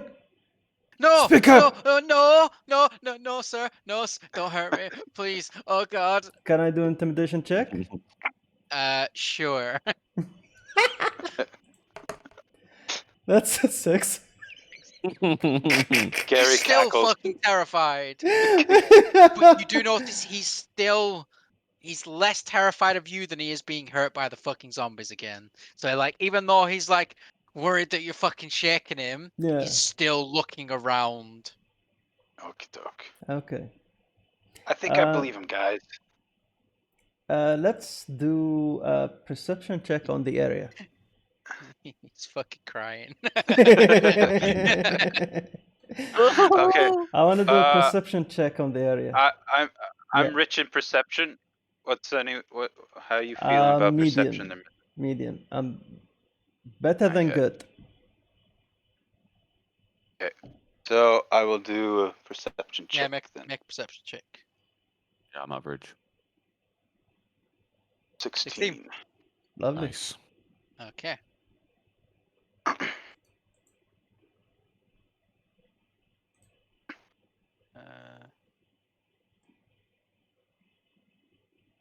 So as you look around now,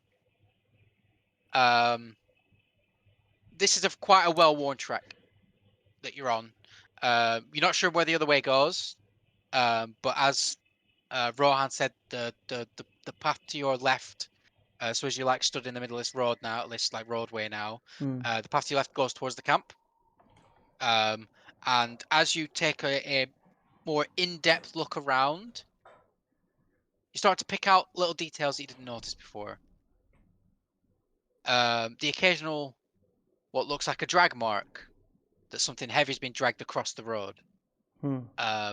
There are, there's a broken sword that seems to be snapped in two, like a really shitty, crappy short sword that seems to be snapped in two. That's half buried by a few rocks near the side of the road. There you even see what at first you thought was just a puddle of dirty water. It turns out to be a pool of long left, almost dried blood. You can definitely see signs of what looks like a fight or multiple fights have happened in this area at some point relatively recently. Can I see the mine from here? So as you look to the right, you do notice that the road is on a slight incline going up that way. You could surmise that this could be the path between the camp and the mine. Yeah, and the... You do see in the distance, eventually it goes from being hilly to almost mountainous. Drag marks, are they leading that way, or? With that roll, you're unsure. Can we put Rohan on the drag mark and just pull him and see if it matches? Can I investigate the sword and the stones? Yeah. So as you walk over, after Gary kind of looks at it for a few seconds and then continues to scan the area, it looks like something that someone bought just to have something at their side. It's not a very well made sword. It looks like it was made in a hurry. And it's just one of the ones you find in the fucking 5 silver bin at Walmart. Walmart. Yeah. Can I ascertain how it was broken? As someone who's not, are you skilled in any kind of metallurgy work, like smith's tools? Do you have proficiency in smith's tools at all? Proficiency? No, I have cook's utensils. So it's not your wheelhouse. Okay. It's my wheelhouse. It's a broken blade. Okie dokie. But I'm the expert on this. Wait, what have you got? How do I know? How do I know? Well, you can see on the tools, or you can see in most of their features and traits. Well, I've got mad stuff in there. I'm a great weapon fighter. Manufacturing. The use of weapons is your wheelhouse, Dubak, but the creation of them not so much. Yeah. It's just not something that's in your skill repertoire to try and identify how a blade was broken. Okay. We're not trying to figure out how it was made, though. So, could we see if it was a clean break, or whether it looks like it's hit against one of the rocks, or he's tripped and it's snapped?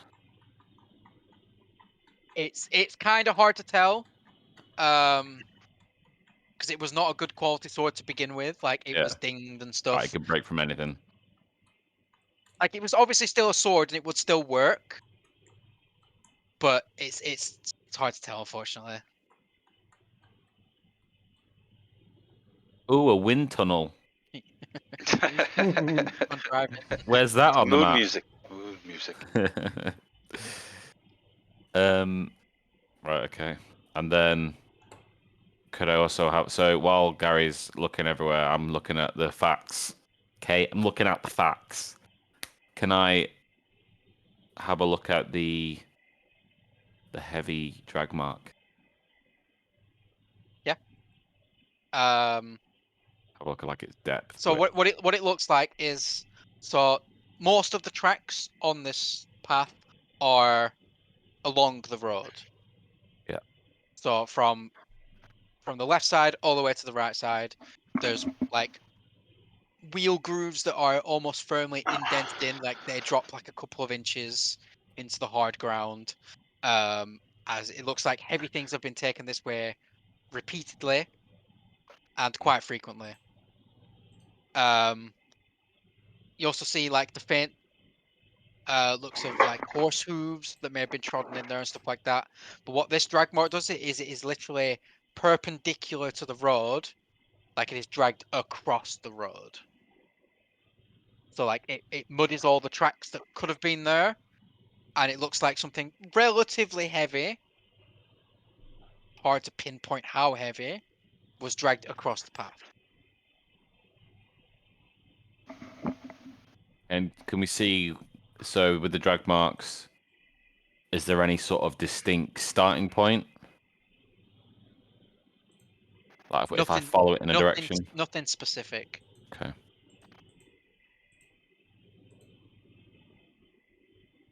Okay. And when does it look like it's going to? Or like, so if it's, so is one, so if you've got like two directions to look at, so say one direction's looks like it's coming from the camp and the other one looks like it's going somewhere else? So I wouldn't know whether it's going to or from the camp, but I know that its direction is. Make a survival check for me. Survival. Yes, Ugh. survival. Ooh, natural 20. Oh! Natural 20. Okay. I said guidance before he said natural 20. Okay, so while the track doesn't go along the road, like when you get down and you have a look and you think, right, I've read books on tracking things. I've never seen it before, but I've read books. What did the book say? So you look for all the telltale signs of like which way the dust may have moved and various other things that you have learnt but never had to put into practice. I do like a Sherlock Holmes thing where Kind of, yes. You go into your mind palace and you sat there in a nice armchair and you pull the survival book off the shelf and you're starting to remember some of it and you're going through it like step by step and you're like, okay, this. It generally seems that while it's not perfectly like an X, like a cross straight across the road, that the person was dragged from the upper left side to the lower right side in respect to where you're currently looking. So if the camp is to the left and the other direction is to the right, it's been dragged diagonally across the road from the upper left to the lower right. so I can ascertain that it's come from the camp and its head, or come from close to the camp. Yes. And so have we seen, so when we're walking down this path, have we seen the mine at all? No, so you've come onto this path through the brush. You have not come down the path in either direction. So you have stumbled onto this path, and Rohan has said the camp is to the left. Right, okay. About 5-10 minutes down that way. So you have not been walking down this path. You have just come onto it, and you are in this like small area, and this is where you're currently looking.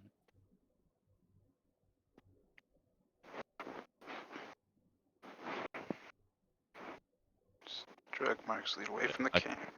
Keep it to myself because the camp's priority, and then after, I'll then start thinking about it. If I'm being Sherlock Holmes or Mithras. We're sitting there for like half an hour looking at drag marks. To be fair though, this would have happened within seconds. Where's it go? Yeah, it's true. You've probably been like, look, because it takes time to look around and point stuff out. Dubak interrogated fucking Rohan by shaking him. Not because of Dubak. Yeah, he's not having a good time. Okay. Gotta keep Rohan close. I have Rohan is close. Yeah, don't worry. Yeah. I'm Can't let with him run them. away. I mean, take shelter or whatever. Does anyone else want to do something, Hey, or shall we head towards the camp? just No, let's hey, head towards the camp. hey, Rowan, Yeah. you live in the bachelor life like me, you know? You how's the wife and kids? There is none. At the Oh, moment. okay. It's quite a young lad. Okay. Well, let's go, guys. That's all I need to know. I hope there will be. Well, we can all hope, Rowan, but life, there's no certainties in life. That's one thing, law of nature. You stick close to us, you'll be fine, I promise. That Yep. I like. Yeah, The rest yeah. of it, not so much. Anyway, he like wipes a tear from his face. He's clearly having a really bad fucking day. All right, lads. I think it's time to move. So let's move. Okay. I say toward the camp. You guys? Yeah, we start making our way towards the camp. Yeah, let's go. Okay. So as you begin to walk down the road, does not take long. A handful of minutes before you start to see the outskirts of what looks like a small camp. As you get closer, it is a mess. There are several big like canvas tents in a circle that surround a fire pit, but the fire pit is just barely smoldering, and there's very little firewood on the fire at this moment in time. Hmm. As you get a little bit closer, you notice that some of these tents have been torn. Like there are massive rip marks down the sides of most of them, to be honest. And like big chunks of like the tent flaps are just like slapping against like the other tents have just been ripped wide open. And they're almost like a little more than like just big scraps just attached to pegs. On one side of the camp, you see this old brick wall. Looks like it's been falling apart for a very long time, but it stands about probably like 10, 15 foot at its peak and probably like 3 or 4 foot at its lowest. And it stretches probably like 10 feet and then a corner and then probably another 10 feet in that. No, actually, no. It'd be more like 20 feet long and then a corner and then another 10 feet in that direction. And the miners, what you believe, seem to have piled up sacks of ore, beams, just in a semicircle in front of this wall, creating some kind of like half-hearted barricade. And at first, as you kind of now stood on the outskirts of this camp, just beyond like a small, like just on the outskirts of where the tents are. At first, it kind of, apart from like the flickering of like a few embers in the fire, it kind of looks abandoned. And then you hear like a little, like just a little something falls, and you see a head that was popping up over some of this like barricaded stuff just pop back down for a second, and then slowly come back up. Oi! And then you hear a few, and then like more heads start to peek up. And about 8 sets of eyes seem to like look at you as they all like rise up from behind this barricade, and you see they are tigered and hollow-eyed. They're holding weapons, if you can even call them that, like picks and shovels, but they look like they can barely hold them. They're unwashed, and you can see that there's just streaks of mud and bits of blood just caking their entire like face. And as a couple of them stand up, they're like leaning on their pitchforks, and you can see the pitchforks are stained with like bits of red and black on the end and stuff. And just if you saw these in a quick fight, you would assume that you might have thought they were zombies because they look fucking knackered. You see that they're like huddled with like blankets over their shoulders, and they kind of just stare at you in shock. Before one of them steps out, steps over part of the barricade after he's moved a few things out of the way. Mining pick slung over the shoulder, a little bit of a limp, but not enough to impede his movement as he walks up to you. I'm Ged Frostlight. Oh. Are you lot here to help? Good. Yeah, that's me. Sent us. Cat sent us. You guys here to help? Good. Last night when we were at your place, your wife told us to come save you. Oh, bless that woman. Yeah. She. So Nice you're here lady. to help. Oh, thank God. They're here to help, fellas. And you hear a little, yay. Like, super half-hearted. Just the hope's, like, gone from these guys. They're, like, in a real bad place. So, I say we all just, the party walks away a little bit and just has a little powwow. To do what? Psst. Are we gonna help all these people, or are we just gonna help, Yeah, we're just gonna help Ged and Brand.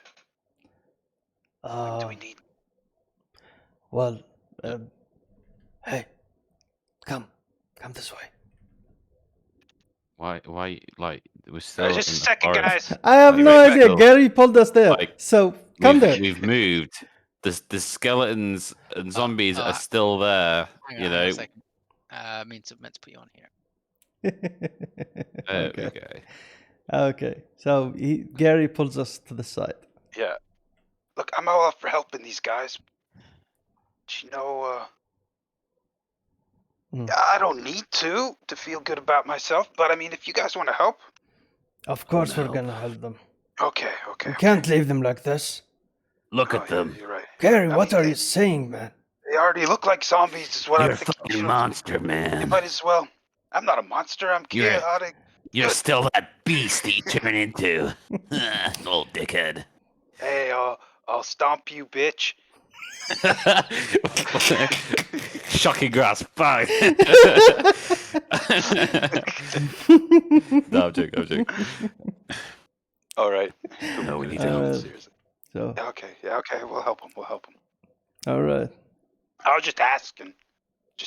See where we are on the subject, My question is, why are they still here?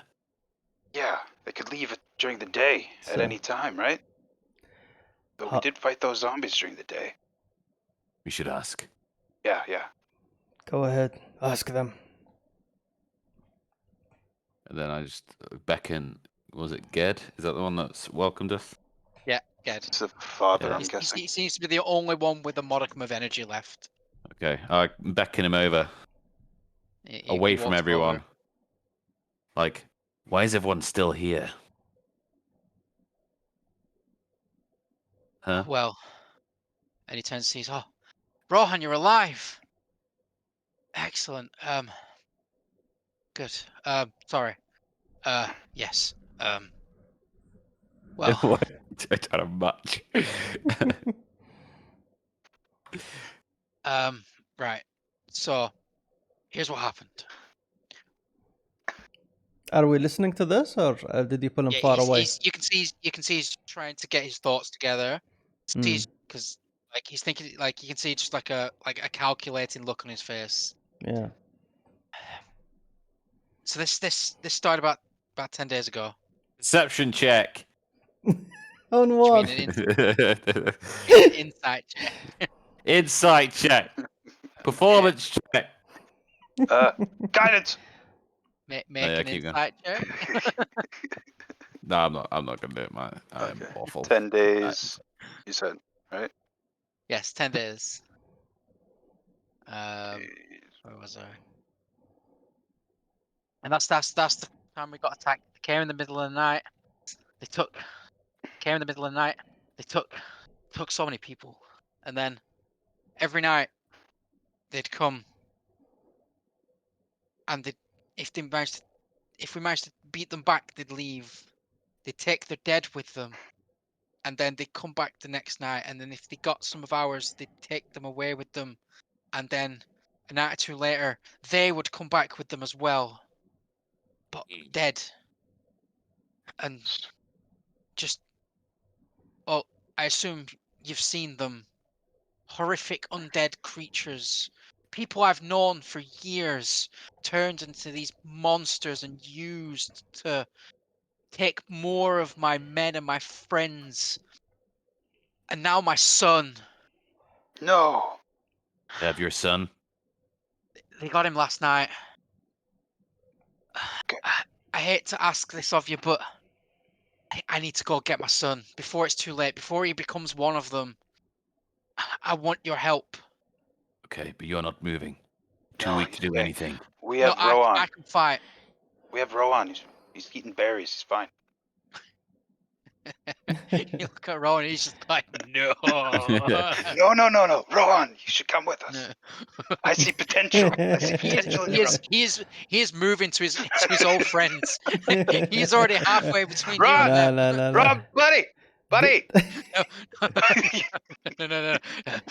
thank you. No, thank you. Oh, come on. I'm a stay here. Dobak. Stories you'll tell, Rowan! Stories! Dobak moves in and he says, Ron, your story checks out. Go with your friends. Fuck. Fucking legs it. Gary grumbles. He basically dives over the makeshift barricade.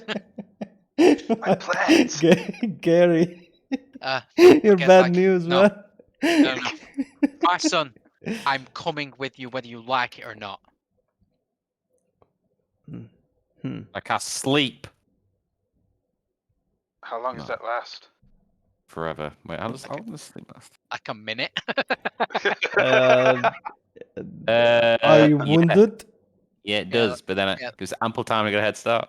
So, But we need more info before we... Why are you still here? We sent Wouldn't you on leave? after the first night. We sent a couple guys to go into town to get some help, just to bring anyone who can help. Okay. But no one ever came. And then on the third night, the people we sent help came back, but they weren't themselves. They were dead. But they weren't dead. They were alive, but they were dead.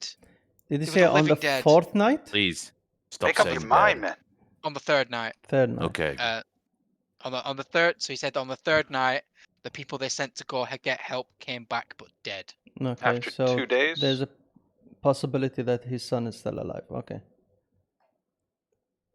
Right, okay. 2 days gestation. You can come with us. Everyone agree? Aye. Yeah. Just... Sure. Can you Do give they him a come Listen from berry? the up. same direction every night, though? Ask him that. Mithras. You, he's right in front of you. No, you have people skills, probably. Listen up. You're gonna come with us. Shut up, you. They come from the mine. And Yeah. that's where Alright. they're taking people. They're taking people to the mine. They've got my son. I need to rescue my son Listen before up. he gets turned into one of those creatures. And you see Okay. he's gripping really tightly on his All pickaxe. right, listen up. You're gonna come with us. You're gonna lead us away. You wanna fight, it's up to you, but you're not gonna slow us down. And if it comes to protecting someone, I'm gonna protect my friends before you. So you're on your own. Got it? I got it. Just help me get my son. All right. You guys okay? Ready to We do move? with the rest of them. Yep, sounds good.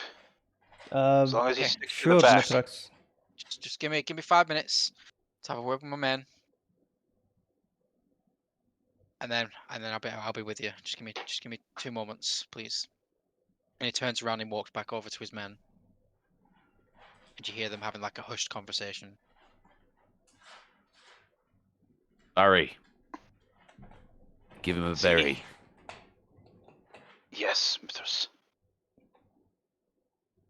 Can we listen to the conversation? Make a perception check. Perception check. Let's go. You don't know me. I'm gonna do it. We all. And here we go. 19! 22! Let's go! Nice. Cool. I should've done that.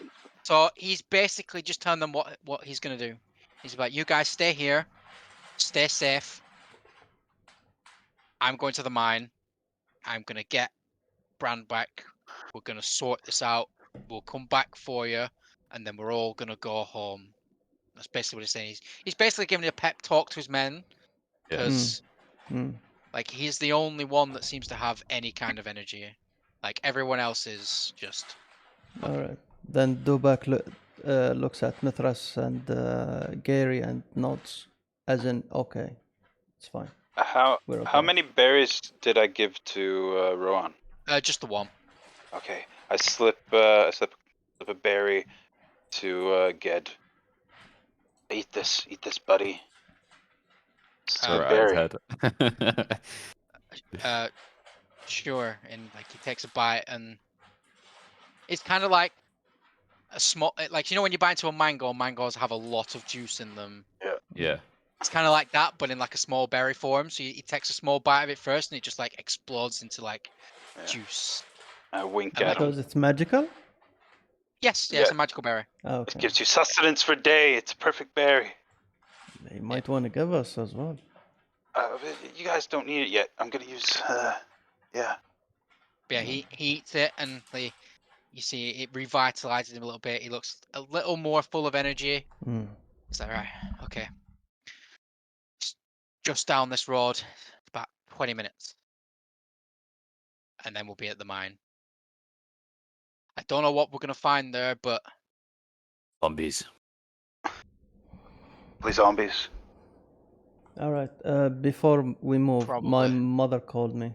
I'm gonna make coffee and bring something for her. Oh, yeah, no worries. But Cool. this would be a good time to take a just 5-minute breather. Yes, I'm going to go get a drink. All right. Yeah, everyone take 5. Back. Si, senor. I'm having fun. Yeah, we can tell.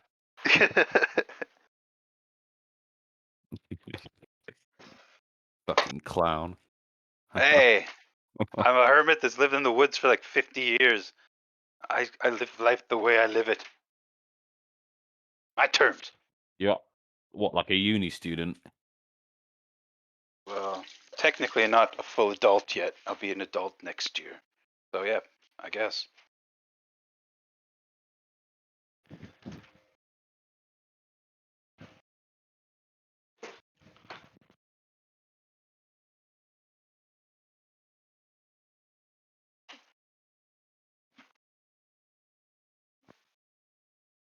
Si, senor.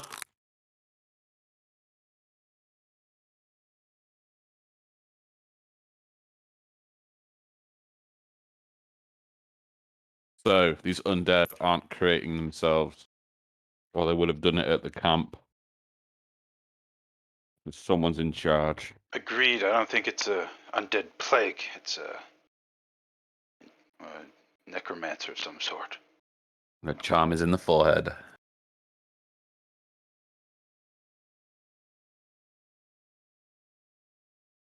Si, senor.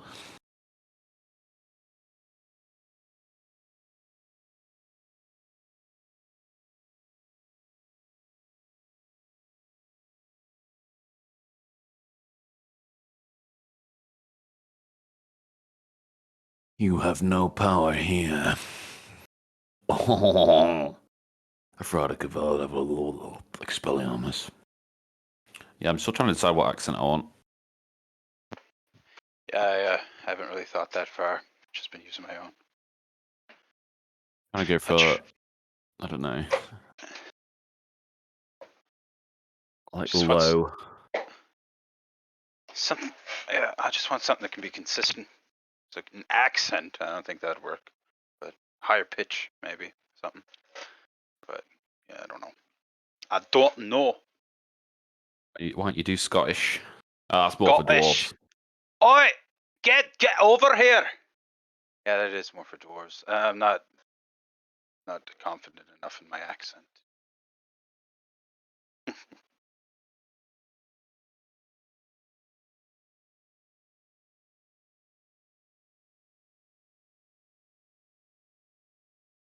See, senor. Top of the fucking morning to you. Top of the morning to you. Top of the morning to you. Absolutely fine. Absolutely fantastic. I can't wait to fuck you up. I don't know. I'm trying to. I don't know. Like low, calm, like a little bit like Liam does sometimes. Liam O'Brien, calm, Liam O'Brien. Never. Liam O'Brien, never heard. You've never heard of Liam O'Brien? Liam O'Brien. Get this fucking guy out of the group. Get him out. It's American voice actor and director. Dungeons and Dragon, actual Critical Role. Okay.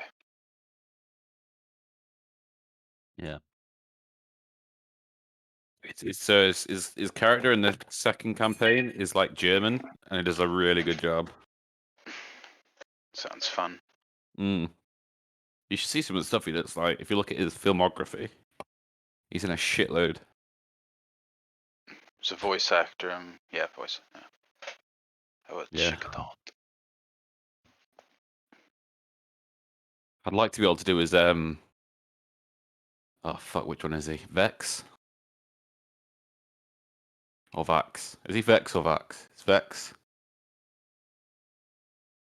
Don't know. Vex. I want to say Vex. In Critical Role, Vaxildian. Vaxildan, says here. Yeah, and it's Vaxalia, isn't it?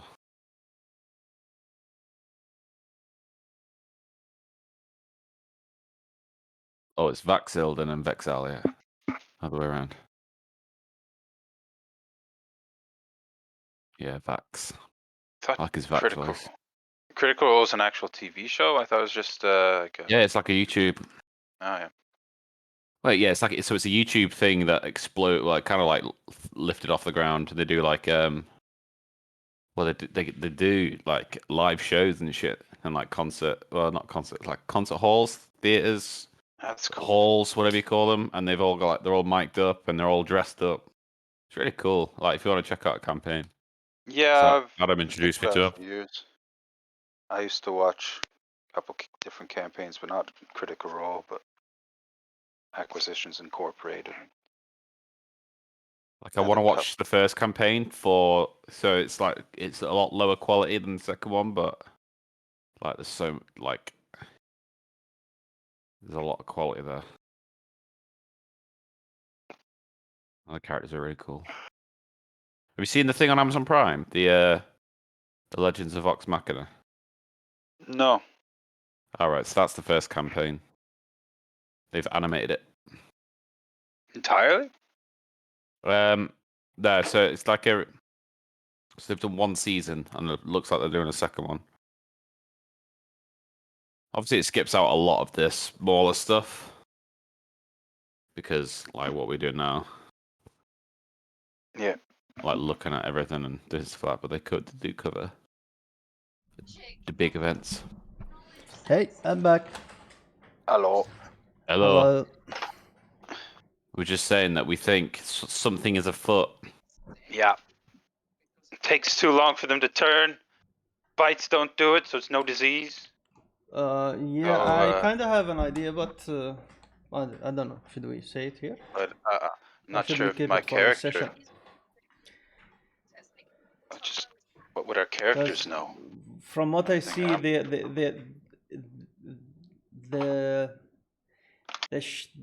has to be someone recruiting zombies.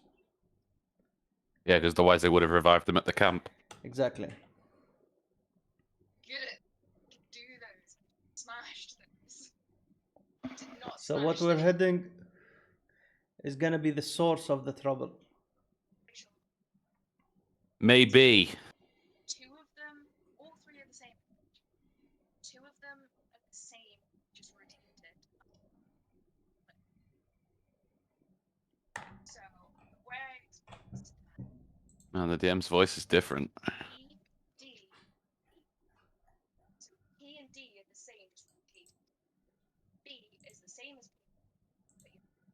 And see. Sounds confusing as shit. Because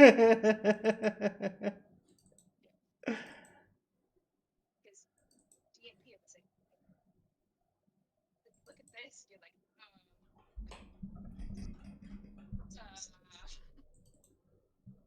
got like slight incline. It's like just like so when I think you saw me when I was like this screen. I was like trying to do it and I saw you like glance at me. It's because I was taking a stupid test. Then you have the like personality prospect. And it's like what type of job? You're hiring me for a job. Why are you asking me if I want to be in the music industry or an actor or work in the construction of a modern airport? See, if I'm asking your shoes and like, fuck this job. Yeah. I'm not giving a fuck. That's exactly what Callum said. He was like, you must really hate your job and was still doing this test. No, they don't know how much they're gonna pay me. So. It's like, yeah, we'll give you 75. Like, huh? What? Yeah. Okay, sure, whatever. Oh, my morals. Nah, it has to be at least 100 grand to sell your morals, Jess. Come on. I can tell. When I heard B, I thought you were gonna say body. Then I was like, Right. Relax and have fun now. Relax and take notes. Alright, we're here. And the ones that it will create, it says are broken even though it works, so I can't code on them because then it's gonna say it's broken. How do I know when it's actually broken? Who knows, Jess? You know, this is one of those things. Daddy's Yeah. got to go back to work now. I love you. Right. Right, Daddy. Can you DM in a Morgan Freeman voice? No, because I'm shit at voices. Oh, Oh. That's too bad. every now and then just say, "I can smell you." I can smell you. Okay. Alright, Mr. Narrator. Right. So, Ged finalizes a few things. He picks up. He makes sure his pickaxe nice and sharp. He makes sure he's got the best pickaxe. He slings it over his shoulder. And he just looks at you guys, gives you a little nod, and then he just points down the road. Follow the road. That'll take us straight to the mine. Are we allowed to find out his stats or anything like? What's his armor class? Like, he can fight. He's not as strong as you. Okay, so can I cast before we go into combat mage armor On him? If you want to, yeah. Yeah, so I'll just I'll put my hand on his shoulder and just, I don't know, like you can see like there's a light that passes from my arm onto my hand, like a glowing blue light. Because I imagine the mage armor is like a light blue sort of ethereal kind of coating around so him. So like where an armor set would be, there's like a faint, like almost like shimmering what looks like a breastplate kind of thing. Yeah, so it looks like it's coming floats from my down. arm and then onto his body. He looks down. He's like, "Oh, okay." What AC does that give him?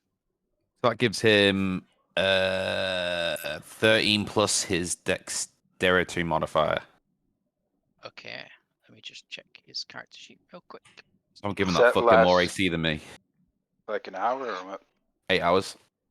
Cool. So I'll cast. I think I can. Yeah, I can only cast that at first level. So I should have gone into the fighter, but no. no, No, you've got 16 AC. Like, it wouldn't do anything. how's that to gonna help? It would actually lower your armor class. Okay. This guy. Does he have to be wearing no armor? Yeah, but I assume he's not anyway. He's in leather armor. Alright. Well, what does that give him? It doesn't do any. I think he has 13 AC or 12. Okay, as long as he's got at least what I've got, that's fine. Okay, I won't cast it on him then. Okay, that's fine. Don't worry. Yeah, no Do problem. druids wear armor? No. Got leather. You know what? I'm just gonna yes, cast yes. it on him. You You know what? cast it on Fuck him. yourself. I'm gonna cast it on myself. Yeah. So yeah, so 13 plus your dex mod. So what does that take your AC to?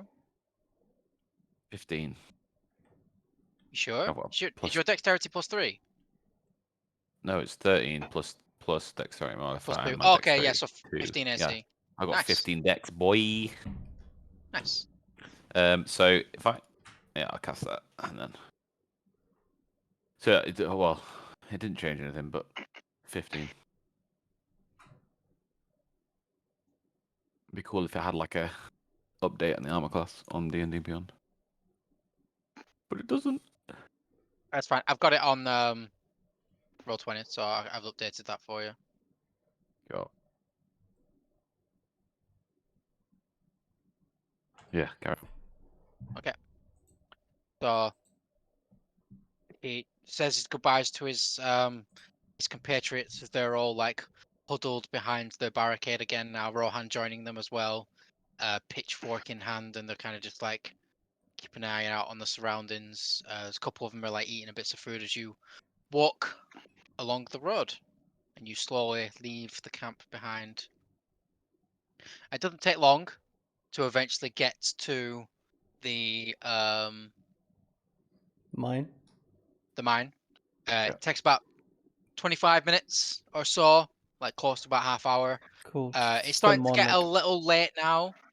But the sun's still up and there's still daylight, but it's starting to get towards like early evening. Mm. Yep.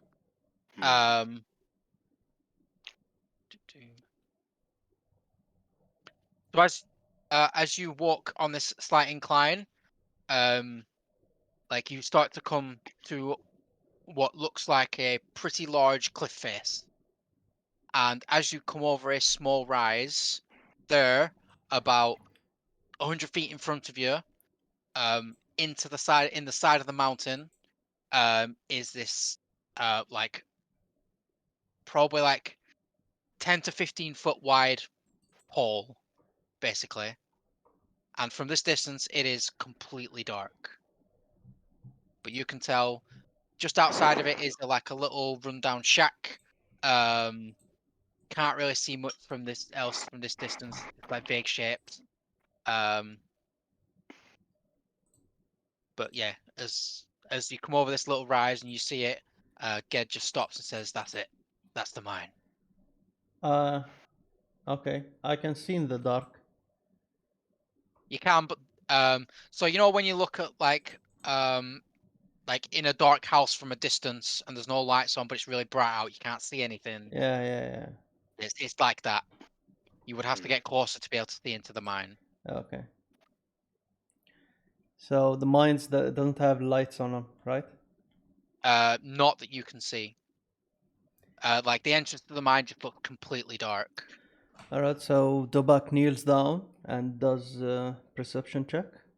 Yeah, make a perception check for me. Guidance. I don't need guidance. 21, baby! Nice. 21. Nice. Yes, sir. Yeah. So as you scan the area, you listen, you look, quick smell. There's no noise apart from the ones that are made by your companions and the faint breeze. You do think for a split second you hear very faintly in the distance like a low moan that's like carried on the wind. But there's no source. It just seems to be from somewhere. The occasional creak of a tree, but just an eerie silence. You don't see any signs of any more of the undead from this distance. It's quiet. It's awfully quiet in here. Out here, you're not inside here. Yeah, but out here. Sorry, grammar. Yes. Spooky. So, I'm thinking maybe if I could turn into a spider and scat out the cave or mine before we go in. What do you guys think about that? Can he get caught in the fight? I'll go in, come out, regroup with you guys, turn back into me, and then we move in after the information's been apprehended. Why not a bat? Or we just go in guns a-blazing. No, I think scouting is good. What is it? Are spiders nocturnal? Can they see in the dark? Not nocturnal. Check here. I can turn into a web sense, web walker, web shade. Don't say any dark vision. 30 feet. Then bats, I guess, because they can scan the area. Yeah, I can't turn into a bat yet. All Needs right. to be level. What is it? Level 6? Is it gonna? It's because it has flying, so you can't do it yet. Yeah. I'm not sure what level it is. Oh. So yeah, up to you. What kind do you wanna turn into? Well, spiders have dark vision. They're tiny and they can All right. crawl up walls and whatever. So Good. That's gonna help us. yeah, I'll go check out the area and come back, I guess. Hmm. Yes, you are still like 100 feet from the mine entrance. Yeah. So we're in the clear, and I've got an hour to scout things out. So yeah, I guess I'll turn into a spider. Okay. Oh, do it closer. Yeah, I move in closer, and then I turn into a spider. Okay, how close? I want to look around you first. Yeah. Perception check, please. I would like to look around my surroundings and ascertain whether there's any danger before I turn into a creature. I've done that on the 100 feet. Might want to go a little bit deeper. Okay, so I get. This guy's like a bull. He just wants to charge in. I'm used to being a bear, man. Let's go 40 feet closer. Yes, you get there. You're now 60 feet away. It's still very dark in there. Okay. You say there was a shack? Fast? It looks like a little bit of a rundown shack on the outside, yes. Okay. Well, since I have an hour, I mean, spiders can move for 30 feet. 20 feet. Oh, dark vision, 30 feet. Okay. Speed 20 feet. Yeah. I will use Mark of the Wild. Special action. You can attempt to hide even when you're only lightly obscured. Yep. Okay, make a stealth check for me, please. Stealth check, that's bad. Stealth. Okay. You feel sufficiently hidden? Really? You feel it, yeah. You feel it, right? I move as quietly as I can. Okay. I go to the. I whisper to. Pretty fucking quiet. To everybody else who stood 40 feet back, you can still hear the crunching of the rocks under his feet. I turned to the guys. This guy's super fucking loud. Should I? How close do you guys think I should get before I turn into They're a about spider? 40 feet away. Fuck. Guys! I just turn into a spider. I've got an hour. Turn into a spider. Fucking terrified. Well, you turn into a spider 60 foot away from the entrance. Yeah. Okay. And so you're now a tiny little spider on the ground. Yeah. And I mean, no one's gonna notice a little spider. I'm just getting my way 60 feet, so that's what? Doesn't take too long. Like it's a little more awkward because this is very for a human, the terrain's inconvenient as it's very rocky and there's like big boulders now, that like jutting out the ground. There's barely any trees, and the ones that are basically just like twigs, a few bramble bushes here and there. But so yeah, it probably takes you like a minute of constant skittering along to get to the entrance. I laboriously make my way to the entrance. And am I at the entrance now? So I will say, for the time being, you're about 20 feet away from the entrance. So now you can see what looks like a pretty dilapidated shack on the outside. The roof's fallen in. If you see, make a perception check for me. Let's see what you see. Perception.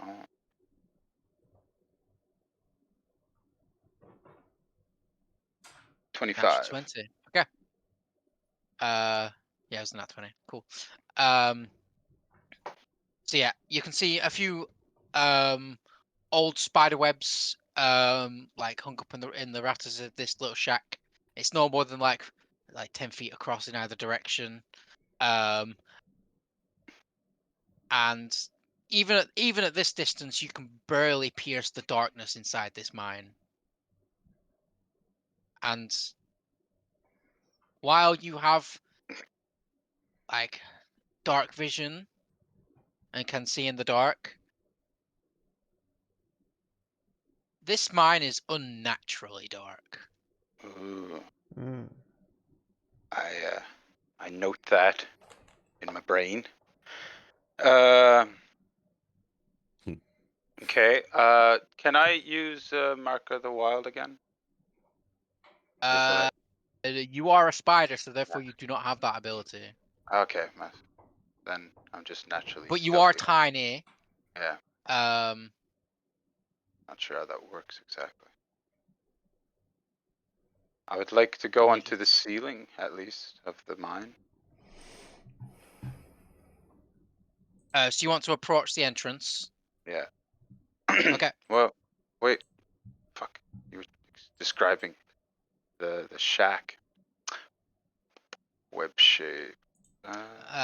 So you're obviously bigger than you're like a house spider you would get in real life.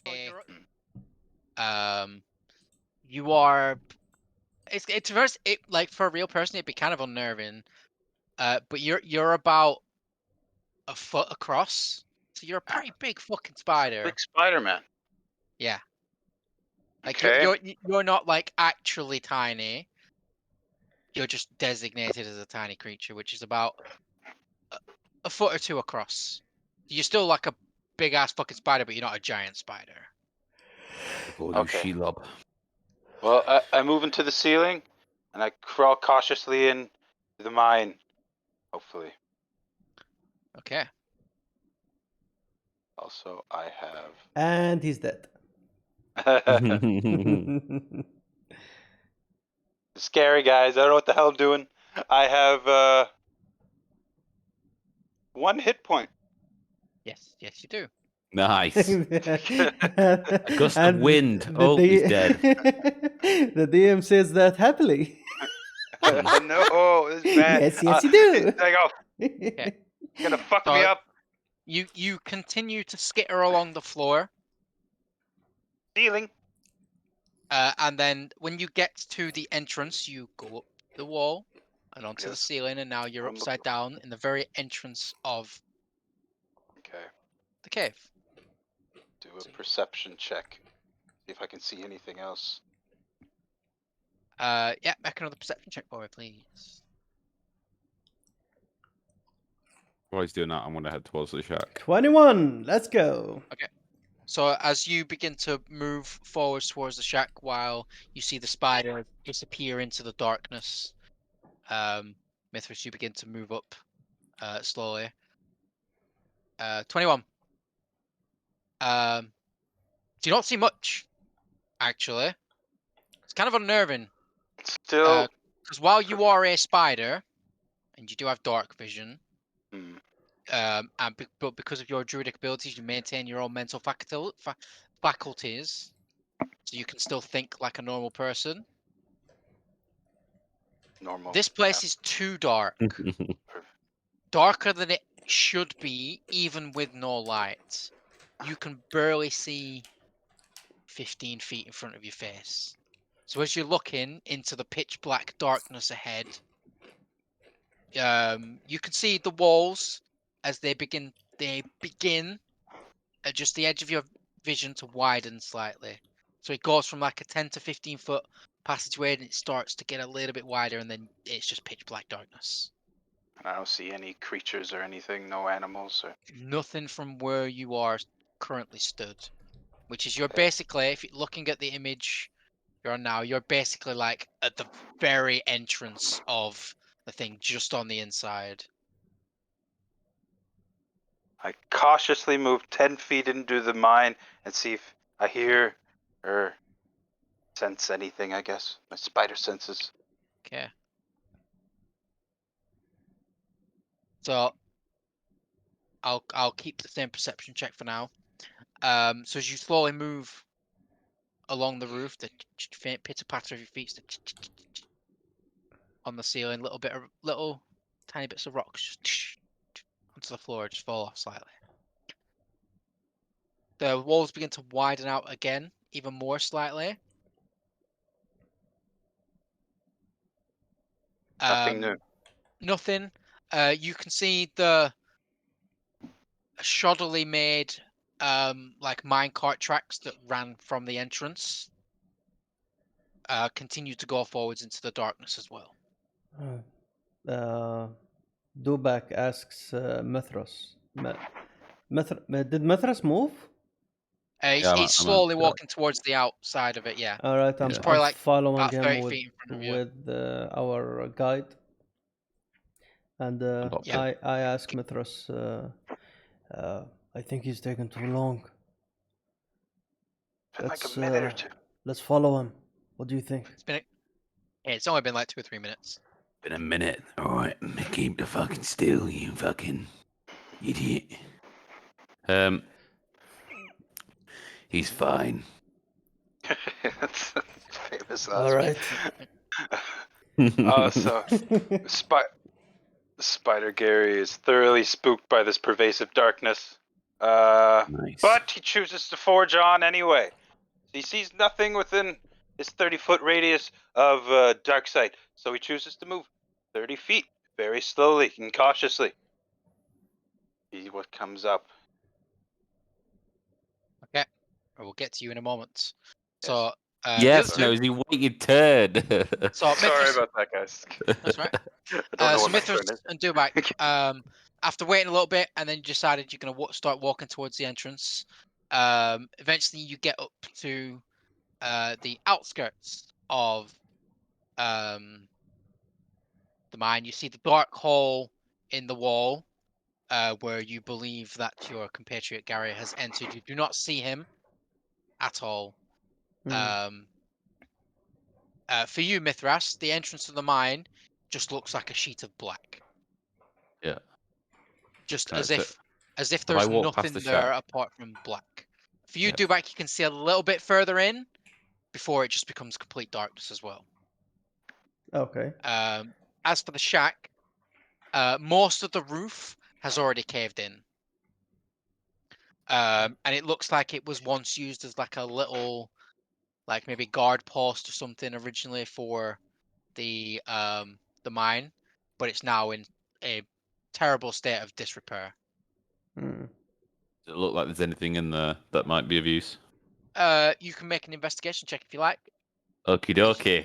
As you can like go through some of the rubble. 14. 14. You find what looks like a long abandoned set of mining tools. So like a really old rusted pickaxe head that has detached from the handle. A few like broken hammers amongst the thing, but nothing of value, unfortunately. Balls. That's fine. I'll leave it be and then head towards the entrance. But I have hold on. In my inventory, I have torch and a tinderbox. So while Gary's doing his stuff, I can't see shit.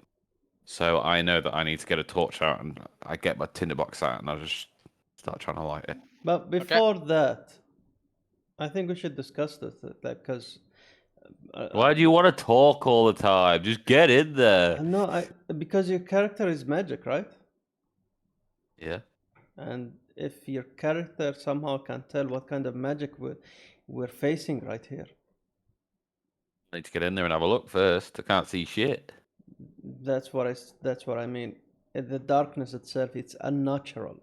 And my character, because he has dark vision, he can tell it's unnatural. I need to inspect it. All right. Closer. Okay then. We'll get in there and then we'll have a look. All right. I need to smell it. I need to be in it. I need to feel it on my skin. Then we move in all together, the three of us. So, Mithras, as you pull out your torch and tinderbox and begin prepping to light your torch, Optic walks up to you, touches your torch, and it begins to glow a bright light. Ooh, nice. Useful. Is it not a fire though? Is it just like a? No, like the entire object glows. Like a rather than an actual torch, it's like a flashlight. Kind of, yes, but it's not a pointed thing. It's like aura. like an orb or like a Mm. Okay, that's good because if I walked in there and that smoke or whatever it is flammable, then we're all fucked, aren't we? Yeah. Guys, I blew up the mine. The first one's gonna die is Gary. Don't fucking burn me, bro. just sees like a huge wave of fire just headed towards you. Oh shit! Well, 1 hit point. Okay. So, meanwhile, Gary. Okay. So as you begin to move further into the cave, Scary. your more than usual limited dark vision, small details start to come into focus. You get about 15 feet further in before just off to the left, you see fallen over on its side what looks like an old, disused minecart. Okay. And it seems that what looks like stones. It's hard to tell because dark vision is in black and white. It looks like it's just fallen and its contents are spilled out onto the ground. Okay. And then about 15 or so feet in front of you, it's still pitch black. And if I look behind me, it's pitch black, right? You can see like what looks like could be light. It's slightly lighter, but like there's just something about this darkness that just presses down on any light. Okay. And so it's as if it's trying to stop the light from coming inside. That's bad. I would like to do 2 things. Look around, see if there's any good hiding places, and keep in mind on hiding places, like, so that I always have a place to retreat to. Like the minecart, for example, I could retreat into that, maybe. And I would like to start unspooling some web from my this web receptacle area. Yeah, okay. It uses like one of the like a yarn, so in case I get lost, in case the branch starts Okay, so you stick some of your web to the ceiling, and then I move, I guess. Oh fuck, I don't know how far I should go. This is scary. I keep moving within. I guess you said it was 15 feet. 15 feet further. Stop for a bit and look around. Yeah. So as you progress a little bit further, the minecart track that runs up the center of this, as you move forward another 5-10 feet, and you see another minecart in the center of a crossroad of tracks. Now you see faintly 2 tracks that lead to the left and to the right. You don't see where they go because they disappear into darkness quite quickly. But it seems there's now a 4-section crossroad about 15 feet in front of you that's just come into view. And there's another minecart seemingly full of whatever is in it, sat in the center of this like little crossroad.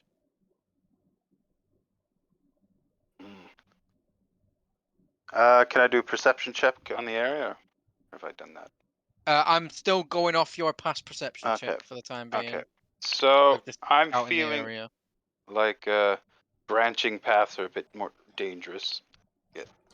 So I'm thinking about turning back to the party and grouping up with them, having some discussions on what we plan to do from here. This pervasive darkness is scaring the heebie-jeebies out of me. So yeah, So we're heading in now. I had a good idea with the spooling, but I think I'm abandoning the plan because there's a clear way back to the party. I plan on moving that way. Then we can have a bit of a talk about it. Okay, so you're gonna head back to the entrance. Yeah. Okay. Yeah. And then as soon as he reach, Dubak sees a spider. Ah! A spider! He hits it. He hits it and I just poof out of it. Okay. You punch it because so basically what you see happen is along the roof of the mine, this so are you like a big fluffy tarantula or are you like a spindly spider? Like with really thin creepy legs. Thin creepy legs for now. Thin creepy legs. So large bulbous butt. Yeah. And thin creepy legs. So yeah, just coming straight at him. This like spindly greenish and brown spider just kind of is clickety clacking along the ceiling. Yeah. And then it just it comes to the lip. And you go to punch it. Okay, make an attack roll for me. Oh. Okay. 12, 17? What's my AC? So unarmed attack. Yes. What is your damage on an unarmed attack? Let's see. It's 4. It's 4. So yeah, so you take 4 points of damage, Snowsie. So you take 1 in your spider form, and 3 in your normal form. I think it carried over. As you come to the lip of the mine shaft and you come back out into daylight, you see a gauntleted fist just slam straight into your face. So, does it come out of that form then? Comes out of that form, you take 3 points of damage. And then I say, Gary, and I fire fireball at him. Gary, make a dexterity saving throw, please. Because I was on the ceiling. Fuck. Yes. This is bad. Why'd you have to hit me, bro? You scared me, dude. So 15. Yeah, you're fine. You're not gonna take any fall damage. You immediately go your animalistic reflexes. You immediately go into a 3-point landing onto the ground. It's fist down, looking up, ready for a fight, and you realize you got punched by Dubak. What the fuck, Dubak? Oh, Gary? Man, can't you recognize me? I thought we had more of a connection than How that. can I recognize a spider? You're a spider. Yeah. You scared me. You ever seen a 1-foot spider crawling at you in the roof, man? Never. Than that. So good if you'd fallen and then wait. You ever seen a 1-foot spider crawling at you in the roof, man? Comes up, your ass crack just sits on it. Each butt cheek on the one side. That'd be great. Why can't you do that? Okay, just fall. I'm gonna cast fireball on you because you can't do that. No, I'd like 2 to berries left. Thing. Wait, 4, 5, 6. So while they're prattling about, can I have a look at the? I have 4 berries left. So I pop 3 berries. You're gonna pop 3 berries to heal yourself. Okay. Yeah. Cool. You feel really bloated. You feel really bloated, but you're good. Hey, Let's give more berries, man. Gary, can I have one of those berries? No. Okay. For old time's sake. Last berry. Looking at them. Thank you. Like a disappointed father. You get 1 HP back. Thank you. Yeah. What a fucking waste of good berries. Fucking morons. They're like mini CPR berries, and you're clicking. Look, Fucking idiots. Whispering under my breath. I'd like to investigate the darker than darkness. Okay. So as you approach the entrance with the light, it's odd because, like, you know how darkness reacts to light; it recedes. Yeah. That's just nature. That's how it is. That's just a fact of nature. But somehow, for some unknown reason, the darkness is pushing back. And the second the light hits that darkness, it doesn't completely disappear, but it is subdued. And it is as if these two forces are pushing on each other, trying to win. And it's just unnatural, to say the least. Am I able to see if it's magic? Make an Arcana check.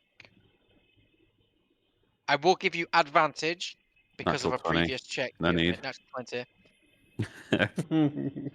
Doesn't need an advantage. That's 25. So it's not magic per se. You know of spells, not ones you can cast at this moment in time, but you know of spells that can cause complete darkness. This is not it. Because those spells cancel out light completely. From what you have surmised so far, this is likely the work of something that could be associated with the Shadowfell. And you're not sure what the cause of this could be, but it is definitely not natural to this plane of existence.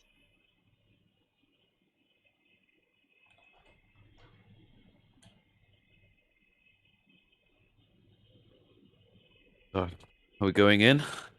Yeah.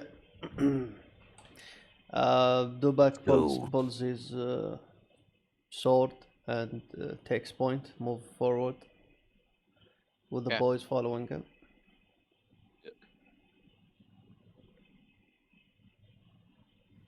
So we've got me, Gary, Dubak, Optic, and Ged. Yeah. Yeah, so Dubak's in the lead. Who's behind Dubak? I'd rather Gary for his perception. Garrett and Mithras. Then Ged, then Optic's taking up the rear. Okay. Here he is.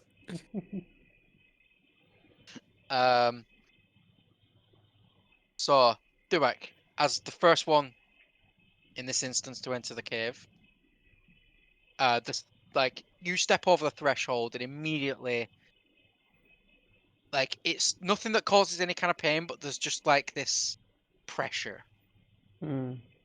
Like when you step to the opening, your ears kind of pop a little bit. Sensation.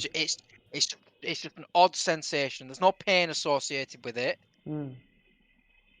There's just something, and then immediately, like, you can feel that you've gone into dark places before. You've walked around at night when there's been like very little of a moon or stars. Yeah. And you know what it's like to see in the dark. You can't see that far, and you notice it almost immediately, as it's as if the darkness is pushing back against what you would normally be able to see. So your vision is limited. Now you can still see probably around 30 feet in front of you. Okay. But beyond that, it is just pure darkness. So as you stand on the threshold, all you can see is the walls kind of go straight. They're like rough-hewn rock, so it looks like they've been mined, and it's not been like solidly cut. As it's really rough. You see the occasional support beam, that but is basically holding the roof up, kind of thing. And it just, the track goes in, it bends a little, and then the track just disappears into the darkness.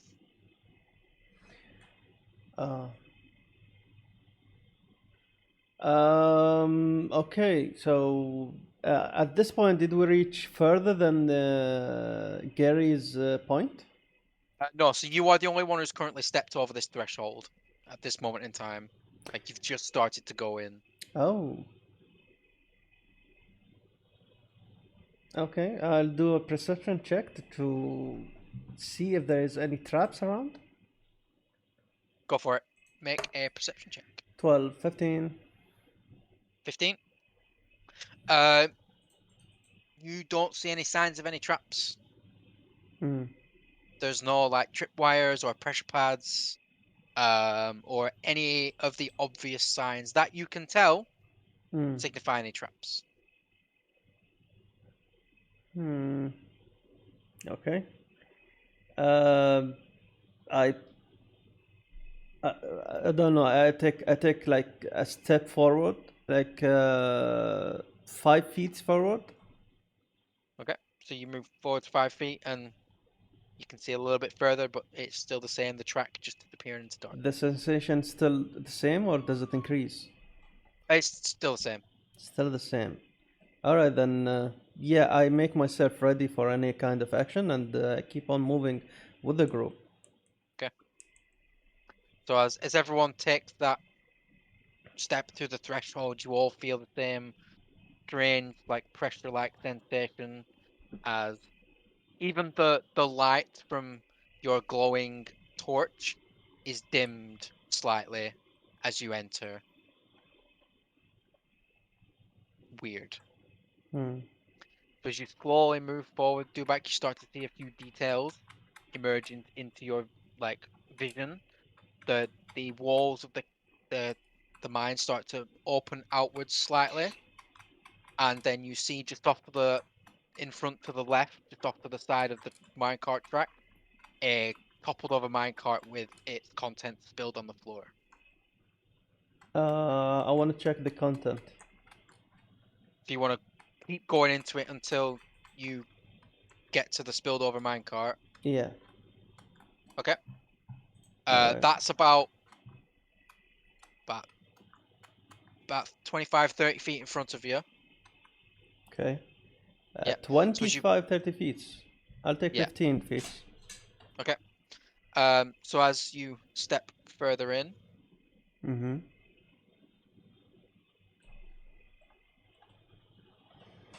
you also begin to see this intersection of minecart tracks where what seems like 4 tracks converge in a center section.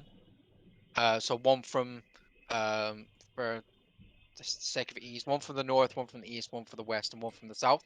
You're currently stood on the south one that goes back out the entrance. And in the center of the section is a minecart that seems to have a full load. You're not sure of what because it's super dark, but you can see just little bits of stuff sticking out the top. Okay. I get closer to it till I can actually see. The fallen over one, or the one that's in the center of the intersection? The center. Okay, so you move a bit further forward. Yeah. Are the rest of you just like following behind him as he just progresses slowly through? Okay. Mithras? What? Garrett, are you guys just slowly following him behind him? Yeah, can I see? So, what was in the mine shaft? Was it? Because I know he can't see color. Is there anything glowing? Is there any It's gray, colorful yeah. rubies about, or gems? Anything of value? So, as you all move a little bit further in, so Dubak's about 15 feet now from the. You can also just about make it out.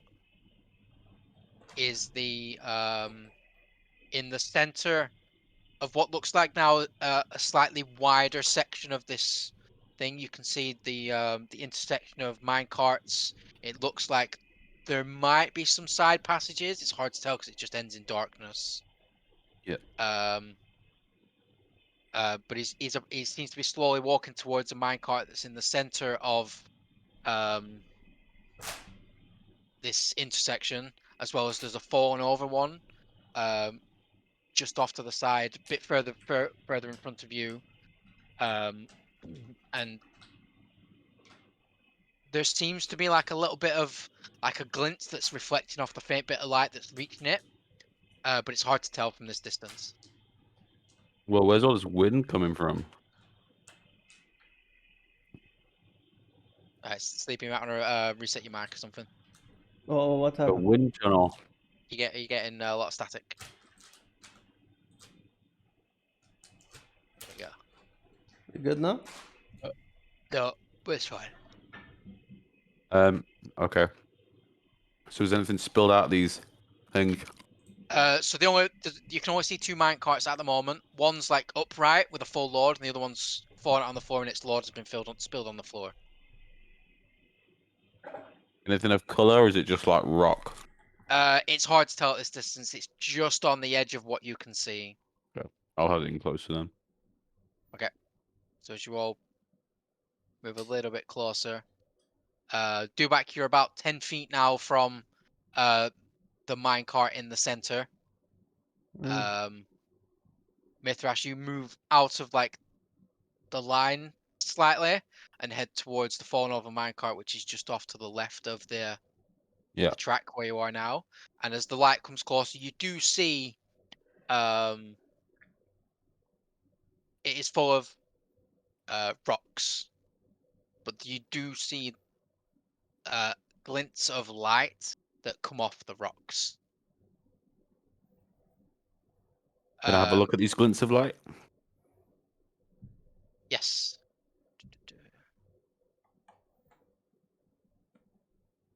It looks like mined rock and ore. Okay.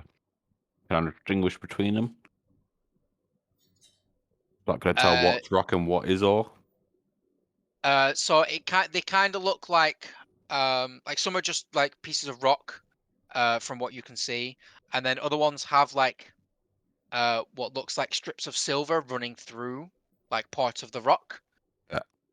And you assume it's silver because it's a silver mine. Silver, eh? Yeah. But you can make an investigation check to have a quick search through the pile, see if you can see anything else. Yep. Okay. And as you're progressing, Dubak, you start to see on the edges of your vision, down some of the other paths, more mine carts filled with loads as well. Okay. Did I get close to the cart? You're about to, yeah. And then you can just start making out some of the other walls in the room now on the farther side, and you see like what looks like a vague pile of crates, what also looks like a faint, like maybe some sacks or something. It's really hard to tell. Okay. Can I reach my greatsword to the cart itself and touch the things that he sees in it? Touch them with the sword. You would have to get basically up next to it though. Yes. Yeah. Okay. Gary, are you doing anything? Snowsie? Sleeping on the job. Shit, my mic was muted. I was just trying to. Gary's thinking about which of the 4 directions to go, kind of. If there's any way we can figure that out. You can rule one out. Well, that'd be the way we came from, right? Yeah. Yeah. Yeah. Is there any way to see if the darkness is darker in a certain direction? To be honest, you're kind of just surrounded by darkness. Okay, well, Gary's very attentive to every noise that's coming from the mine, while the others go around looking at stuff on the walls or whatever. Okay. Yeah, I got a 15 on my investigation. Okay, so you start like just moving a few of the small rocks aside just to see if you can get a look at anything that's inside. So while that's happening, Duak, you take the tip of your greatsword and you begin to move some of the top rocks that are in the minecart.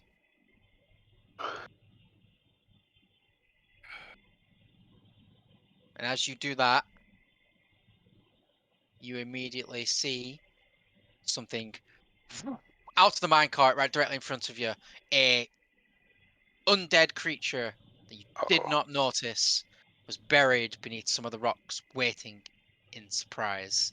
And it is going to make a attack against you. Well, it's 15, but what? No, I touched it with my sword, so I should be a little bit farther away. You still have to be within melee range. Okay. So it gets to attack you with advantage as a surprise attack. Can't for it. So that is a 21 to hit. Oh my god.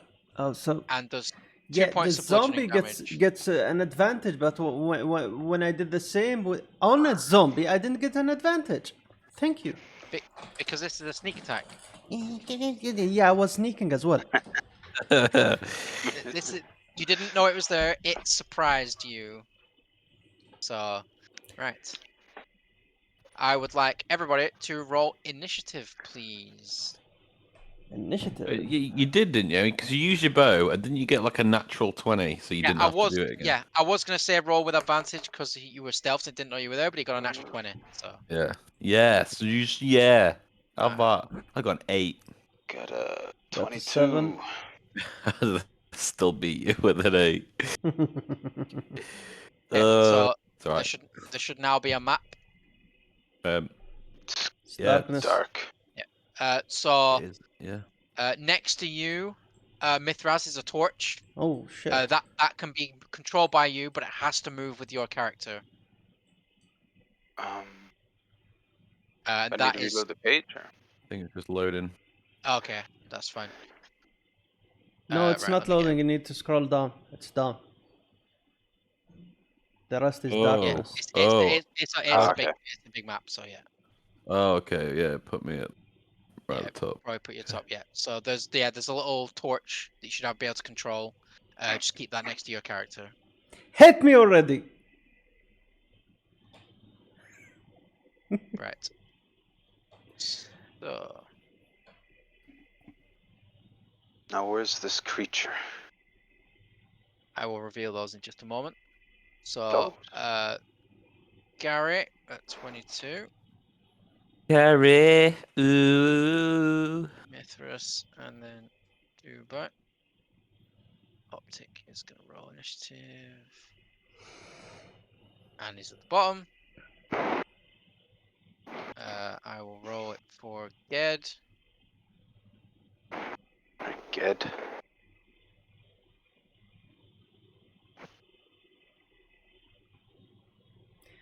Ged is 9 above me, and why does that say brand? That's it. I don't worry about it. They share the same character sheets. Where is he? Where are the drugs? Where's Brand? And the zombies get a 1. Excellent. Awesome. There we go. Okay.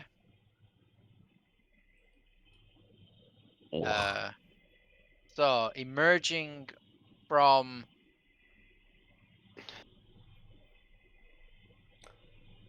Rawr. Here is the zombie.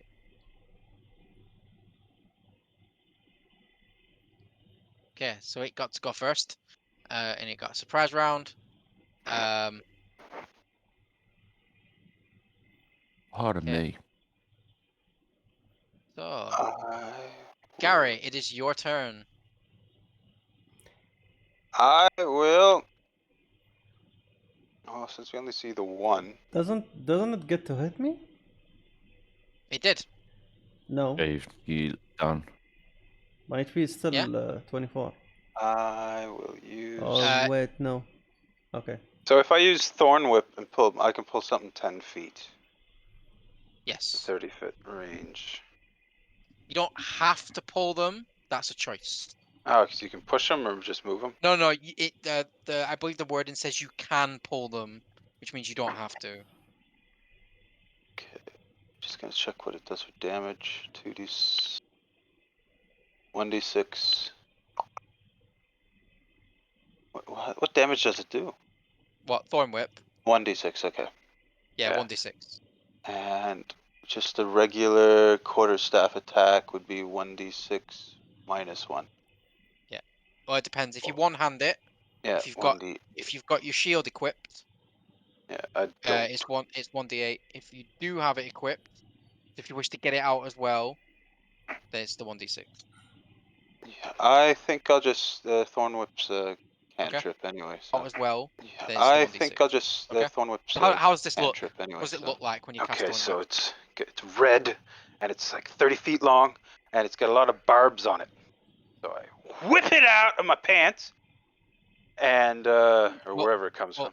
It's a magically manifested Thorn Whip. I make So it like, look what it's does your coming right character do to whip it out? Yeah. Flourishes his arm in the air and goes, whoo, swings it around. He catches it like a regular Indiana Jones. And I guess he just moves it here. Okay, we have to roll to hit first. Right. Yeah. 12. 12 hit. So Cool. roll damage. 1d6. 3. So yeah, I So planned 3 on moving points him of here damage. so that he's close enough for melee. There he goes. No, it was the one one above him. Oh, is it there? Just there. Yeah. Yeah. Just close enough so I can hit him. Cool. So as you swing your arm round in the air, there's nothing there for a second, and then you go to grab something, and the whip appears, still swinging. You and rip the zombie out of the minecart, and as it lands on the ground next to it with these barbs sticking out of its neck, you release, and the whip disappears in your hand. But these red barbs are still stuck into the zombie's neck. Cool. So, quick question. Could I maybe move something like 10 feet into the air? No, it has to be towards you directly. Okay. Well, there's that. Cool. Anything for your bonus action and movement? We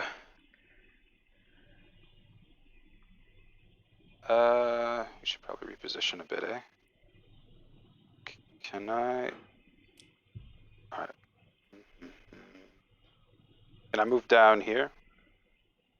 Without... You would be leaving its combat range, so it would get an attack of opportunity. Yeah, okay, then I can't move. I won't move. Okay. Mithras. Get in it. No, Ged's below you, I think. I got a 9. Below me. I got an 8. Oh, okay.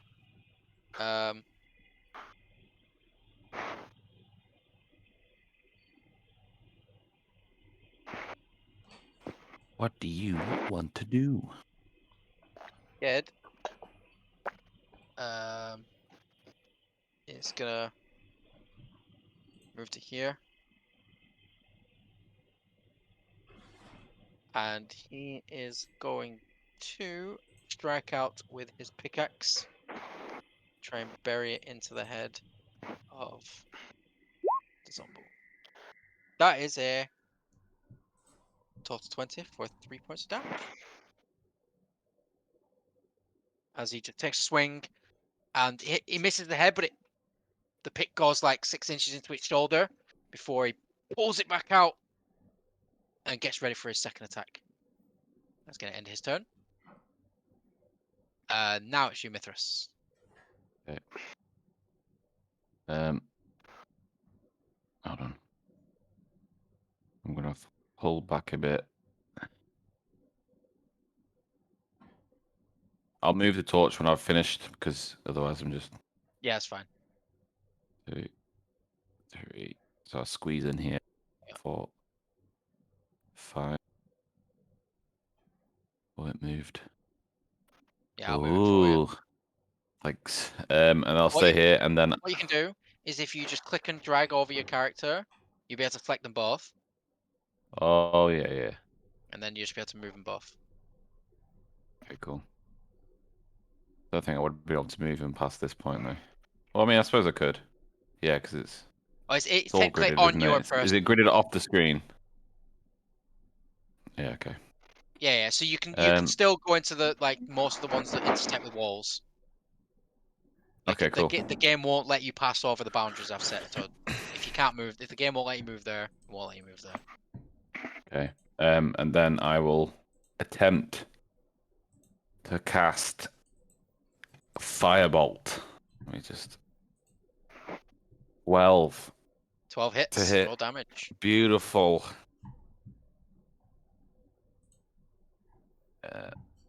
9. 9 points of damage. Bang. Hold my palm at him and a little bit of kickback. As the firebolt impacts with the zombie and it scorches a large section on its upper chest. Starting to look pretty rough. Anything else you would like to do?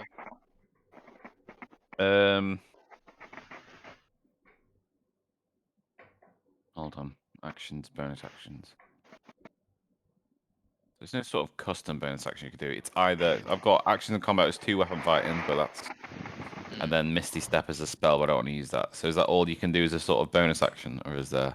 Pretty much, yeah. Like bonus actions you generally don't have much early on. Yeah, that's fine. Bonus. Okay, cool. Dubak, you're up.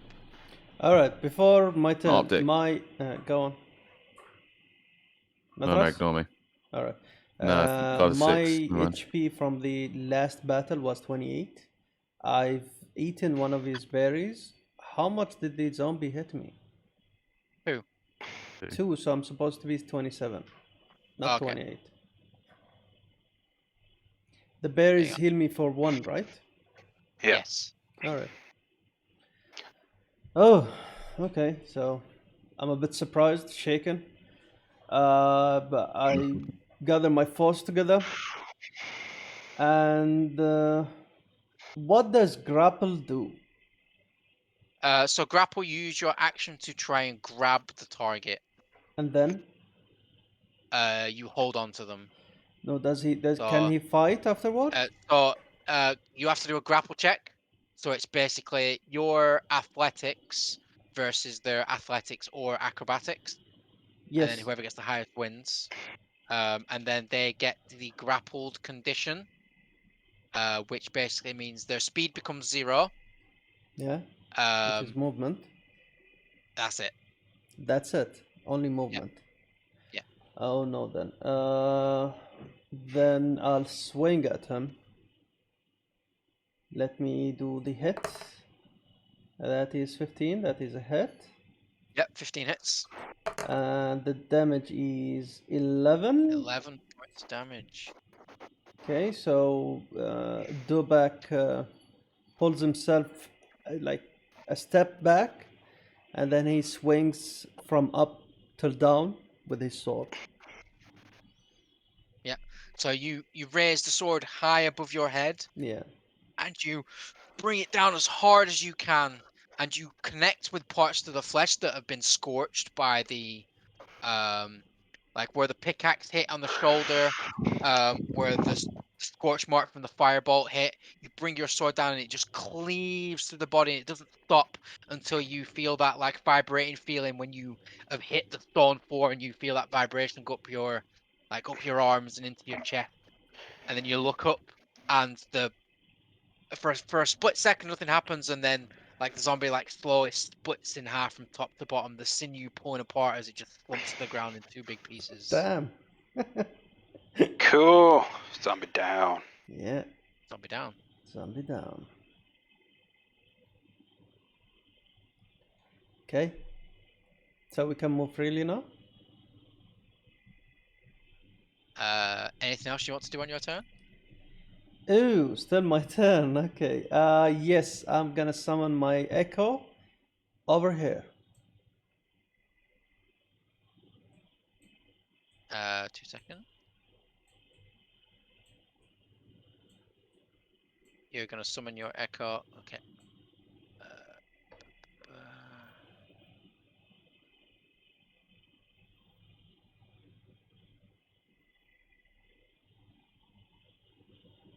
And that's it.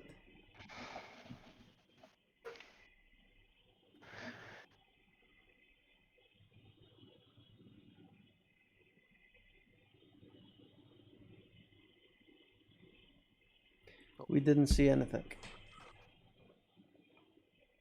You don't know what it sees. Well, Like you. the moment he summoned them. Okay. And enter. Okay.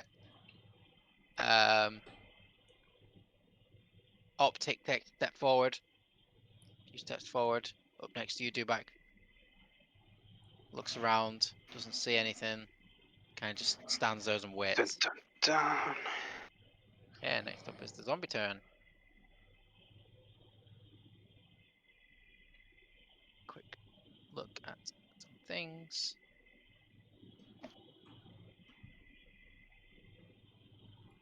Okay.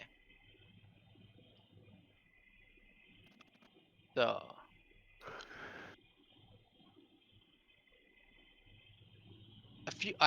A second goes by and nothing happens before some of you start to see some movement in the darkness on your peripherals.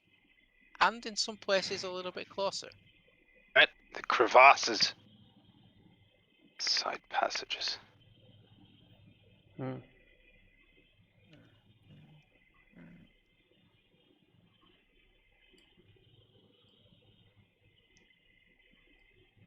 Oh boy. Oh boy, oh boy. As emerging from various hiding places, more undead creatures appear. Okay. Okay. One of them Holy shit, we're fucked. moves from inside one of the mine carts. He slumps over the back and begins to push the cart along the track, keeping the cart between you and him, using it as mobile cover. So Wow. he has 5, Dead with the brain. 10 feet of A movement. functioning brain. So the mobile cart is gonna be here. So this purple one, let's see if I can find, has cover. This another one is gonna do the same thing. Actually, no, this one is gonna take a swipe at your echo from out. He's gonna stand up in the cart and lunge at your echo.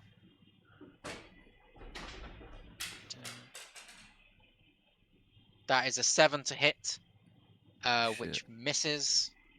That would have been 7 damage. This one here is also gonna do the same thing. So he's gonna pop out and he's gonna use the thing. 10, 5, 10. So those two have cover. So purple and blue have cover. Let's go 5, 10, 15, 20, 5, 20,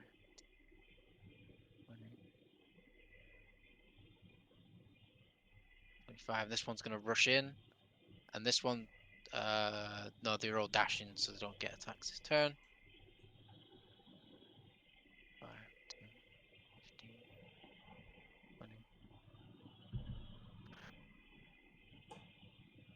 20. Good boys.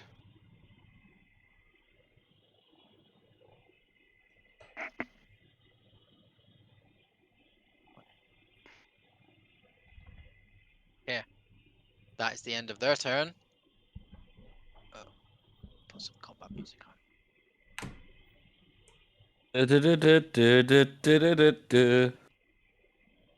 No, that.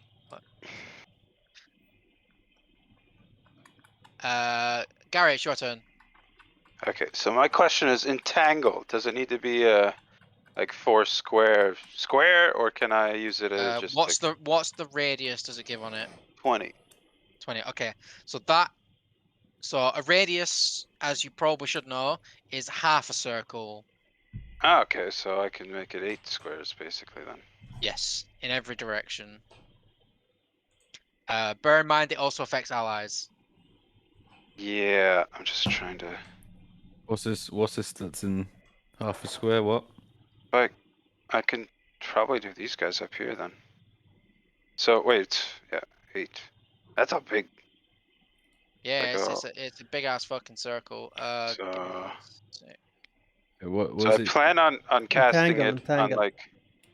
like these guys up here, you know, all these Okay. guys with the with the shadow clone or whatever. I'm not sure exactly how big that would be, but I guess the end of it would be at Dubak, so he doesn't get caught in it. And what's his face? Optic. So 1, 2, 3, 4, 5, 6, 7, 8, 4. Yeah. So it would get these 4 and the clone Give me together. a second. 1, 2, 3, 4. Right, so this purple circle here is how big it is. So you want it to get I want it to end there. at the top of Dubak. Yeah, something So like that. Yeah. there. So it would get pink, purple, blue, and red zombie. Yeah. Yeah. Okay. What was the area? 20-foot purple. radius. Is that like the sphere? So Yeah. radius is from the center to the outside. What does it look like? I don't know what my symbols are. Preach in the air. The radius the sphere looking one, or is it a different symbol? What do you mean? So as it looks, so in D&D Oh. Beyond, how does it look as the object for a radius?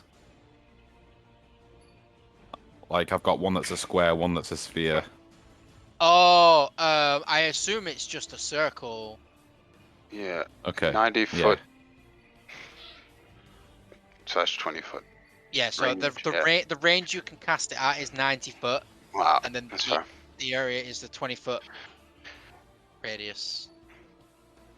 Yeah, well, I plan on entangling with them. four And lines. how many restrained by the plan's use Because- action to make Wait, the duration? is radius all the way across, or is that diameter? Okay, so radius is half. Yeah. Yeah. Okay. Yeah. So yeah. So that's how big it is. Okay. So what's your spell save DC? Spell save DC. Attack save strength 13. So it's a strength save. Yeah. Of 13. Okay. So 4 zombies have to make strength saves. Just hope for the best, guys. So I will. It's a nice move. 3, 4. Cast. 3 of the 4 succeed. So the only one that Shit. fails is gonna be the zombie blue. Damn it! So how does been this so work? awesome. So restrained. Do they have to strength check every time they move within the area? Or? They have to use an action to try and get out. So they are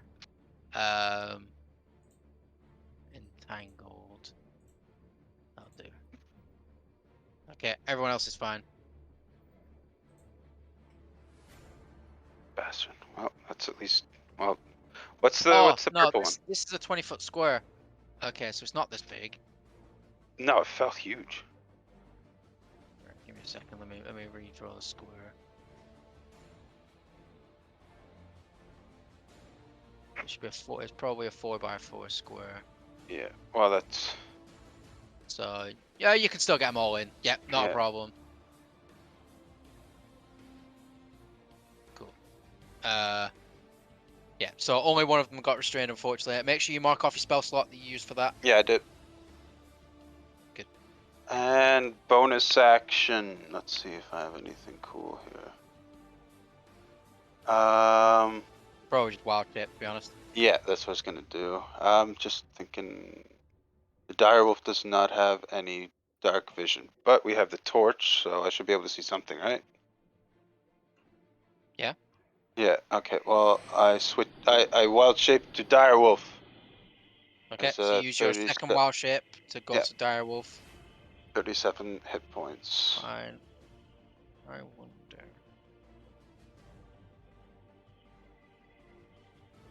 Hack tactics No. too, so.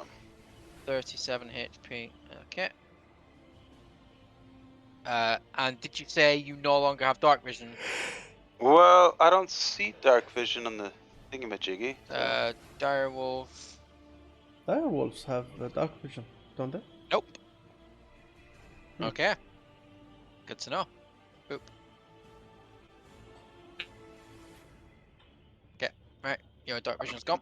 Cool. Nope. Okay. I was trying to Good wait to know. with it. Right then. I have no good combat forms that have dark vision. Boop. Okay. Right. Dark vision. Your dark vision's gone. Cool. Right then. Do you want to do anything else to move anywhere? Let's see who's. Yes, I would like to move. Try and protect this guy a bit. Yeah. I guess, yep, right there.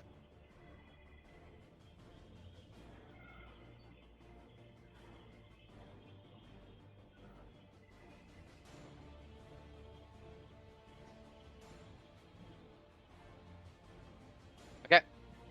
Next up is Ged, and he is going to attack one of the zombies that ran near him, so zombie green. With his pickaxe. Makes a wild swing, kind of panicking a little bit. That's a 19 to hit, and he does a couple points of damage. That's going to end his turn as he's kind of starting to be trapped in a corner a little bit. Mithras. Yeah, boy. So I have a spell with a 20-foot cube. So is that just 4 squares on this map? A 20-foot cube. Yes, it'd be a 4x4 square. 4x4. Yeah, because it's. Oh, 2, hang 3, on. 4. Or 2x2. So in the description, does it say 20 foot across? It just says can't copy the image. Hold on. Let me get my snipping tool. Okay, yeah. So it basically means it's 20 foot along each side. So it's a 4x4 square. So it's basically the same square as the purple one on screen currently. Yeah, it's that. The 4x4. Yeah. What spell is it you cast in? Fairy fire. Ooh. Yeah. Okay. Smart. What is the is it a save? Yes, it's a dex save. So it says dex save 13, but I have a modifier that doesn't play a part in. No, so they have, so you so this is a save spell, so they have to roll to save from it, which means it goes against your spell save DC, which is 13. Yeah, okay. Can I draw a shape? Yeah. Oh, wait. Bottom So right corner there. You want it here? So you do realize it, Fairy Fire affects allies as well, Hold on. I believe. Each object in a 20-foot cube within range is outlined in blue, green, or violet light. Your choice. That's obviously with the color. Yeah. Any creature in the area where the spell is cast is also outlined in light. If it fails a dexterity saving throw for duration, objects and affected creatures shed dim light in a 10-foot radius. Any attack roll against an affected creature object has an advantage if the attacker can see it, and the affected creature object can benefit from being invisible. Yeah, I think we've got too many people in that. Because if he's already cast Entangled, there's absolutely no point in me casting it on them. Well, for the time being. Only one of them isn't. Only one got affected by it. Only. Oh, can you see that? No, you can't see shit. So. I can barely see anything. I can see the front 3. I can see where Dubak is and Optic, but I can't see much past that. I mean, you could move your torch ahead and then back off, right? No, his torch. He cannot. His torch is attached to him. And I've still got move points, so. So, like, just because the token moves doesn't mean the torch can actually move. But I don't really want to move closer to the orange one.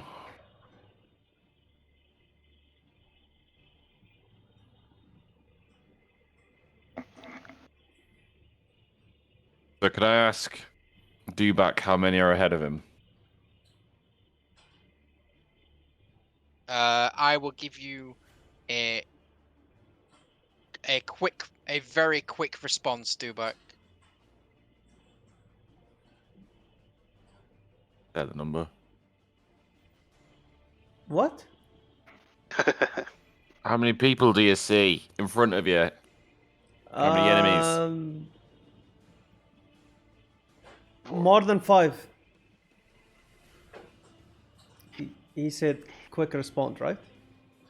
Yeah, Yeah. that's good So, enough. Yeah, 1 in 5 is what you get. So I can cast it. So right, okay.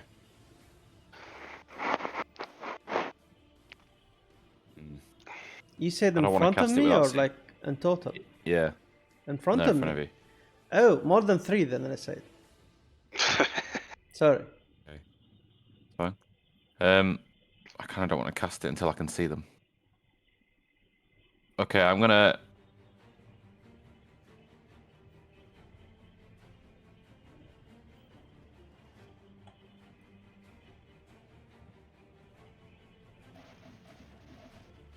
Think apparently. Everybody Right, else, I make sure will. you're thinking about what you wanted to do on your turns. Right, I'm gonna do firebolt on this guy in front of me. Okay, on the green guy. Yeah. Oh my god, I'm so good. Oh, it's an natural 20. Okay. So same thing I told Sleep to do earlier. Right click on the damage, set it to crit roll. It already has. That's a 2d10, my friend. Oh, that hasn't shown up for me yet. Hold on. I'm not. I pressed the pin. Wow, 10 plus 3. 13 crit.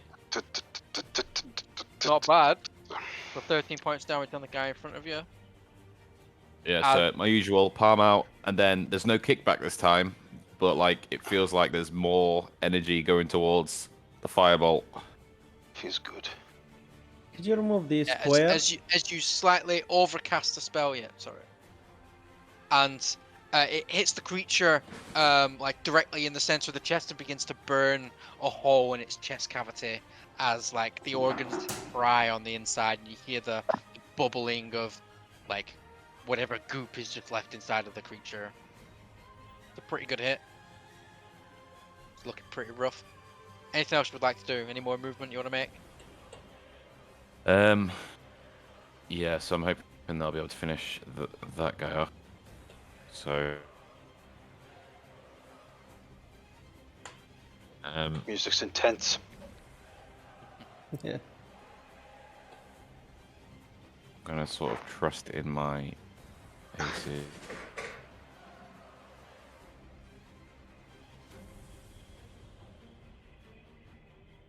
I can keep moving, right? To Yeah, keep going, yeah. It's not gonna react. I'll tell you if you invoke an attack of opportunity. Okay.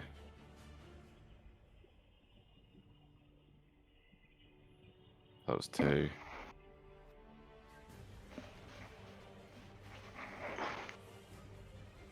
I'm gonna stay there because otherwise I'm within the range of 2 people. Okay.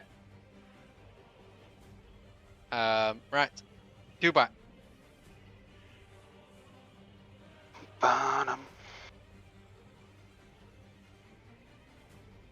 Do back. Okay. I'm gonna resummon the echo over here on this, right above optic, and then I'm gonna swing at yellow. So let's go back to action. Great sword swing. That is 12. That's a hit. 12 hits. And 15. Oh, max damage. Oh my god. Nice. Woo! Alright, so how can I execute this? Well, it's still alive, so it's not an execute. wait, didn't someone else hit him as well? It was No, that. that one. Alright. So yeah, I turn around and then I swing at his neck. Okay. Roar! So you bite deep into the neck. It like scrapes across what's left of the collarbone, and it like gouges like a U shape out. Doesn't get quite across the neck, and like as you cut most of it out, the head lolls backwards, and then it kind of like snaps forward as it lunges towards you. Okay. Yeah. That was a pretty good hit. Yeah, 15, man. That's insane. It's good. Pretty rough.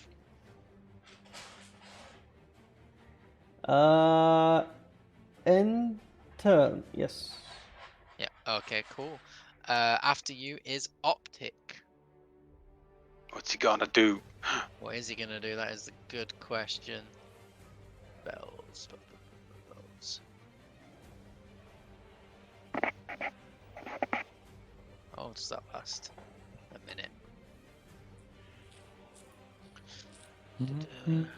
Bum, bum.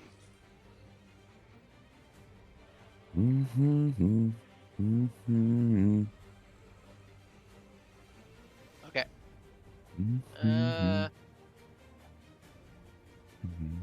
Yeah, this is a good time to do it. Okay. You watch as Optic looks around for a second. He reels back and he slams his fist into the ground. And as he does, like a handful of small holes appear on his body, and like a strange mist just explodes outwards, like covering the good like nearby area. And you watch as it doesn't stick to you guys, it kind of just drifts to the floor, but it does stick to the undead creatures. And he's gonna cast his version of Turn Undead. Turn Gonna undead? fuck him up. Turn Undead, yes, which is gonna be 1, 2, 5, 10, 15, 20, yeah. Big 1, 2, spell. 4, 5, 6, 7 wisdom saves for a DC.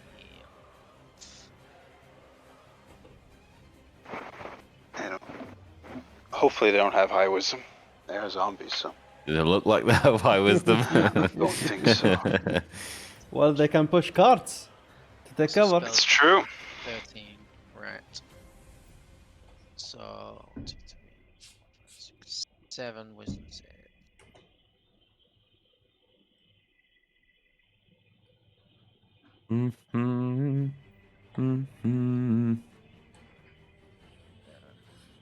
Right. So, 3 of them succeed, the rest fail. So, 1, 2, 3, 4. So, number 1 failed.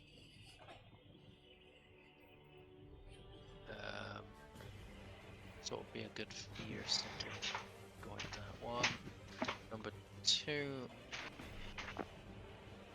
failed. Number 3 failed. Number 4 succeeded. Number 5 succeeded.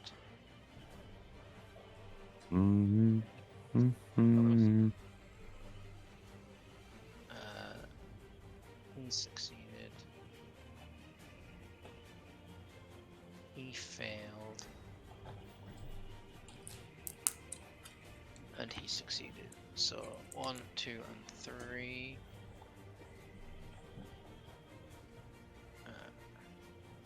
Two.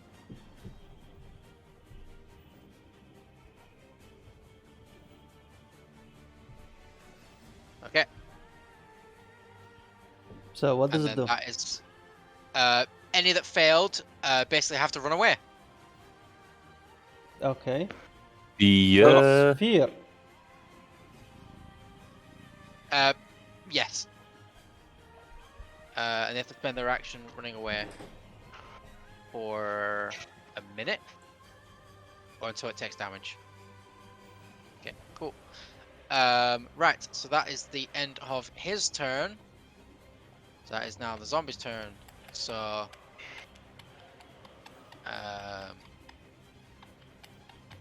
right.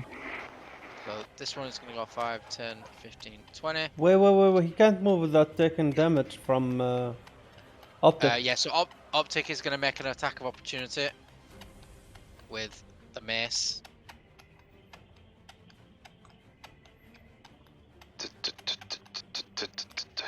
That hits. And that is 7 points of damage. So he then lose the thing. Oh, he won't flee anymore, will he? Because he's been hit. No, but he's used his action to run away already, so he won't do anything from now on. Until next turn, at least. This one's going to run 5, 10, 15, 20. This one takes damage from both of us? No, you're not. Got one reaction, don't you? Your Echo doesn't get a reaction. It does! Does it? Yes! Prove it. Opportunity of attack. When a creature that can see with 5 feet... Oh, okay, you can use your reaction to make an attack of opportunity. So would you like to use your reaction? Yes, because the one beside me didn't get affected, right? It did not. Yeah. Alright Wait, then. what? Okay, yep, so make an attack with your greatsword. Greatsword... 10. It hits. 10 hits, yep. Roll damage. He's 10. supposed to say that, not you. 10 points damage. So how does this look? Because it's your Echo doing the attack. How... Again? How does it So look? how does it look? Okay, the Echo swings, but all you can see, it's like a glitchy vision of a sword. Like it goes forward, then goes back, but it still swings, it still affects it, and then the swing stops. So the Echo goes back to normal stance, and that's Cool. a hit. So as Dubak, like, he kind of like concentrates for a split second while holding his sword, and you watch as the strange shadowy Echo goes to do a strike, but it's very like jerky. Yes. And like it flashes in and out of existence, and as the zombie begins to move away from Optic in fear, it kind of like jerks next to his throat and then slashes through and then jerks back to an original position. And you watch as like a big chunk of the flesh from the back of the zombie just falls to the ground as it's moving away, as it like stumbles forwards. Okay. So that's used your reaction, so you don't get any more of those. This one's gonna go 5, 10, 15, 20.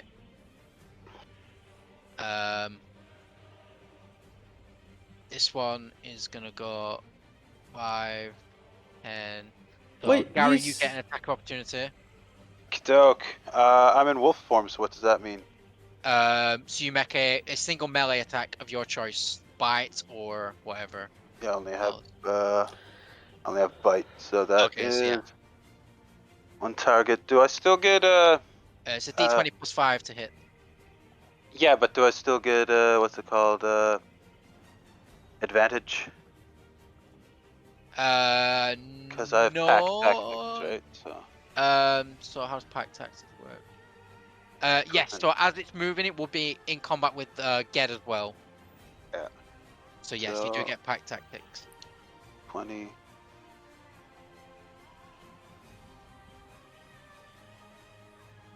That's a 1. No, 7. But it's with advantage. So it's true. So it's plus 5 to hit as well. So. Oh, get that. So 7. So 12. Yes, 12 still hits. So roll damage. Yes, I just gotta find direwolf. You rolled 2? Yeah, apparently. It won't really get rolls. Let's see. So it's 2d6 plus 3. Okay. Yeah, I've gotta pull the app up.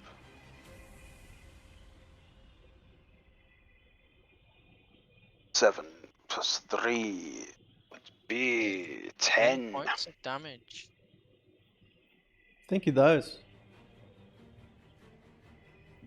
So as you snap at the legs of the zombie, you pull away like the thigh and the calf muscles from the creature, and it stumbles to the ground, and you, as it looks like it's about to collapse on the ground, some unnatural force causes it to just get back up.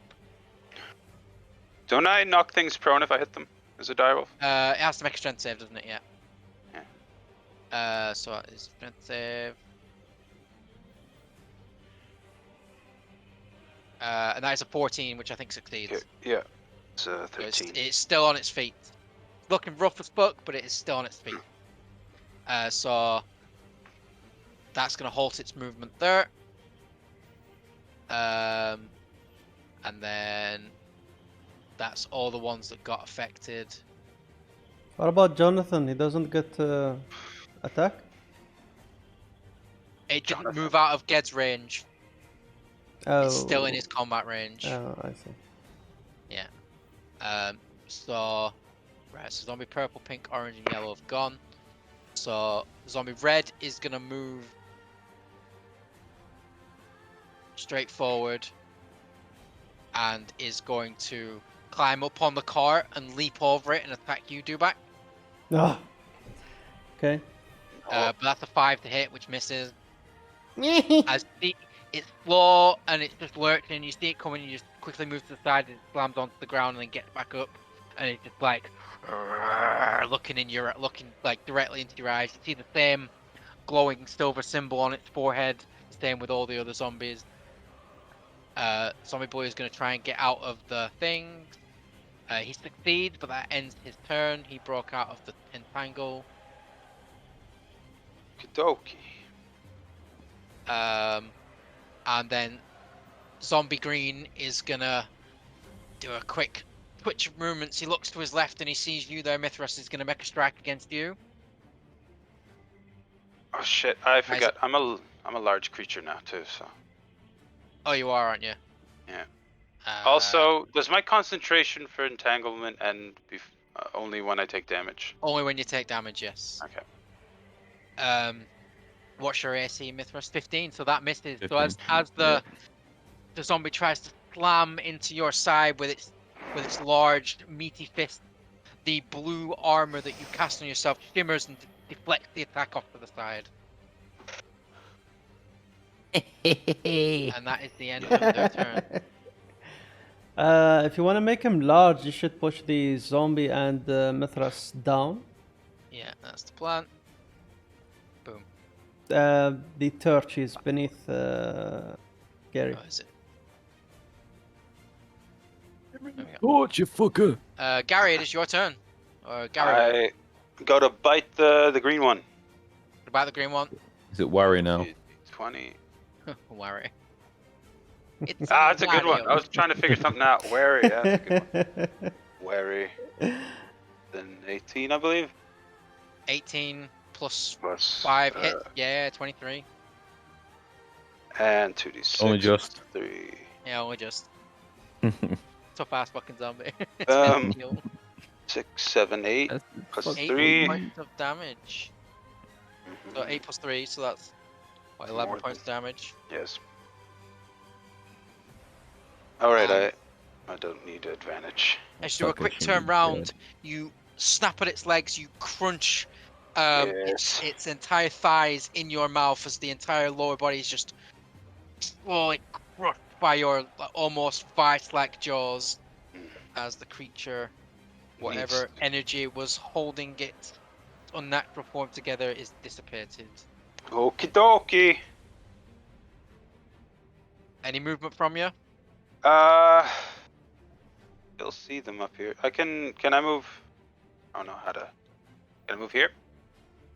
Or would that be Yes, getting in your way? I would say that was because it was that's like 10 feet of movement. I just I was thinking about squeezing through there, but yeah. And yeah, I think I'm still within range of everything. So yeah, I'm good there, I believe. Okay, unless cool. do you think I'm in your way? Does he get entangled? No, the entangle is not a persistent effect. Okay. I was thinking of a different spell. I see. Okay, I was It's like thinking a of one-time something thing. else. Yeah. Yeah, it's a tier 1 spell, so it shouldn't be that powerful. And I'm good. Okay. Get it up. He's going to swing around, see the zombie that's like looks like it's on its last legs, and he's going to bring his pickaxe down on its head.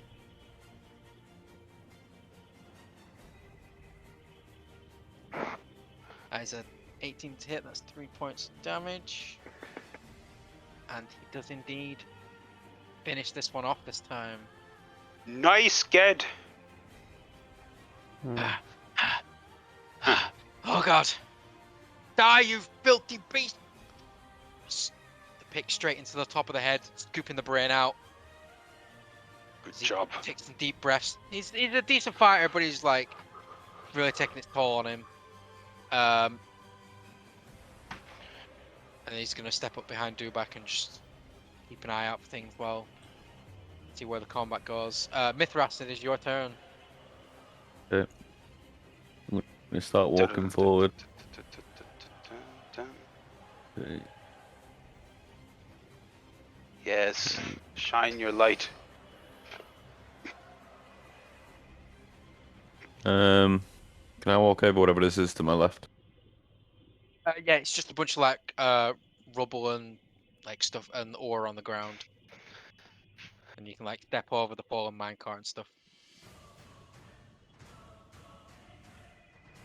Okay.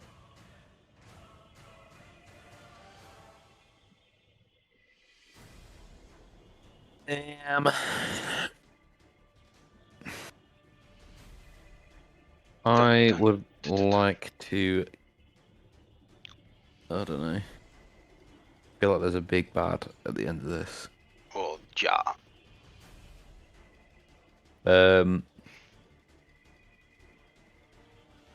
I would like to fireball this dude.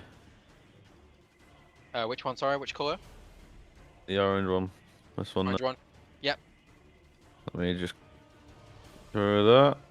23 to hit. Almost, huh? Almost hits. And then 10 damage. Ooh. 10 points damage. Coo. At this time, you just like half his body is now black and busted, and the smell of cooking, rotten flesh fills the room.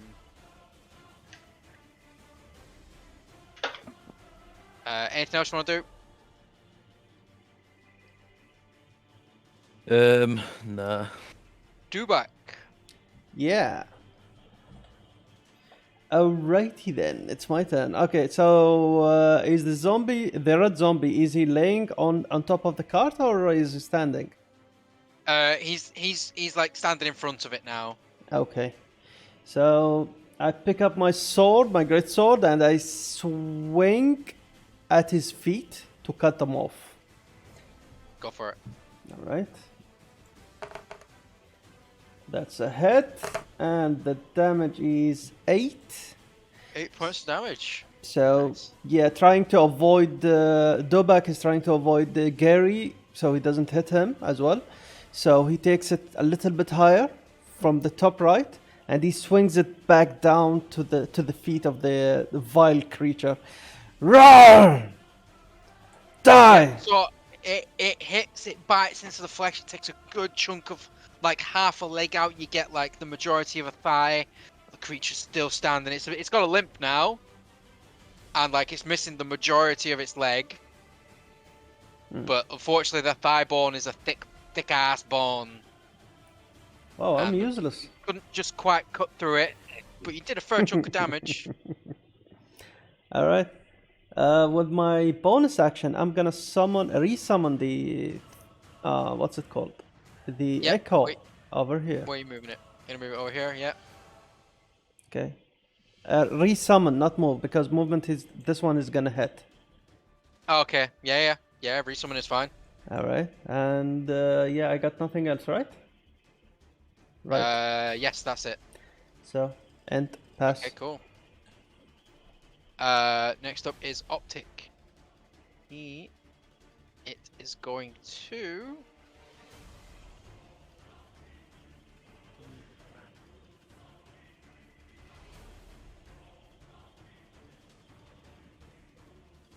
It's gonna hold out his arm. The crossbow is gonna pop out of the arm. It's gonna fire at... oh, actually, no, he's not gonna do that. Because he's in melee range.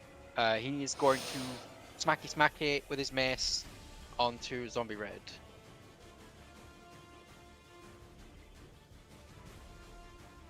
Has a 9 to hit, which hits.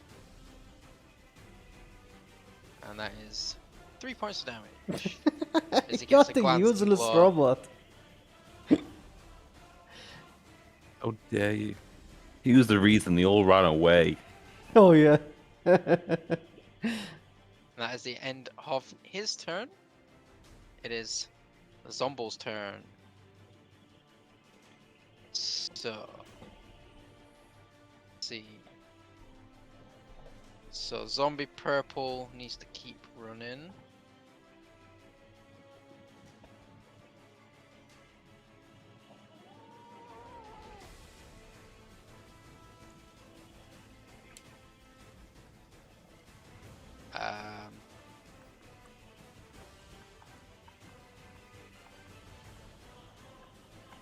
Zombie Orange is going to come straight for you, Mithras. Bring it, bitch. That's a 17 to hit. Oh. Bring it. You take 3 points of bludgeoning damage as the creature just strikes and just socks you straight in the face.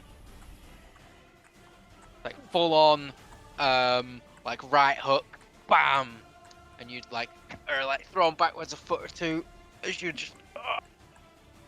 One of your teeth is a little bit loose after that. Not And my then- front tooth. 5, 10, 15. This pink one's coming for you as well, Mithras. It knows. And it's a 14 to hit, which I believe misses. Get the fuck out of here. As it just, Pussy. once again, while the first creature managed to find a hole in that magic armor, it just managed to push through it with its strange energy that's keeping it alive. The second one is just glanced off the side of your armor. And that's going to end it off too. Why did they ignore my echo? You don't know? Okay.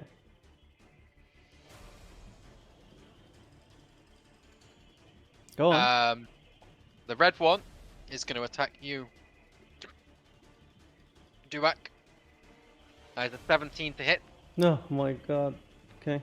You take 7 points of bludgeoning damage. What? Oh! Yeah, Oh! My chest! And then the blue one broke out and is going to. Ooh.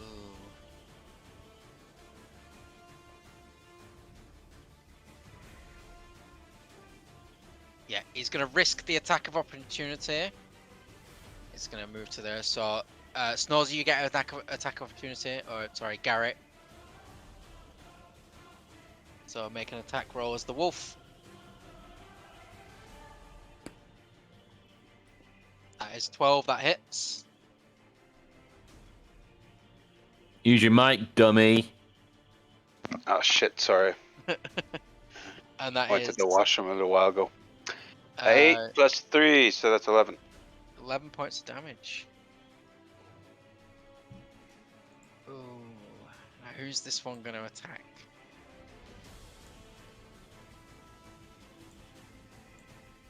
Bum, bum, ba-dum, ba-dum. No, Also, it's not- he needs to do a strength saving check, right? Oh yes, to fall over. Yeah.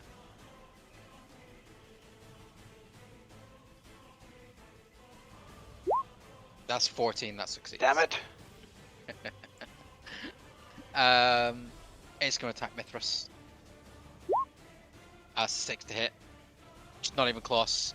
After the chunk that is taken out by the wolf, it just doesn't have the power, and it kind of just like runs out of strength as it taps you on the breastplate or on the front of your chest, and you're just like, and that ends their turn.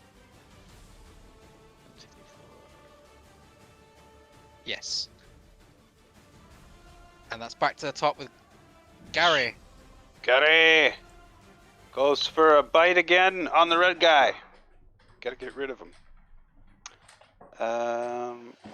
14, or is that a 20? Is that a... What's that count? It's a B. 20. Natural 20. Yes, nat 20. Yeah.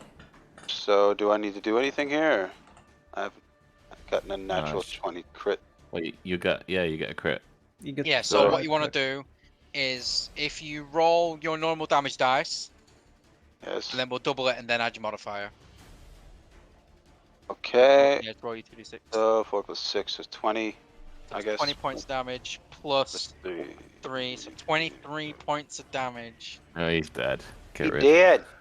And I no, take a alright. big chop off of his fucking head. Which one are you attacking? Red. Yeah. Yeah.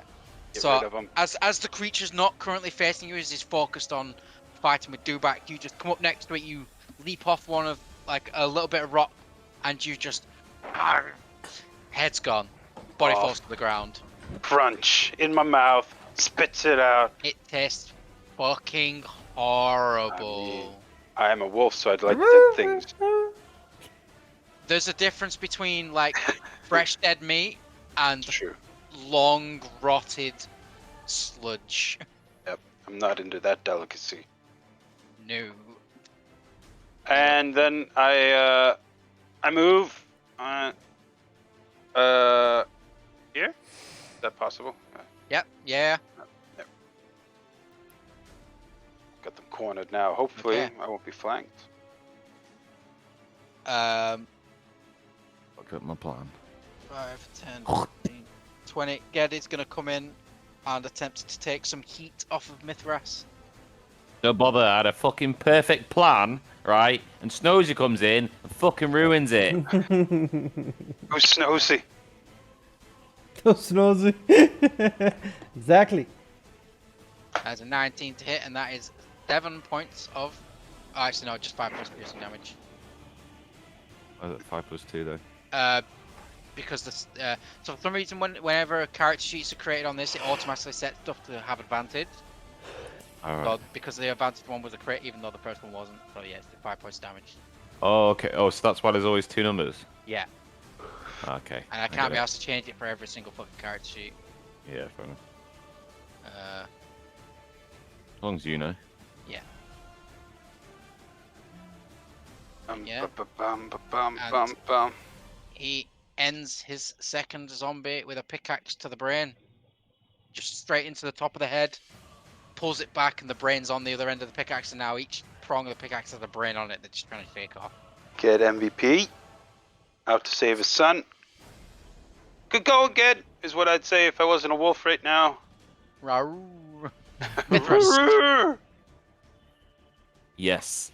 Yes. Well, now I'd successfully grouped them all together to fairy fire them, and now half of them are dead. Snows is in the fucking AoE. You can still do it. No, it's gone. Okay, it's gone.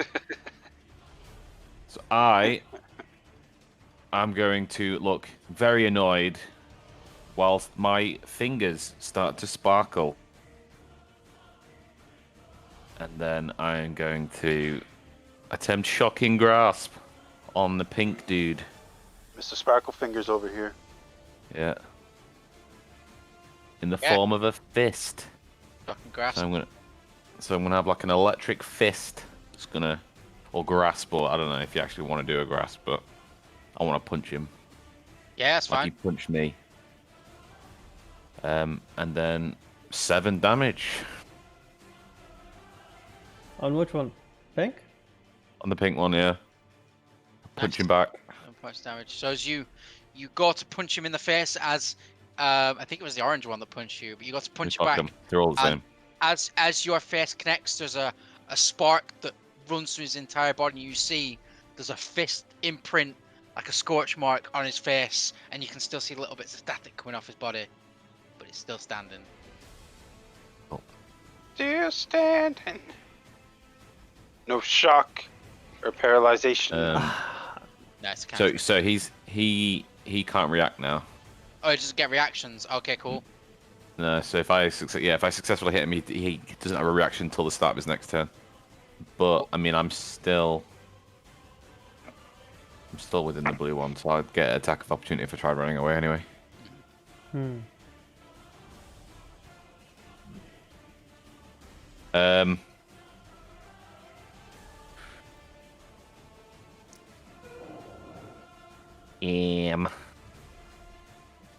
Nah, that'll be fine. We'll finish him off.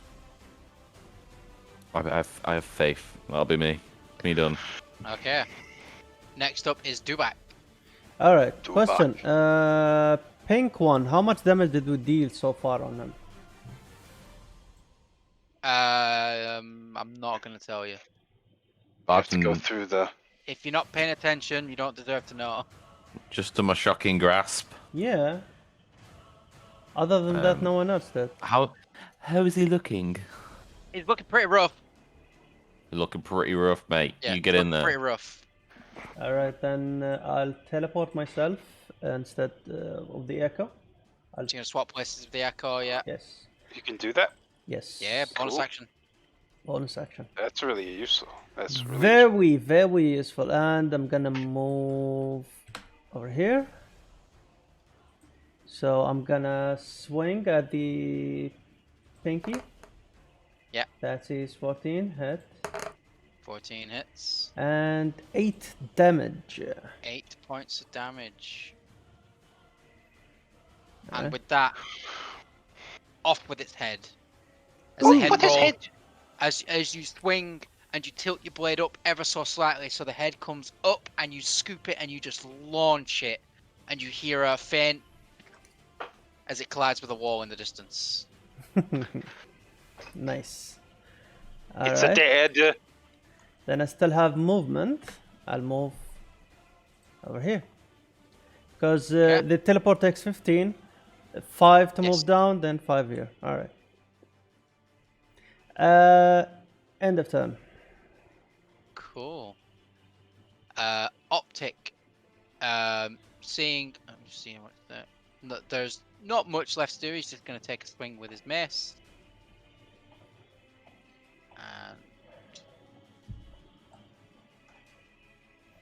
that is a 16 to hit. And that is 3 points of damage. Oh my god. Not a melee man. He looks like a melee man. Exactly. Shouldn't his just heft have some sort of? I mean, he's made of metal. Got +1. Oh wow. Yeah. Cleric, man. Come on. That's what the party needs. A fucking healer. Just no fucking heal. I got my berries. Not anymore, you don't. I mean, they've been healing people way more than this cleric robot guy. Hey, berries are useful. And we got Ged. Look at him. If it wasn't for me, he wouldn't have just murdered 2 zombies on his own. Or whatever. So that's the end of his turn. And then the remaining zombie is going to attack. Ooh, seeing that Dubak is probably the most blooded, he's going to attack you. He's scared of me. I'm a big wolf. And that is a natural 1. Nice. Yeah, boy. And he just That doesn't hit.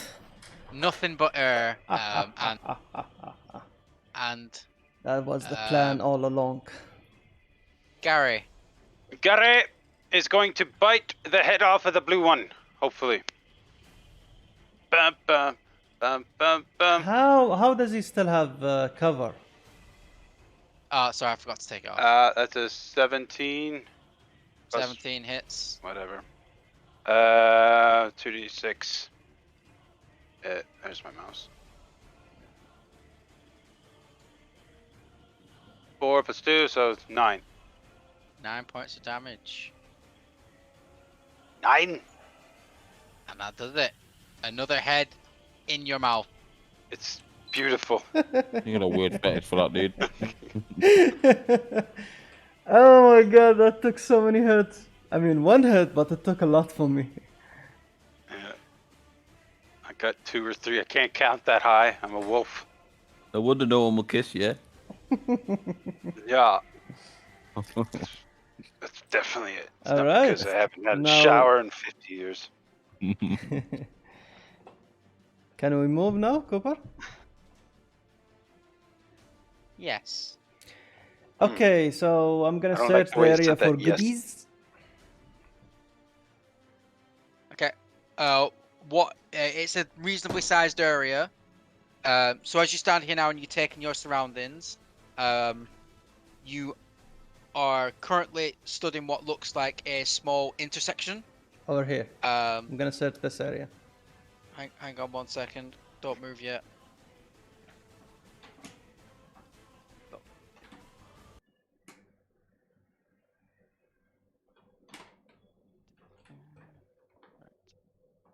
The sound of silence. So you are currently in a chamber that's carved out of rock. It is broader and wider and taller than some of the other tunnels you can see slightly off to the sides and the ones you came through. On crudely constructed rails, you can see that these minecarts, some now tipped over by the fight, some already previously tipped over, are filled with rock fragments and little bits of glittering ore in the light that it comes off of Mithras's torch. Mm-hmm. Now there's that again, eerie silence. There's a foul smell in the air that you presume is probably coming from the rotting corpses you've just back.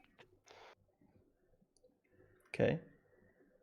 And you see on the far side of the room, over where Dubak's heading to, are some piled up crates. Some, one or two are open, and there's just some stuff lying around. On the opposite side of the room, you've got what looks like old and disused sacks filled with stuff that you can't really make out. And then it seems you have a four-way intersection. Yeah, I'm gonna search the crates. So it's great. Make an investigation check for me, please. Yes, sir. Where is there is there it is. 12 minus 1, 11. 11. So all you find is mining equipment. So pickaxes, hammers, shovels, a few like leather aprons, some like workman's gloves, that sort of thing. Nothing out of like ordinary stuff. Okay. It takes you a few minutes to rifle through those boxes. So while you're doing that, what's everybody else doing?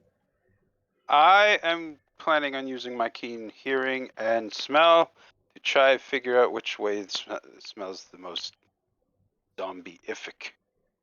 Okay, so as you wander around the room, make a perception check. Let's see. Nice. What's up with these chicks, man? It's hard to tell, Mr. Wolf. Man, I'm the The worst wolf wolf. can't make Senses it. are overpowered by the smell of these corpses in this room. Get them out of here! Walk over to the corpses and I take a big old dump on them. And then Okay. I'm done. So You're gonna pick up after yourself. Nope, someone's gonna have to rifle through that to find the loot. It's not gonna be me, I have no fingers. Mithras, what are you doing?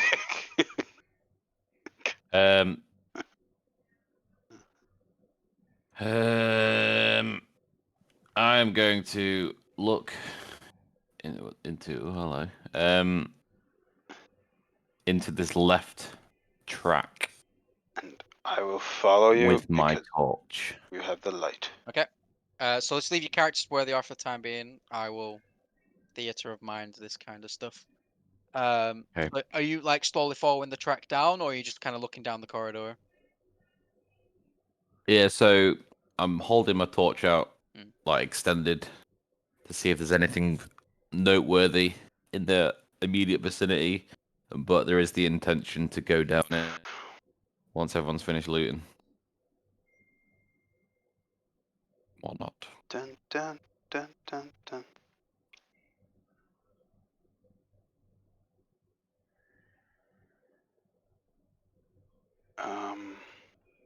So from what you can see at the moment, it just looks like a tunnel, and then it extends just into darkness. Wonderful.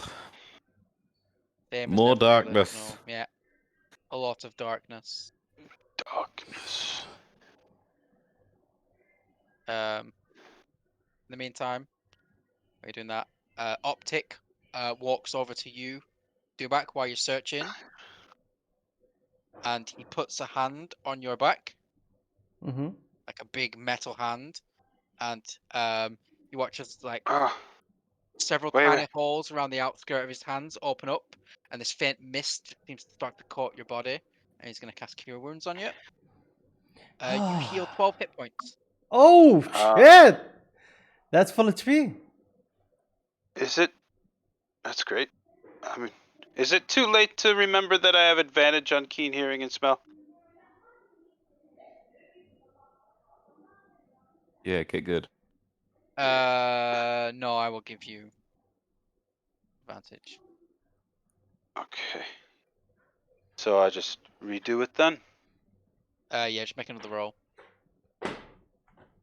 I've got hearing as well, so I've got 15 there. Nice. 15.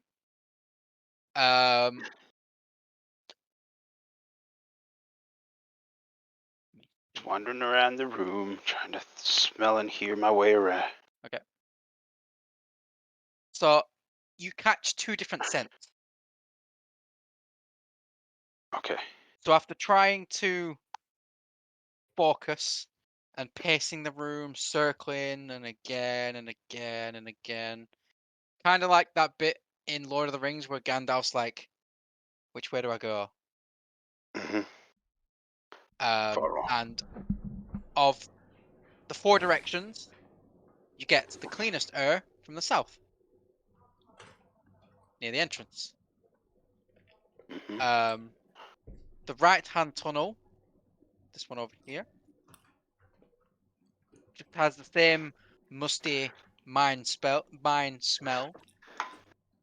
that you have experienced. To the left, get more of a rotting flesh smell. Okay, and can I hear anything there? Or? No. Okay. Just dead silence.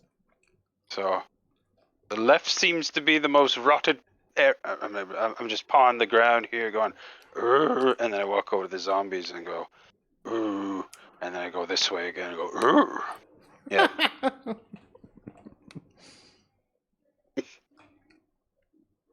And I hope no you guys idea understand. what you just indicated.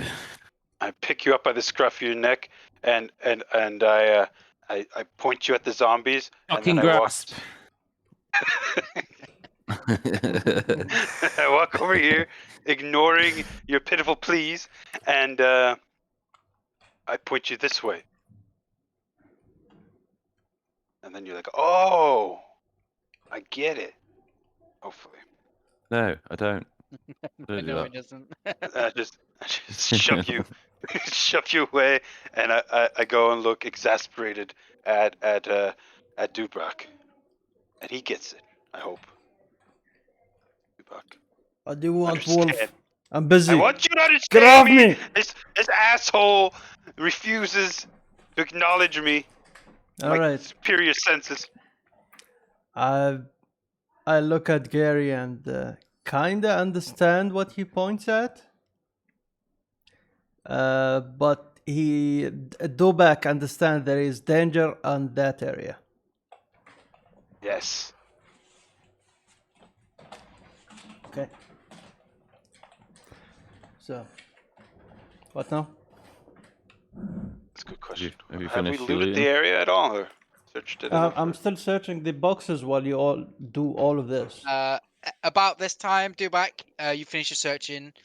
You don't find anything really that valuable. Not unless you want to take like a mining pick with you, or like a hammer or something like that. No. I want to Maybe search get the the dual wield. zombies. Just the red one. You might not want to look too deep. Can we take the silver? It's all like in rocks. Okay. So it's not Like, so useful it's not, for us.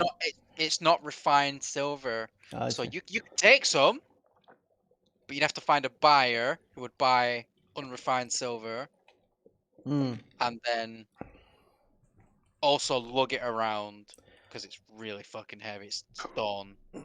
Got a bunch of miners. I'll search the zombies. No one did search the zombies, right? No, I had a tendency to pilfer corpses. There's nair on them.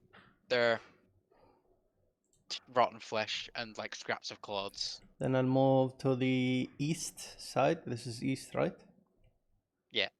We'll Okay. just go with like Right, so- cardinal directions. Yeah. This What's just looks this? like old sacks of grain, like maybe used to feed people that worked here at a time. Just sacks of materials, couple of sacks filled with ore, and various other things. One's filled with like rotted mushrooms. Just stuff. There's a couple of like unused lanterns laid on the floor. You find a couple of flasks of oil that would be used to refill the lanterns. Just miscellaneous stuff. Lovely. I'm gonna search, and I'm gonna pick up the torches with the oil. That's So useful one of the in this lanterns. kind of games, right? Yeah, if you want. All right then. So you can add a bullseye lantern to your inventory. What's the bullseye? So a bullseye is a specific lantern. So there's two types of lanterns. You've got hooded and a bullseye. So a bullseye is one with it's like a focused beam in a single direction rather than an aura. So, could I carry one in my mouth? You could, Yeah, it's just. but probably be a little bit dangerous considering you're probably quite flammable. You're probably right there. That's a bullseye lantern, right? Yeah, bullseye lantern. All right, I'll add one. And I'm gonna check the area for goodies. I've told you everything that there's there. I used the same roll from last time. Oh, cool. It's just there's nothing of So yeah, value to be like mentioned basically. Okay. That you find. Okay. I'm done with the area searching. Okay. So yeah. where are you still going down that left-hand corridor after Wolfgary did some weird dancing around? All right, go back. Mithrax. Mithras. Yes. Hey. I think Gary is pointing at that direction, and he senses danger. I'm not sure that's true, but that's what I picked up from him. So, what do you think? Which way should we go? Well, I always think that the danger is where the task lies. Could that be where the hostages are? Okay. Should we ask this dude?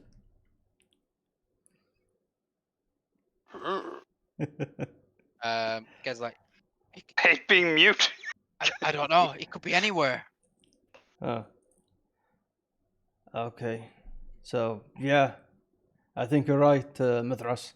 We should go toward the danger. We might find the boy over there. So, Big Wolf, how about you take point this time? Useless shit. Gary, you take point this time. I'll follow. Can my wolf guy talk like Scooby-Doo? No. You are unable to communicate in common. I can't. Hey, Optic. Hey, thank you for the healing. No, follow. Bear with me 1 second.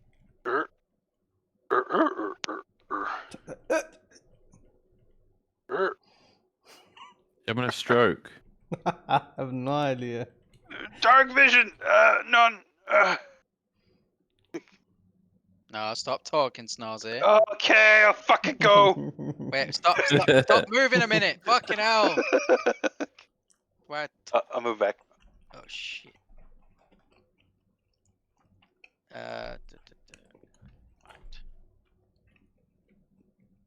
Right. So, for the time being, while you're exploring, stop moving your characters, and we'll just do it theater of mind. Until it's necessary, we need the map again. Okay. So as you slowly progress down this corridor, followed by Optic and Ged, you can see very little in front of your eyes.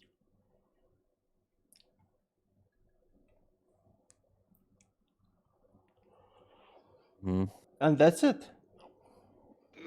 That's about it. For the time being, yeah. End of story. It like not very far in front of you is complete sheer darkness. And the tunnel just That's a good continues sign. as far as you can see. Keep going. Keep on trucking. Should I keep moving? So yeah, do you keep going? Uh, Leave your talking still for now. We'll just carry on as we were before. Yeah, keep going. Okay, so I said leave your tokens alone. We're not using tokens oh, right now. I thought you said talking. Talking. I'm gonna take you off this map now. Put you on this. Gary. You can't be fucking trusted. The minds of Moria. Ignore that. I just needed some artwork.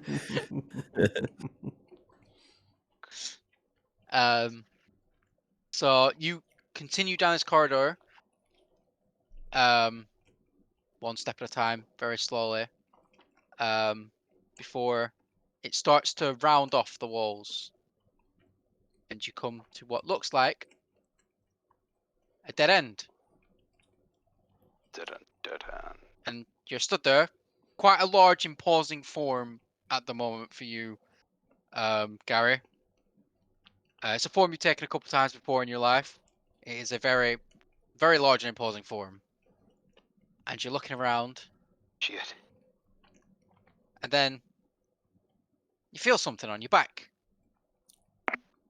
The rest of you, who are stood just behind Gary, see a quick bit of movement. And then there's like a little grey spot about the size of your hand on the back of Gary's fur. Uh-oh. And it moves. Oh, no. It moves. I know what it is. And then all of a sudden, want to do this. It's got 5 little legs. But it's not legs. They're fingers. Oh my god, it's a fucking hand.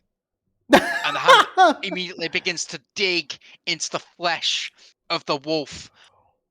And then you hear it. You hear, before the screeches of the wolf, you hear a little clicking above you. And you look up and there's a dozen of them on the ceiling. And they all begin to drop. I'd like you to all roll initiative again for me, please. Fuck this shit, I'm out. Can I check Gary decides athlete that to run away? Right, let me position you.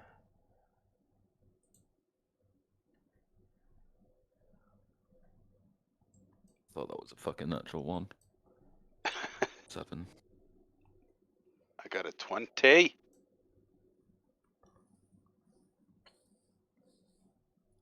Rolling high initiative. Good.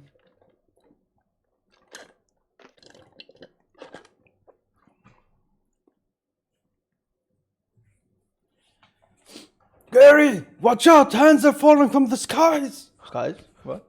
One, stick it into your ass. Mithras, burn them! Burn them all! Oh, crap. Now I see them. Oh, I will. Okay, so Gary at the top. Gary's very wary. Good.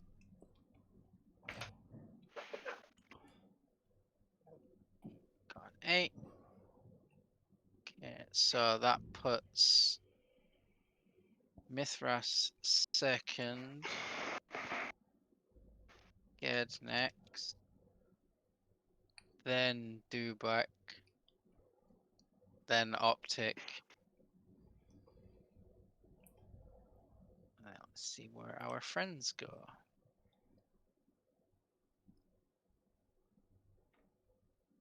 So that would be below Mithras. Okay. So Gary, as these small zombified hands just a couple are landing on top of you, some land next to you, some are running down the walls. What do you do? I would like to run away, but instead I'll attack. Okay.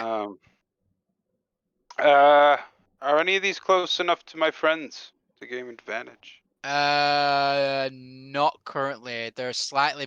I'd say 1 or 2 are, yeah.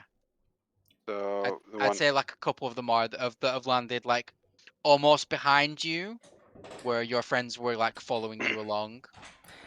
The one closest to Dubak, probably. I'm suddenly glad that I'm not the one up front. So I attack the one closest to Dubak. Yeah, so you can have advantage. Yes.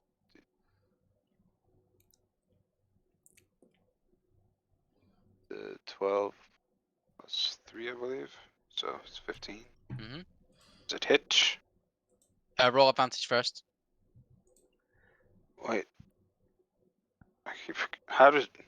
do I just roll the d20 again, or? Yeah, roll d20 again, you take the higher result. Yeah. 16. So a 19 hit. Yeah. Roll damage. Okie dokie.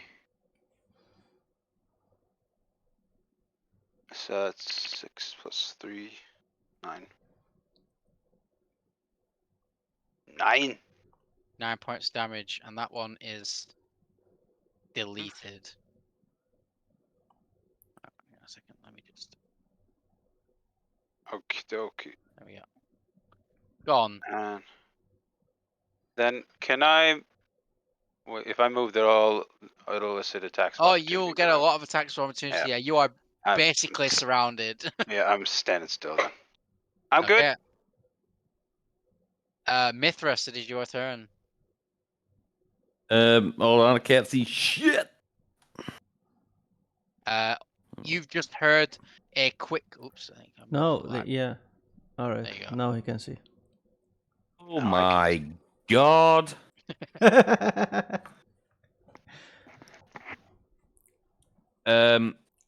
Quick question. Okay. Yes.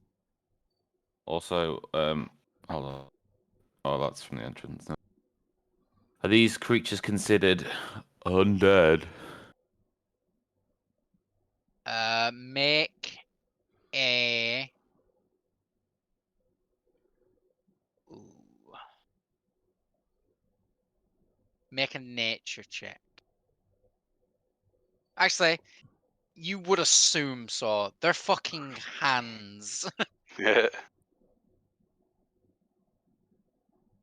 So what I'm alluding to is, can I cast sleep? You're unsure as to whether hands can fall asleep or not. I'm not wasting a spell, okay? So it says undead and creatures immune to being charmed. So is that undead and creatures You have immune? never encountered these creatures before, so you don't know. You can make any kind of assumption you like, but you don't know. It's up to you whether you want to try it. Well, I mean, it's just the wording on this is not clear because it says undead and creatures immune to being charmed aren't affected by the spell. So does that mean undead? Any creature that is immune to charm, and which undeads are 99.9% of the time immune to charm, that spell wouldn't affect them, if that is the case. Yeah, because I wasn't sure if undead was its own thing and then creatures immune was its own thing. Otherwise, I wouldn't bother doing it on undead. Yeah, so some creatures have conditioned immunities. Like, so a creature could be immune to charmed or poisoned, for example. And then undead is a like subtype of creature, like beast or dragon.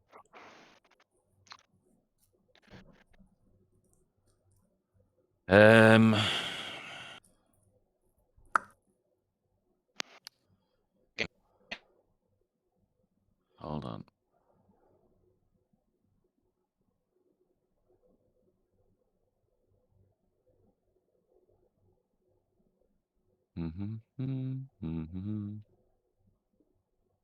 Fairy fire. Right. So this dude, this weird looking thing. So what spaces does he actually occupy in all 4 of these? Yes, he occupies all 4 spaces. And they're actually above him, right? Some are on him. Some are Pretty beneath much him. all of them are within melee range of him. Okay. What do you do with the fucking burning hands right now? Yeah.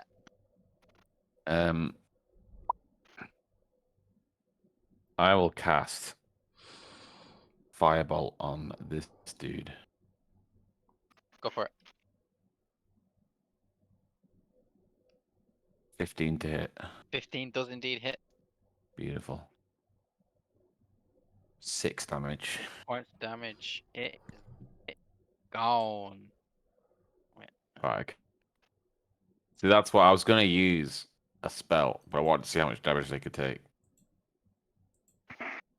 Okay. Anything else you would like to do? Yeah, get the fuck out of there. Hold on. These hands freak me out, so I sort of retreat My life. a little bit.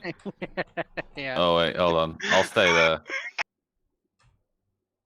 As I'm aware that I can't see them anymore, and I would like to see at least one. So I'll stay there, and then that'll be it. Okay, cool. After you, it is their turn. Right. This is gonna be great. Let me just Bye, Gary. Right.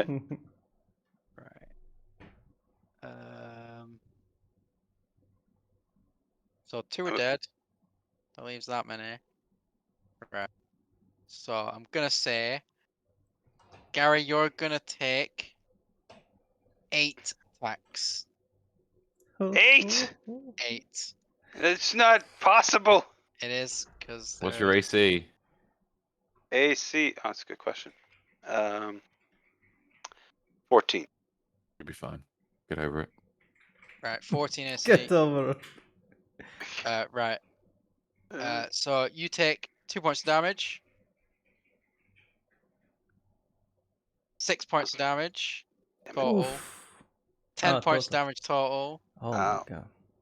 How are you not missing? Huh? Right. So that is 1, 2, 3, 4, 5, 6, 7, 8 attacks. Okay, so what's that? 2 points damage plus 4 points damage, which is 6. 10 points damage. So you take 10 points of bludgeoning or slashing damage as these. How much would you cut the Assholes. nail? It's 10. Okay. The other 4 are gonna scuttle up the walls, along the walls, and are gonna go for the next closest person, which is gonna be Dubak. D-bag. Well, that's freaky as shit. And Dubak, you're gonna take 4 attacks. So put 9 in here. 2, 3, 4. What's your AC? Dubak 16. So you only take 1 of those. You take 2 points of damage. As these things just like scuttle on the wall, you hear the little patter of their long ass like nails scratching against the rock before there's a moment of silence, and then you feel them scratch against your armor. Hear the sound of like almost like nails on a chalkboard kind of thing as one cuts 3 gashes across your face as it just comes out of the darkness and just slides down your face, digging nails into your head. You feel the warm blood pooling, like pouring down your face. and like they're just kind of on you now. Like they're like skittering around trying to find like gaps in your armor. Okay, that's the end of that. Ged is freaking the fuck out, and he's literally gonna go up to the nearest one that's just on Dubak, and he's gonna attempt to like slam it off onto the ground with his pickaxe. Misses the hand and hits Dubak square in the face. That's a natural 20, and he fucks it up. Like he literally just pins it to the ground and stomps on it like a putting out a cigarette. It's like, die, you disgusting piece of shit. Can you put the name on him, please? And that's the end of his turn, leaving Dubak. It is your turn. All right. Are those three hanging on me, or are they around me? They're in your vicinity. In so you can my do what you vicinity. like with them. Yes. Okay. I'm gonna try and help Gary as well. I'm gonna summon the Echo over here. Yep. Let me bring it back.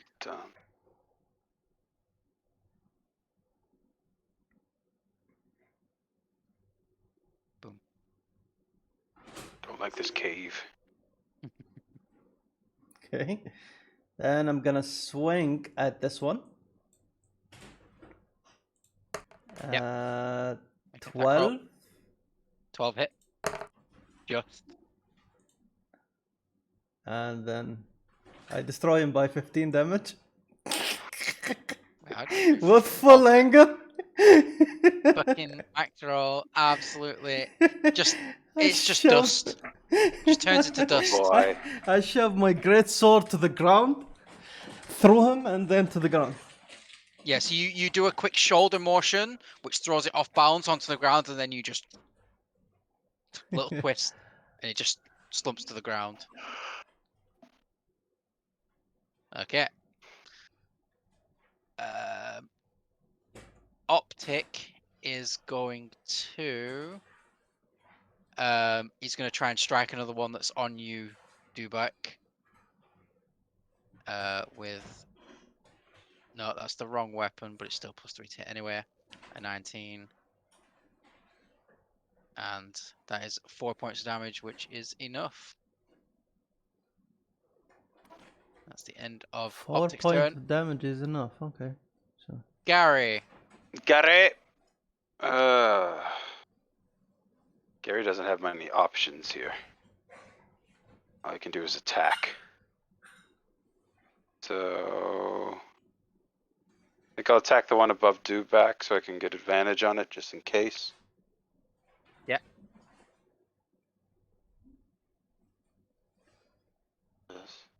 Eight. Plus 3. Plus... No, it's +5, isn't it? You might be right. A hit. What does it say here? Plus 5 to hit, yeah. So, yes, 18 does indeed hit. 18. Okay, 18, and then we go 2d6. Plus 3, 9, 12. Yeah, plenty of damage. Just quickly scattered into dust and a small pile of bones. Yes. Okay. And yeah, I can't move yet, so.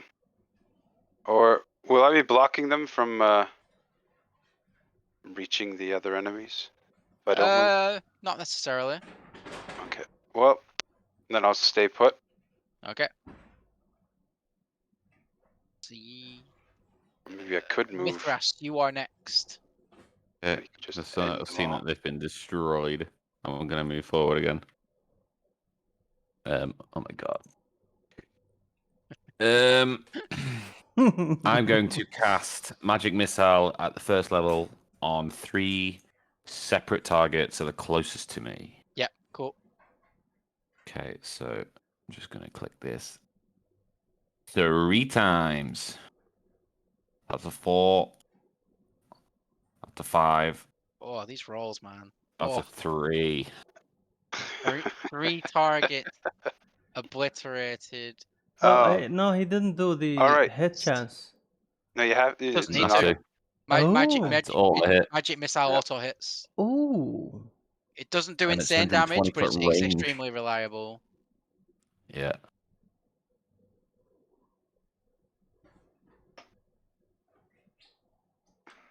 Okay. Okay. And then it is the claw's turn. So there are how many left? 5. 1, 2, 3, 4, 5 left. Because they drew blood last time, Oh. all 5 are going for you, Gary. Oh.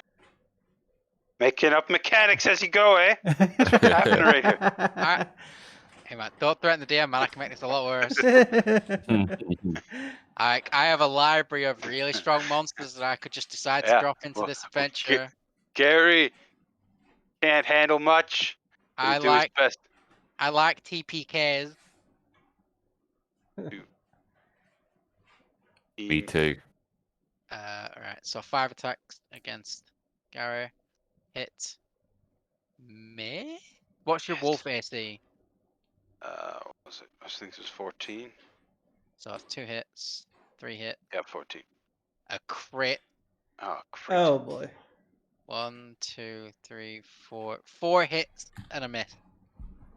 So you take 5, 6, 7, 8, 9, 10, 11.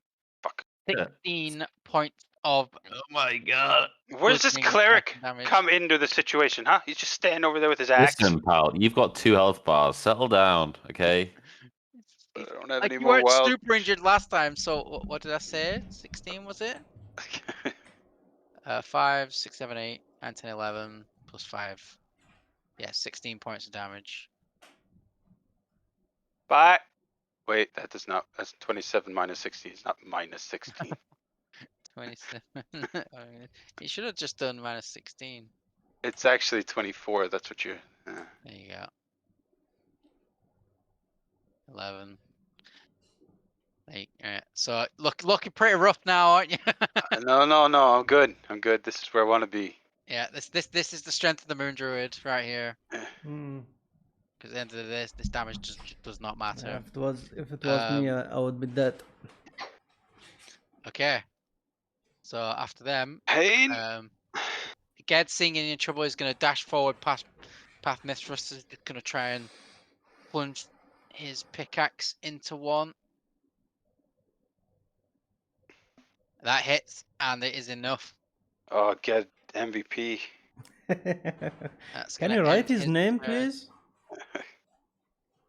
Yeah, sure. And Dubak, it is your turn. There you go. It should appear in a second. There you go.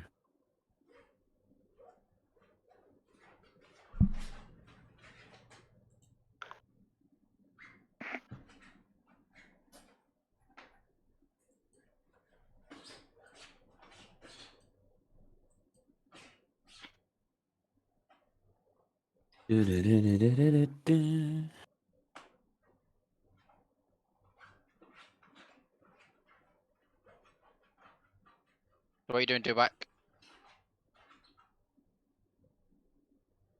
Oh, me? Oh, did it- sorry. I'm sorry. My bad. You don't even know your own name? Disgusting. I'm tired. It's been 6 hours, man. Yeah. So yeah, I'll move closer. No, I can't go there. Can I reach from here? Hello? So yes, kind of on. Gary. Okay. Hop up. Since I'm holding the great axe, can I actually grab them with one hand? Or push them? Punch? You can probably use your sword to do it.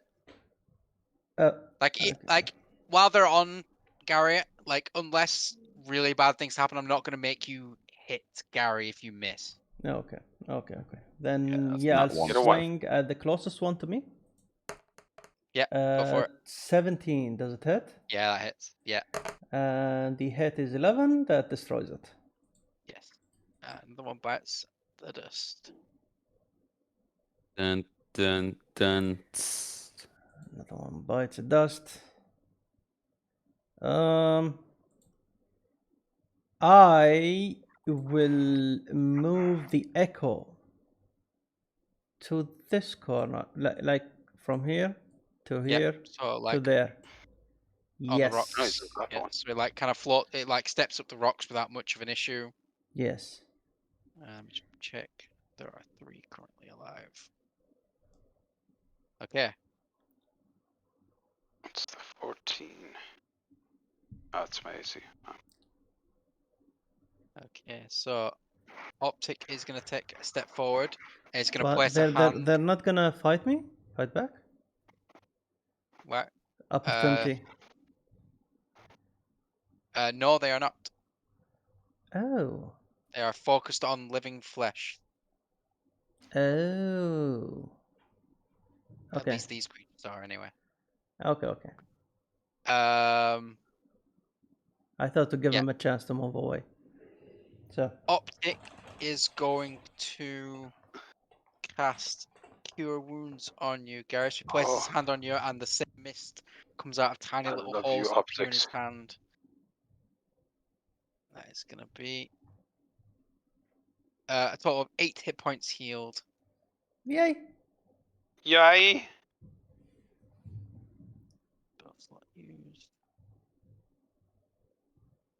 Heal me, heal me.